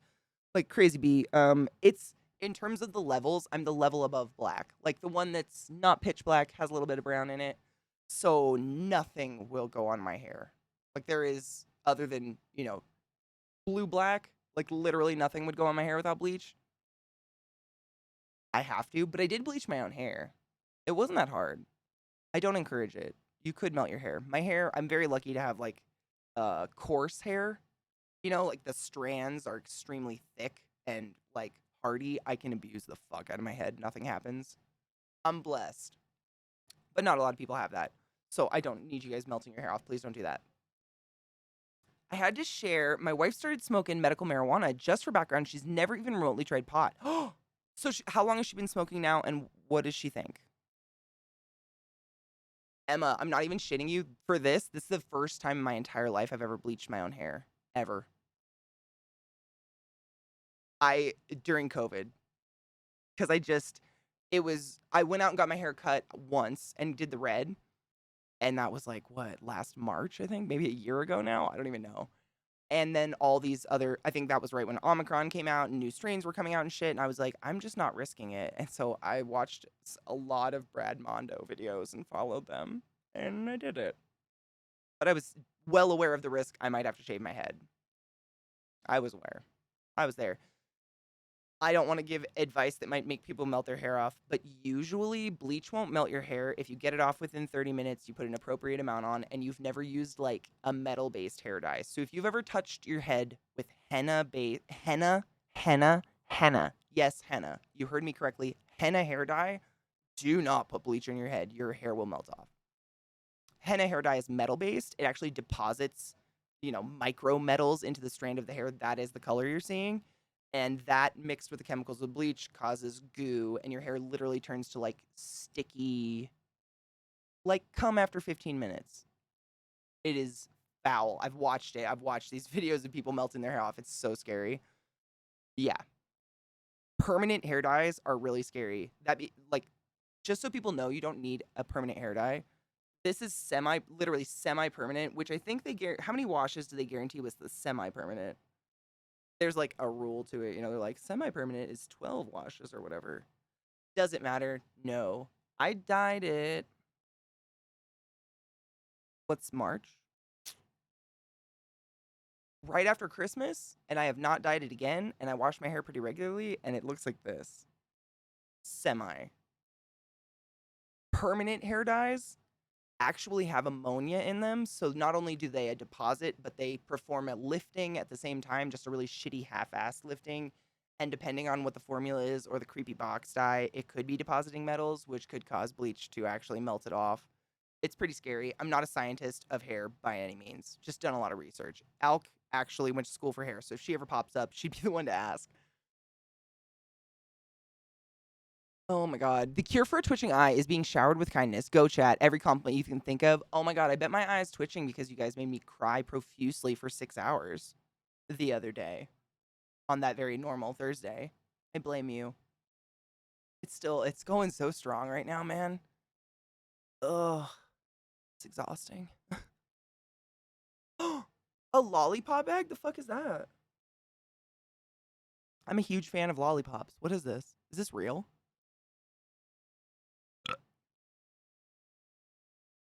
Yeah, dude. Dude, Chupa Chups are probably my current favorite lollipop. If I could choose from all the lollipops that are out there, Chupa Chups or that strange Mexican lollipop that's like it's like a mango flavored candy covered in chili powder. Those are strangely delicious. I can't remember what they're called though. There is a brand or a name of them or something. But Chupa Chups are fantastic, but those look amazing. Spiffy, what can you vouch for these suckers? Are they real? Because it looks too good to be real. Brock, I mean, it's so possible. Like, who the fuck can sleep? Like, even though maybe you don't think about what's happening in the world right before you go to bed, we all know what's happening. It's in our subconsciouses. Like, I don't think any of us. I'm not sleeping well. I wake up with a sore lower back like every day. Oh yeah, I'd love to just inject tetanus in my face. Especially because, I solely rely on the emotions that my face can express for my job. It'd be a great idea to just paralyze them, right? For those that don't know, Mickey knows. I did my thesis on Clostridium botulinum, which is the lovely little bug that causes tetanus, but also is Botox. There's a very old, very sad, low budget film of me talking about it on YouTube somewhere from 12 years ago. I know I will not find it and show it to you. It's terrible. But it's out there. Chubby Tube, is that a Pokemon you can suck? That's the Pokemon that sucks you in Nebraska. Yeah, is my Nebraska accent totally dumb now? Man, those poor Russians and Ukrainians. Yeah. Botulinum, it's Clostridium botulinum, and it is the bacteria that grows like in, back in the day if a can was dented and air could be introduced to the can, then this bacteria would grow in the food in the can, people would eat it and die. Very botulism, right? So in sorry, my eye is twitching so bad I want to scream. In Botox, they use the same little bug, but it's such a microdose that all it does is instead of, you know, paralyzing your entire body and stiffening you out like normal, it just paralyzes the one muscle, right? God, it's been a really long time. I'm pretty positive. There's so many different ones out there now that they use for this kind of stuff, but I know some people use it for like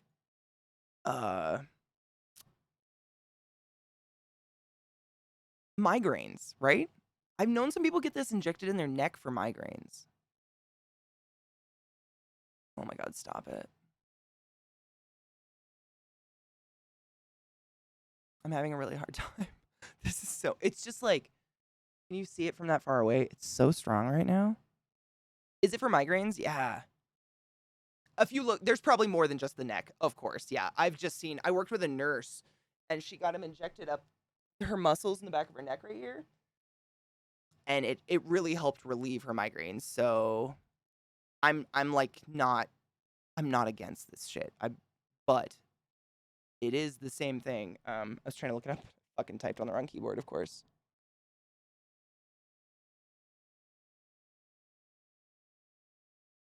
My eye is twitching so bad.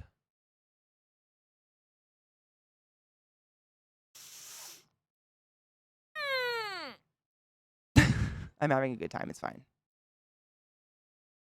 It makes me feel like I'm winking uncontrollably. Like, that's what drives me crazy.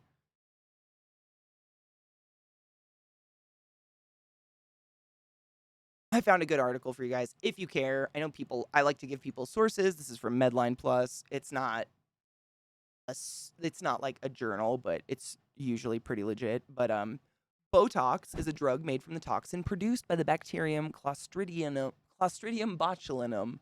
It's the same toxin that causes the life-threatening type of food poisoning called botulism. Doctors use it in small doses to treat health problems, including wrinkles.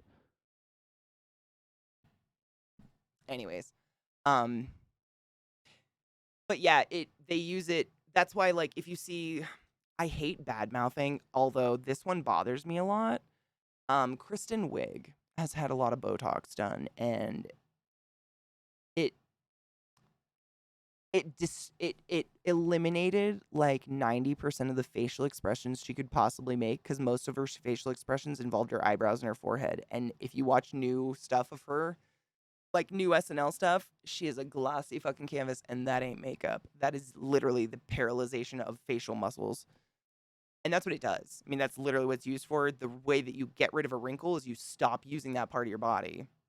So when they give you Botox, it's not like eliminating wrinkles in your flesh or like mystically getting rid of crow's feet. It's literally paralyzing the muscle that causes the wrinkles when you like smile.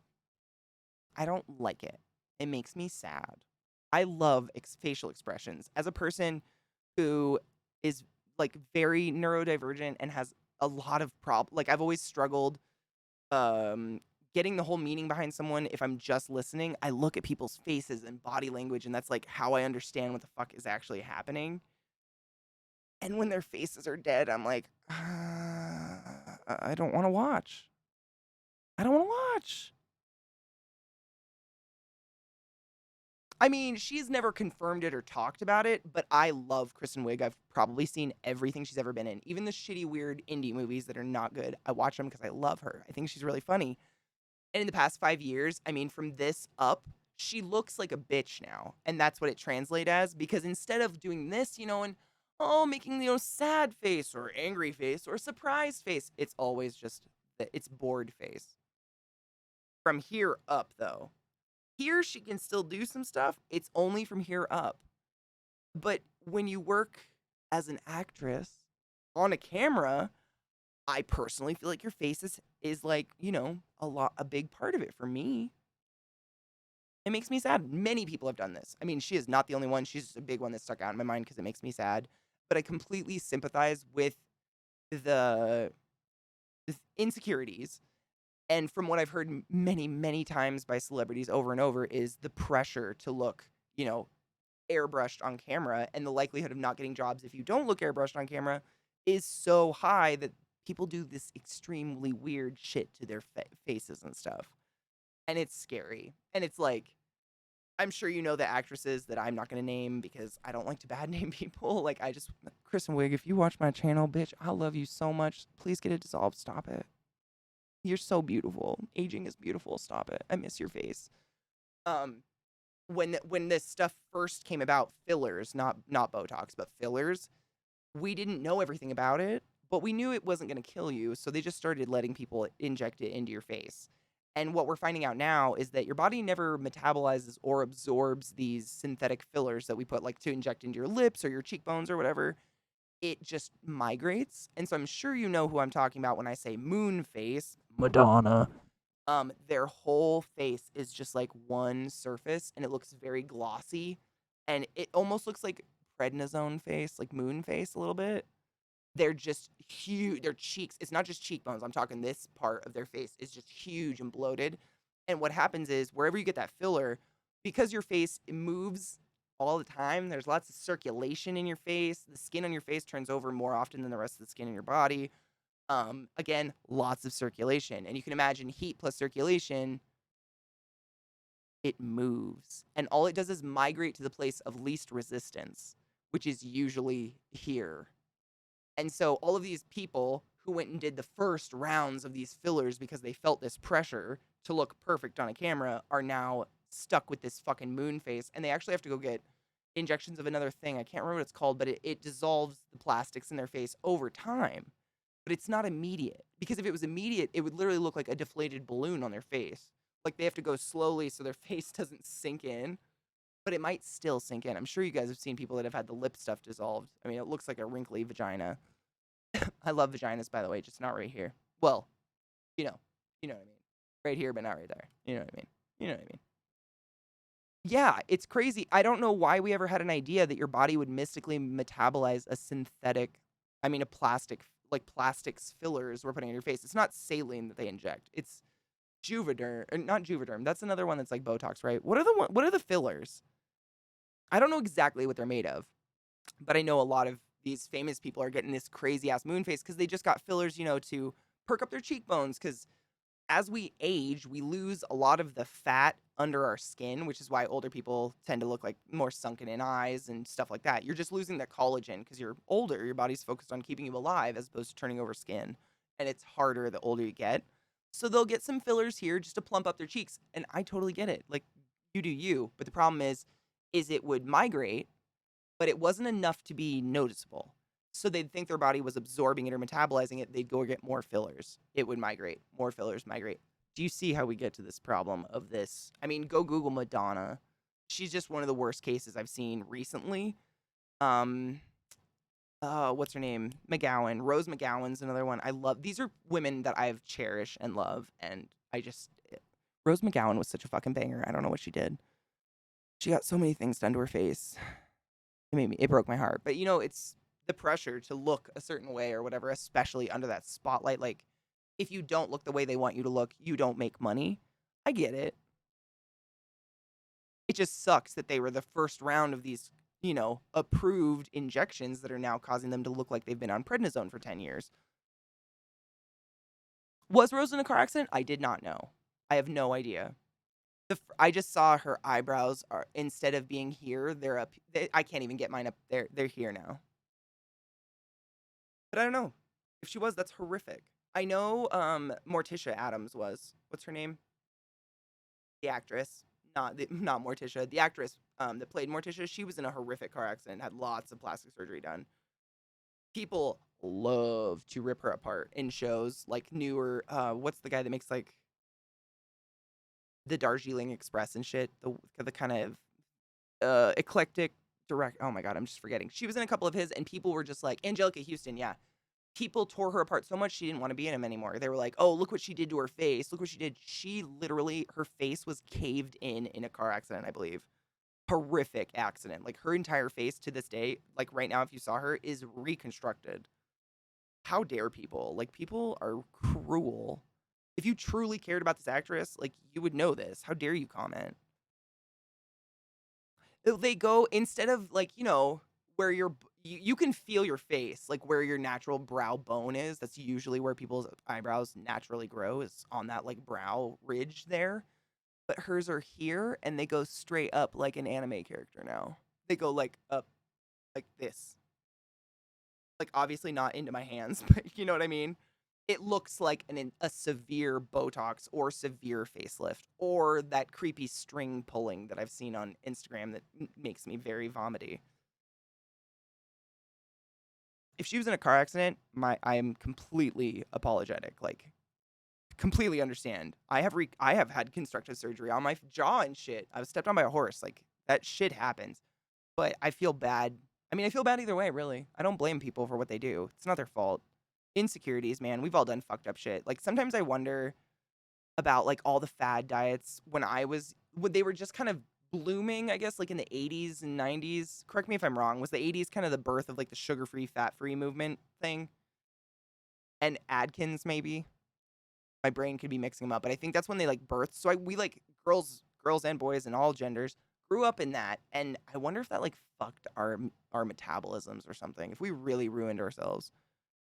Because everyone I knew was taking some fucking diet pill. Like, half the girls on my softball team were buying Yellow Jacket ephedrine pills from the gas station every morning with their coffee. Like, it was crazy. 90s was Atkins. Okay, yeah. People get lipo all the time, too. It's popular now. Is it lipo? Scares me. I don't... it scares the shit out of me. It's so violent. I know nothing about it. I've just seen it. And it looks so violent. 80s was the low fat. Oh, okay, yeah. That was the one. That's the one my mom still sticks to really hard. She thinks fat, like, right now she's on this, like, cabbage soup diet. All she does is, like, drink a calorieless soup all day. I don't know. She's 68, my dudes. What do I do at this point?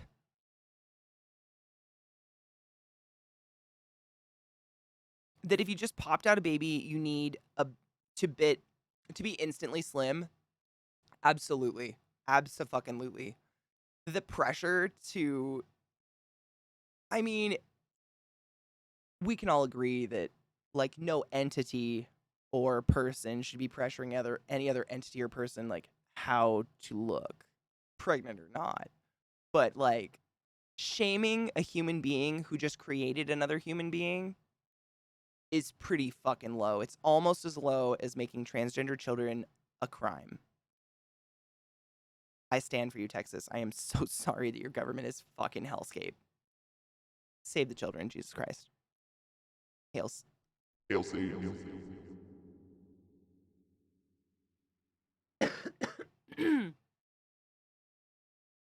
Why the type 2 diabetes rate is so high. Is it really high now? Like in this generation? I have no idea. I didn't grow up around sugar, so I don't think I just really don't like sugar. It's okay. The aerobics. Oh my god. I have so many weird memories of like coming up the stairs because I lived in the basement, which was it was not a creepy basement. I could never do that. I lived in like a daylight basement that went out on the beach. But I would come up the stairs to go to the middle floor, which is where our kitchen was and like the family space. And I'd come walking out, and it was like our house was built like a hexagon shape, and half of it was just all windows because we lived on a lake. My parents built it. It was weird. And so when you walked up into the middle floor from the basement, you can imagine that bright. It was very bright, like blindingly so. Every time I came out of my basement, like crawled out like, my precious, like for a snack. And my mom would be like in the living room, laying on her side like this, like scissoring her legs in like very transparent old satin panties and nothing else. Just working it to some fucking aerobics video on the TV. And like, it was to her totally acceptable and normal, so I could not react to this situation. Like, you'd be blinded, and then you'd just be like, did I just see a vagina? Nope, those are just flesh-colored, really old see-through satin panties. Why? And you just walk past, go in the kitchen, like, make your snack, and go downstairs, and hope she didn't see you. Because then the conversation would start, and she'd just stand up and be all sweaty. It was weird. All my family's medical, I should probably state that, so none of us are very, like,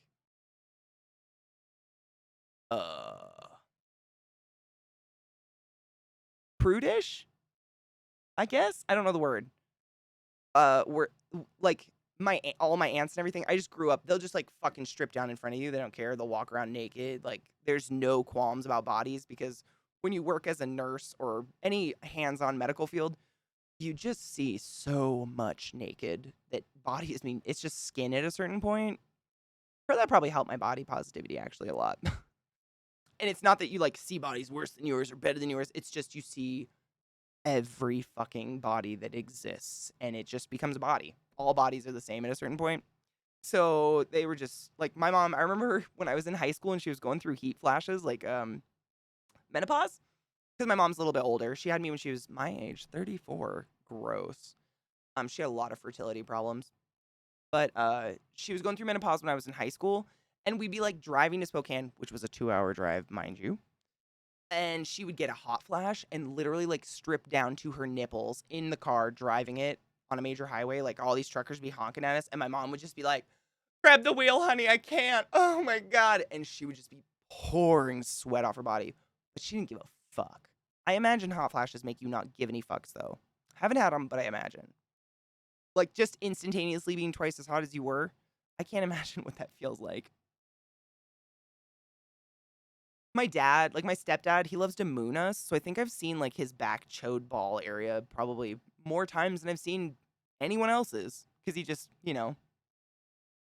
knows a kid's going to come up the stairs, wait, moon them, laugh, punch them, move on. Anyone else grow up this way? This is normal, right?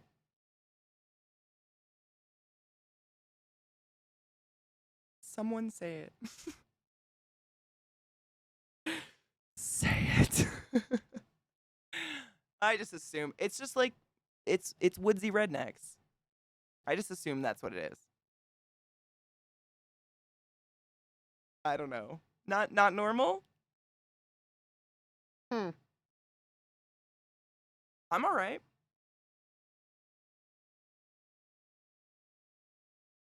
Everybody's got a weird, right? Everybody's got a weird. To me, those houses that are so clean you feel like you're not allowed to sit anywhere, that's weird. That's super weird. I'd rather walk in on my mom doing aerobics in her weird satin panties than that any fucking day because that's just uncomfortable. I like the organized chaos, like a chaos that you feel like even though the couch is fucky, you can just plop on it. It's gonna be comfy and warm. It's fucky because they slept there. You know what I mean? Not because there's cat shit in it. There's a difference between just like a lived-in cozy house and dirty. So different. My mom used to wait till I was in the bedroom and run up to the door, bare ass, rip a fart right into the bathroom, and then hold the door shut with a towel at the bottom. So my parents are not near that cool, but they like would do things that they knew would drive us crazy, but it was just a chance. So the way our house was built, it was like a hexagon, and then the staircase that went from the basement up was like there was one landing and then like a square kind of spiral up, and then you could literally just keep going and turn and then keep going up the stairs to the third floor if you wanted to, or you could just walk out into the main part of the house.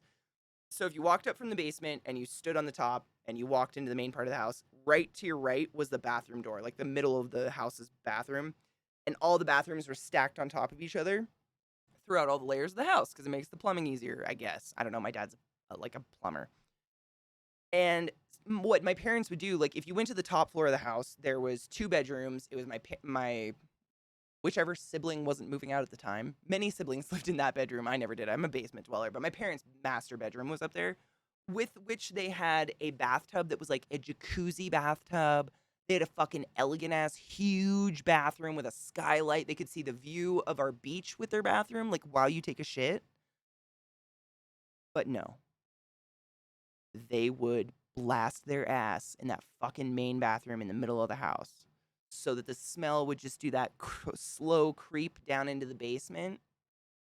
Or you'd come busting up the stairs for dinner to get a snack and just be assaulted by whatever is rotting in the colon of your stepfather. And they thought it was hilarious. No fan, nothing. Like, never in my life, I don't think I've ever heard my parents turn on a bathroom fan. And if you turn one on, they will mention it. Oh, you had to turn that fan on, huh? The fuck? Why are you listening to my bathroom activities? Weirdo. Like, they will mention it. It was horrific. And my stepdad, bless his heart, he's one of those people who's like just really tall and lanky and eats like 50 million calories a day because he works construction. And whatever he's consuming does make everything that comes out of him smell like a rotted deer in the summer on the road. It's so bad. And he's been checked. Like there's nothing in there, but I wonder. It's so fucking bad. The memories.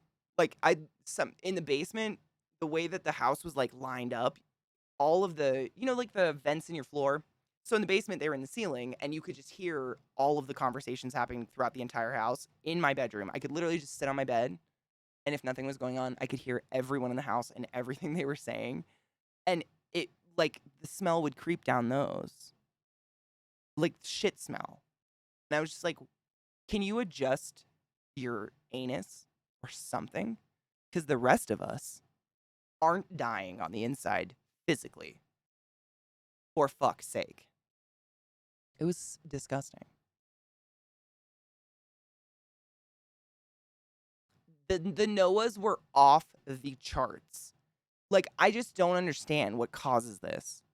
We've all had a smelly shit, but these are shit smells that I can remember them. They're inciting, moments in my life, which I don't want that.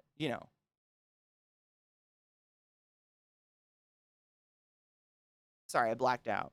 My eye is twitching so bad. I really want to play the game. I'm afraid I just... Should we just say fuck it and try to play the horror game? Maybe it'll scare the twitch out of my eyeball.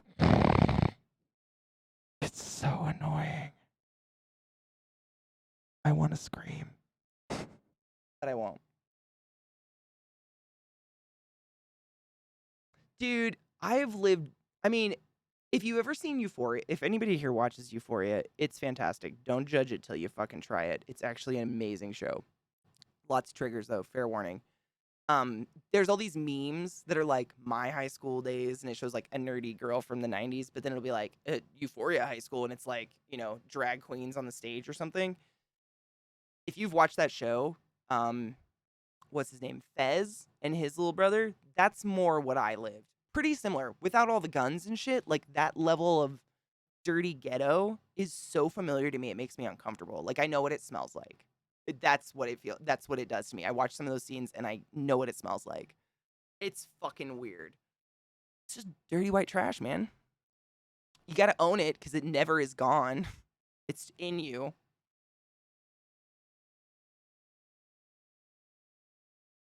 If I spend the night at my mom's, she rips huge farts in the morning. Oh my God. My mom has walking farts. Like, it's so bad. She will literally just be like leaking air as we walk through a grocery store, and they just sound like the cutest little pops. And she's like, and if you catch her eye, she like winks at you, and you're like, why? Why is this falling out? I love Fesco. He's a really, really good character. Yeah. But like his house, and just that, it's got a feeling to it. Like, I feel like I know what it smells like. That's the feeling it has. It's weird. It's like every house I ever hang out in as a child. On not needing a permit to carry guns with you. Oh, what? Georgia's voting on not needing a permit to carry guns with you.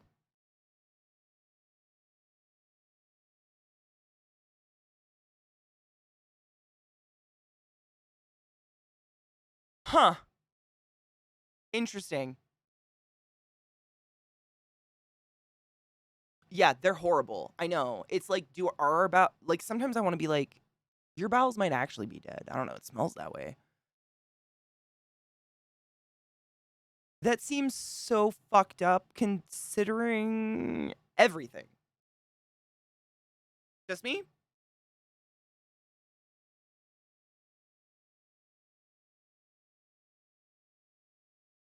Literally, I want to ask my mom, like, did you, like, experiment with butt play 25 years ago and leave it in? Because, damn, what happened? And I'm not judgy of a poop smell. Like, I worked in a hospital. I've smelled so much shit. At this point, I don't smell shit. I only smell it when something is vastly wrong with it. And there's something vastly wrong with that whole package over there. Whole thing. It's like, if you have ever lived in an area where the deer get hit a lot by cars, and you're just like driving down the highway in the middle of the summer and it's beautiful out and you're listening to your favorite fucking whatever song, Tim McGraw, I don't know. And then all of a sudden you're overwhelmed with the smell of death because you've just passed a deer that was hit by a car several days ago and has been rotting in the sun. That's the smell. Plus shit. It's vigorous.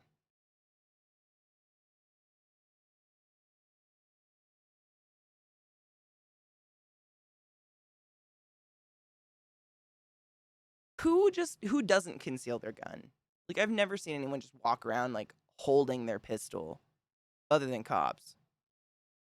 Everyone's sticking it right by their dick, which is crazy. I'm honestly shocked we didn't see more shotten. I'm gonna take a break. My eye is twitching so bad right now. I don't know why it decided to start, but it did. It's so strong. I don't know what to do. It's driving me crazy. I'm going to scream. Let's take a break. Every couple of hours, I take a break and stand up and stretch my body and get my blood moving, and I encourage you to do the same. I also run a 3-minute bundle of ads because if I don't do it on my breaks, at least every couple of hours, Twitch does it on their own because it's the only way they survive. But I don't need that shit interrupting our conversations because it's rude. None of that. If you've been gifted a sub in my channel recently or today, refresh the channel and you don't have to watch ads for like a month, which is pretty fucking dope. Get it, boo, or an ad blocker or whatever the fuck you want to do. You put in the effort, you deem worthy. I'm going to go pee in a toilet. Got such a good voice. So fucking ranged, man. That dude, what's his name? I have it up, right? Probably does. It never says the two people singing ever, though. Like, give credit, my dudes. Yeah, literally. No names. What is his name? Fuck. It'll come to me. Fantastic. The Logitech 4K. Ooh, nice. I have the Elgato face cam, I think it's called. And it's so good. Like it's just, it saves your settings. Which in 7 years of cameras I've never found one that would save your settings every day. Like it was a hellscape. Like you were remembering numbers no person should have to remember, you know, just to remember like your lighting and exposure and shit. It was so stupid. It was anything that can make day-to-day easier is a winner. A fucking winner. Welcome, Mirage D&D. Welcome. I was just about to start, I've been streaming like 5 hours. I have had the most severe eye muscle twitch for over a month now, and I was telling Chad about it for far too long. It's driving me crazy, but I think we should just dive in. I really want to play more Resident Evil Village, because we literally just found a very scary witch, and I want to follow her. And by very scary, I mean badass bitch who, like, crushed someone's skull in the air. It was so cool. Oh, I'm stacked. I'm so ready, Viata. I still have that whole bowl. Sometimes I just never know, but I really do nurse my bowls. Like, you can kind of see. I barely hit the corner, and then I cap it so it doesn't cook the rest of the way. Cap it with something that's not going to melt into it, obviously. I usually use the little porcelain dab containers because you can't hear it. Porcelain. Don't melt. Which is nice. You don't want to be putting plastic on something hot and smoking plastic. Case in point, I did smoke cleaner one time and hallucinated. Don't do that. Corey Unloaded, how are you, love? You know what I'm talking about? We just started it. Like, my Steam got fucked up, so I wasn't able to play it for a bit. It's Lady Miranda, I think. We're in the area of Lady Miranda. And so, like, everything I read is, like, the wrath of Lady Miranda, this and that. And then I turned around, and, like, this lady was like, Goosh. It was pretty metal. It was sick. I love this game. I mean, the game is so beautiful. I talk too much. I totally blame myself. No one has control of this except me. So don't, it's all on me. You guys are more interesting. I can play a game any fucking day, but you guys, you're a one-hit wonder, you know? And by that I mean you're more unique. And I'd rather talk to you guys. Ooh, Viata. I put a little dab on mine, but let's go to the moon. Maybe it'll make my eye twitch go away. That'd be nice. Thank you. It's kind of a little bit annoying today. I don't wash my hair every day. My hair is far too thick and coarse. It's a mess. I wash it like every other day, but I washed it last night and it's just so soft. It won't like stay. You know what I mean? I can't stand my hair in my eyes. I peed so much though. Holy muffins. Welcome back. I had to give Trick a little snuggle because he asked for one. Thought he was behind me again. So, you know. That's life with a Doge. Slurm! What's up, honey boo boo? How you doing today? We're playing Resident Evil, and it's creepy. But I like it. Women already scare the shit out of me, so this is just like everyday business. Let's go, shall we? Sorry, I had to pee so bad. Like, wow, hydration. So much urine. Wow. All right, David.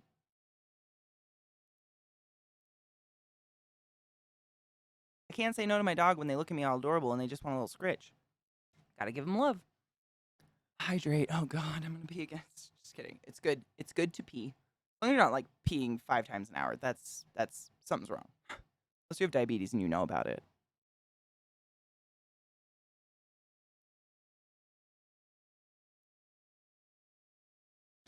Oh, The vid. Oh no. How do you guys think you got exposed? You're vaxxed though. I mean, you're not gonna die, but you're gonna feel like gross.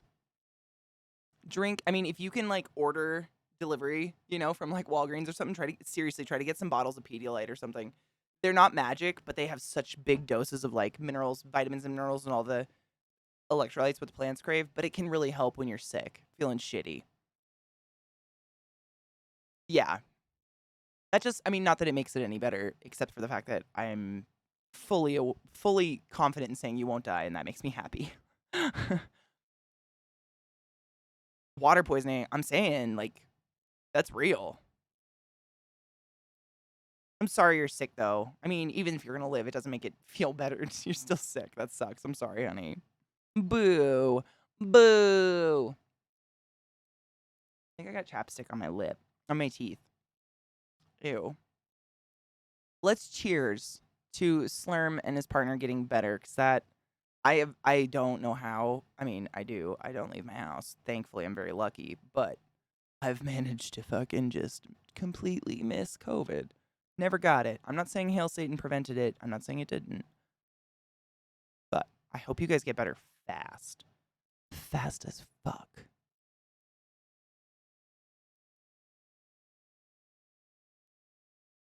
Retro, all the love and spirit, all the love and soul sent.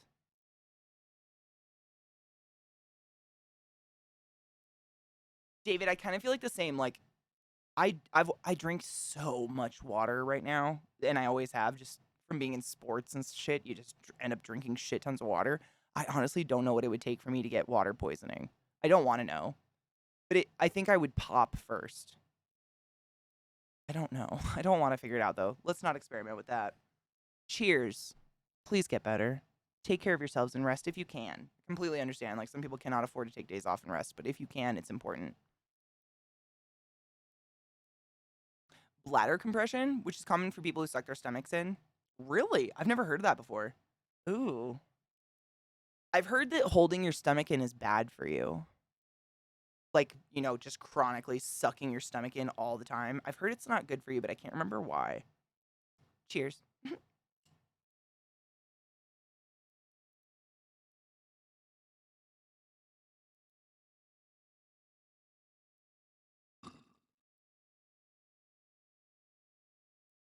Oh, fucks. I mean, there's some people in the community who got COVID like way at the beginning and Thanks, Satan. survived, and they still can't taste or smell stuff. Like, the long COVID symptoms can be wild.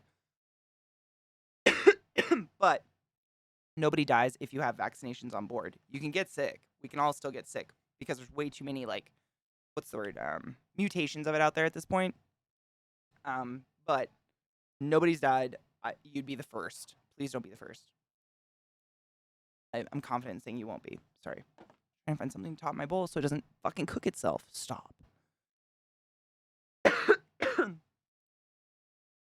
I've never been a suck my stomach in person. That seems like a lot of things to think about all day. Like, constantly holding your abs all fucking day. Holy shit. I'd be exhausted. Greg, I was literally talking about it earlier. Like, this is since right after Christmas is when I dyed it, I think. I re-dyed it blue. I haven't touched it. And it's Manic Panic. Like, the same hair blue dye we were all using in high school that we bought at Hot Topic. Like, it's that. I don't know. It's good shit. It's kind of a miracle. I have no idea. That being said, blue hair dye, I've heard multiple sources, hair people and otherwise, that blue hair dye sticks like glue.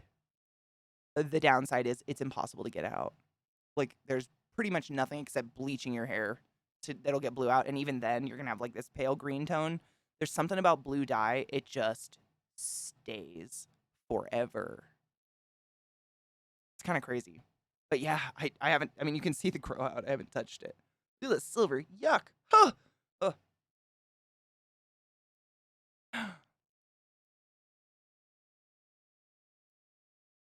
Exactly. The blue is, I mean, and it's not leaking. It's not, or leaking. It's not bleeding anymore, which is nice. It's vegan. It's not tested on animals. This shit's been around since I was like 12 years old. I've been using Manic Panic off and on since the dawn of me dyeing my hair. And it's semi-permanent. So basically, all it is color added to a deep conditioner. That's all semi-permanent is. So if you're getting permanent hair color, the difference is permanent hair color usually has peroxide in it or some sort of lifting agent. So not only is it depositing color, it's lifting at the same time. Whereas semi-permanent has no lift, so there's no chemicals. Like there's none of that peroxide shit. There's obviously chemicals in it, but I don't know. It's just a deep conditioner with some color in it. Vegan is like, it's the cruelty-free I go for. It fucks me. It really fucked me up. I used to wear Chanel Chance perfume every day. It was like people would smell Chanel and be like, "Oh my god, that smells like Katie." Like it was my scent. And then I learned that Chanel tests on animals, and I was like, I'm gonna look into what that actually means. What that means is before you and I are allowed to buy Chanel Chance, they spray it into the nasal passages and eyeballs of beagles and or rabbits for like 7 years. And if they don't die, then you and I can like spray it on our wrists to smell nice, which really fucked me up like a lot. This is just America does this. I don't know where it's happening. I don't want to fucking know. I'd probably go free all the animals or something crazy like that. But it's anything tested on animals. If it's tested on animals, like that's what's happening. If it's mascara, they're scrubbing mascara into the eyeballs of a beagle every day for X amount of years. Whatever the FDA says, they have to do it to prove it's healthy for someone. And that is so, I don't want it then. Like if that's what has to happen for it to be safe for me, I don't want it. Like ever. It's whatever the FDA says. I don't know exactly now. It's different for everything. It really depends on the modality. I know perfume is one of the longest because it's an inhalant. It's something that we're not just applying like a paint that dries. It's something it's aerosolized into the air, you know? I know perfume's one of the worst. Lipstick, anything that goes on your mouth or could be consumed is one of the worst. Yeah, it's just that made me feel really icky. I really like animals. And like one interesting factoid, anything that comes out of China, this is no dig on China, but in China, it's illegal to make a cosmetic and not test it on animals first as a country.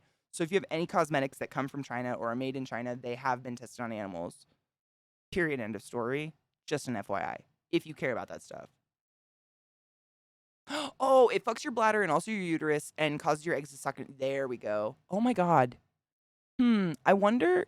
So you know how like back in the 70s-ish, I think, correct me if I'm wrong, the denim jeans, you had to lay down on a bed and like have your friends zip them up and they went all the way up to your ribs. That was like the most popular style. My mom lived in that kind of shit for years. I wonder if that fucked her stomach up. She did have a tubal pregnancy before me. She had lots of miscarriages. She had really hard time getting fertily pregnant, and then me. You're welcome. I have no hate towards China, the Chinese people at all. Nothing. I got nothing. But that is a law in their country, and I don't support that stuff, so I just don't buy cosmetics from China. But I could guarantee probably the vast majority of the electronics I use to stream every day were probably made in China. But I'm not putting them on my skin. Sorry I went off on that. I really like animals. Like, probably too much. I just don't think that's fair. Like, do we deserve a product if it needs to be scrubbed into the eyeballs of an innocent animal over and over to prove it's okay? Like, should we even be testing that? Like,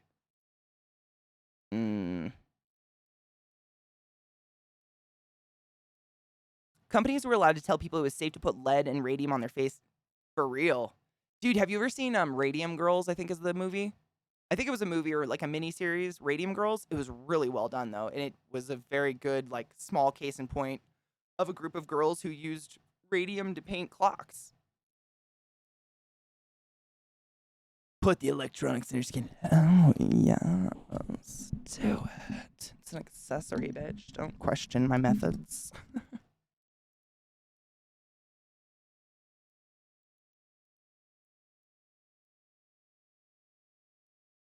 Oh, absolutely, Squeaky, for sure. It's important to me, like kind of stuff. Like there's certain things that are just, I mean, you can't logically really make them make sense to me. Like, well, if you want any good smelling perfume, we're going to have to test it. Okay, then I don't want any good smelling perfume. I don't need that. Like, pretty much all cosmetics are luxury goods at the end of the day. Other than sunscreen, that should be government funded. And tampons and fucking pads, for Jesus Christ. Lol, you're such a dumb creature. You're the only creature that pays to live on Earth.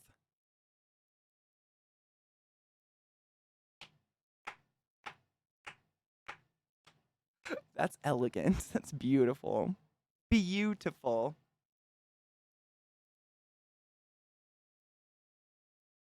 Oh, Texas. Ugh. I went to such a delightfully small school. It wasn't watched, so we got away with a lot. Like my library had a lot of shit in it, but it was nice. I mean, not horrible literature, but I could get a hold of anything, which was nice. The silvers make you look distinguished, even if it's just the roots. I have a patch like right here. I've always wondered if I was hit on the head or something because it's just like a quarter where it's just all silver hair pops out. It's weird. I don't remember being hit on the head, but who knows?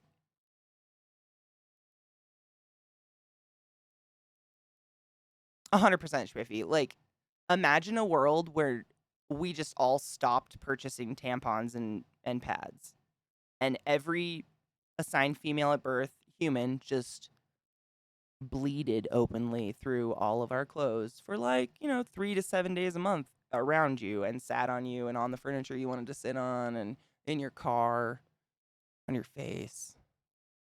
I'm not saying periods are gross. I'm saying blood's gross. Like, nobody wants this. And in order to prevent that, we all spend extra moolah. Side note, if you're a assigned female at birth uterus-owning human being, there is a brand of pads and tampons. It's called Cora, spelt with a C, I believe. Right? Oh, man. Just look up, Cora, whatever. But for every box you buy, they send a box to a school in a city in Africa that I've completely forgotten now. Oh, my God. Look it up. It's real good. That's where I get mine. I subscribe. Because fuck that. Also, most of the mainline tampons have chemicals and shit in them that none of us knew, like bleach, that our pussies were absorbing, and we wonder why we can't get pregnant.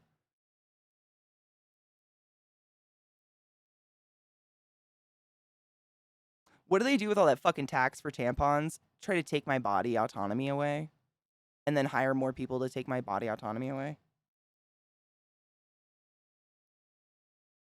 Hair is weird. All my brothers have calico beards, but white blonde head hair. They all are white blonde with sky blue eyes, but if any of them grow a beard, it's red and black and dark brown and white streaks in it. It's pretty metal looking. It's weird.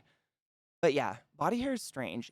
Why is it the beards are the only thing that gets to be cool? Why can't pussies grow like a calico? I might let it grow in. Might be fun.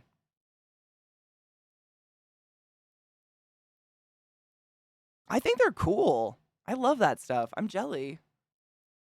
Salt and pepper and chilies now. I think if I let my hair grow out, it'd pretty much be salt and pepper at this point. Mostly pepper, but a lot of salt. There's a lot of salt going on. I'm fine with it, to be honest. To me, I've never looked at gray hair as an aging thing. Skin is the aging thing to me. I remember going to Arizona when I was a kid, and all my Nana's friends looked like what wallets are made out of. And I was like, what's happening? And my Nana would be like, they don't go inside. And I was like, okay. Overaged. There's nothing wrong with aging. But it was damn. But literally, they just baked. It was wild. And they were white women were so fucking dark because they never went inside. They lived in trailer, big, beautiful trailer, those basically a house on wheels kind of thing. But they just sit outside of it literally all day. All day. And cook. It's wild. My Nana was never leathered, but because she couldn't be, I think she would have if she could have. She was pale Irish bitch. She burned. She was the kind of skin, I don't know if you've ever seen anyone like this. I'm trying to think of an example. I think Carrot Top might be like this. And I mean, no shade. It's the type of skin where in the wintertime, they look like paper. And then once the sun hits, every inch of their body is covered in a freckle. There's no space between them. And it's every inch. That was my Nana's flesh. So she did not hang out in the sun. She'd sit in the shade and talk to you in the pool. It's because running my mouth is what caused me the most stress. I mean, same. I think college ruined me, to be honest. I lived next to a lady that looked like her skin was made of leather. I grew up in Arizona. It's weird and creepy. It's like there's nothing left now. Like, I don't think there's any collagen left. I don't know what happens, but it's a different level. Like, all skin ages and sags and wrinkles. That's life. We're all going to do it. It's happening. Don't be afraid of it. But there's a different level when you, like, sun worship. I don't know what's happening, but it's like you could remove a chunk of their leg and make a whole person, they'd be totally good. Like, there's a whole other leg on there. It's insane. I don't know what happens. I'm not a skin doc. In terry cloth bikinis. That's precious. Oh, Greg, dude, one of my sisters, she's got liver spots. She had liver spots at the age of 17 from fake baking on her chest. I was like, those are liver spots. She's like, no, those are freckles. I'm like, no, they're not. You need to stop fake baking. That shit's killing you. She lives in Texas now. Who knows? Shall we get creepy?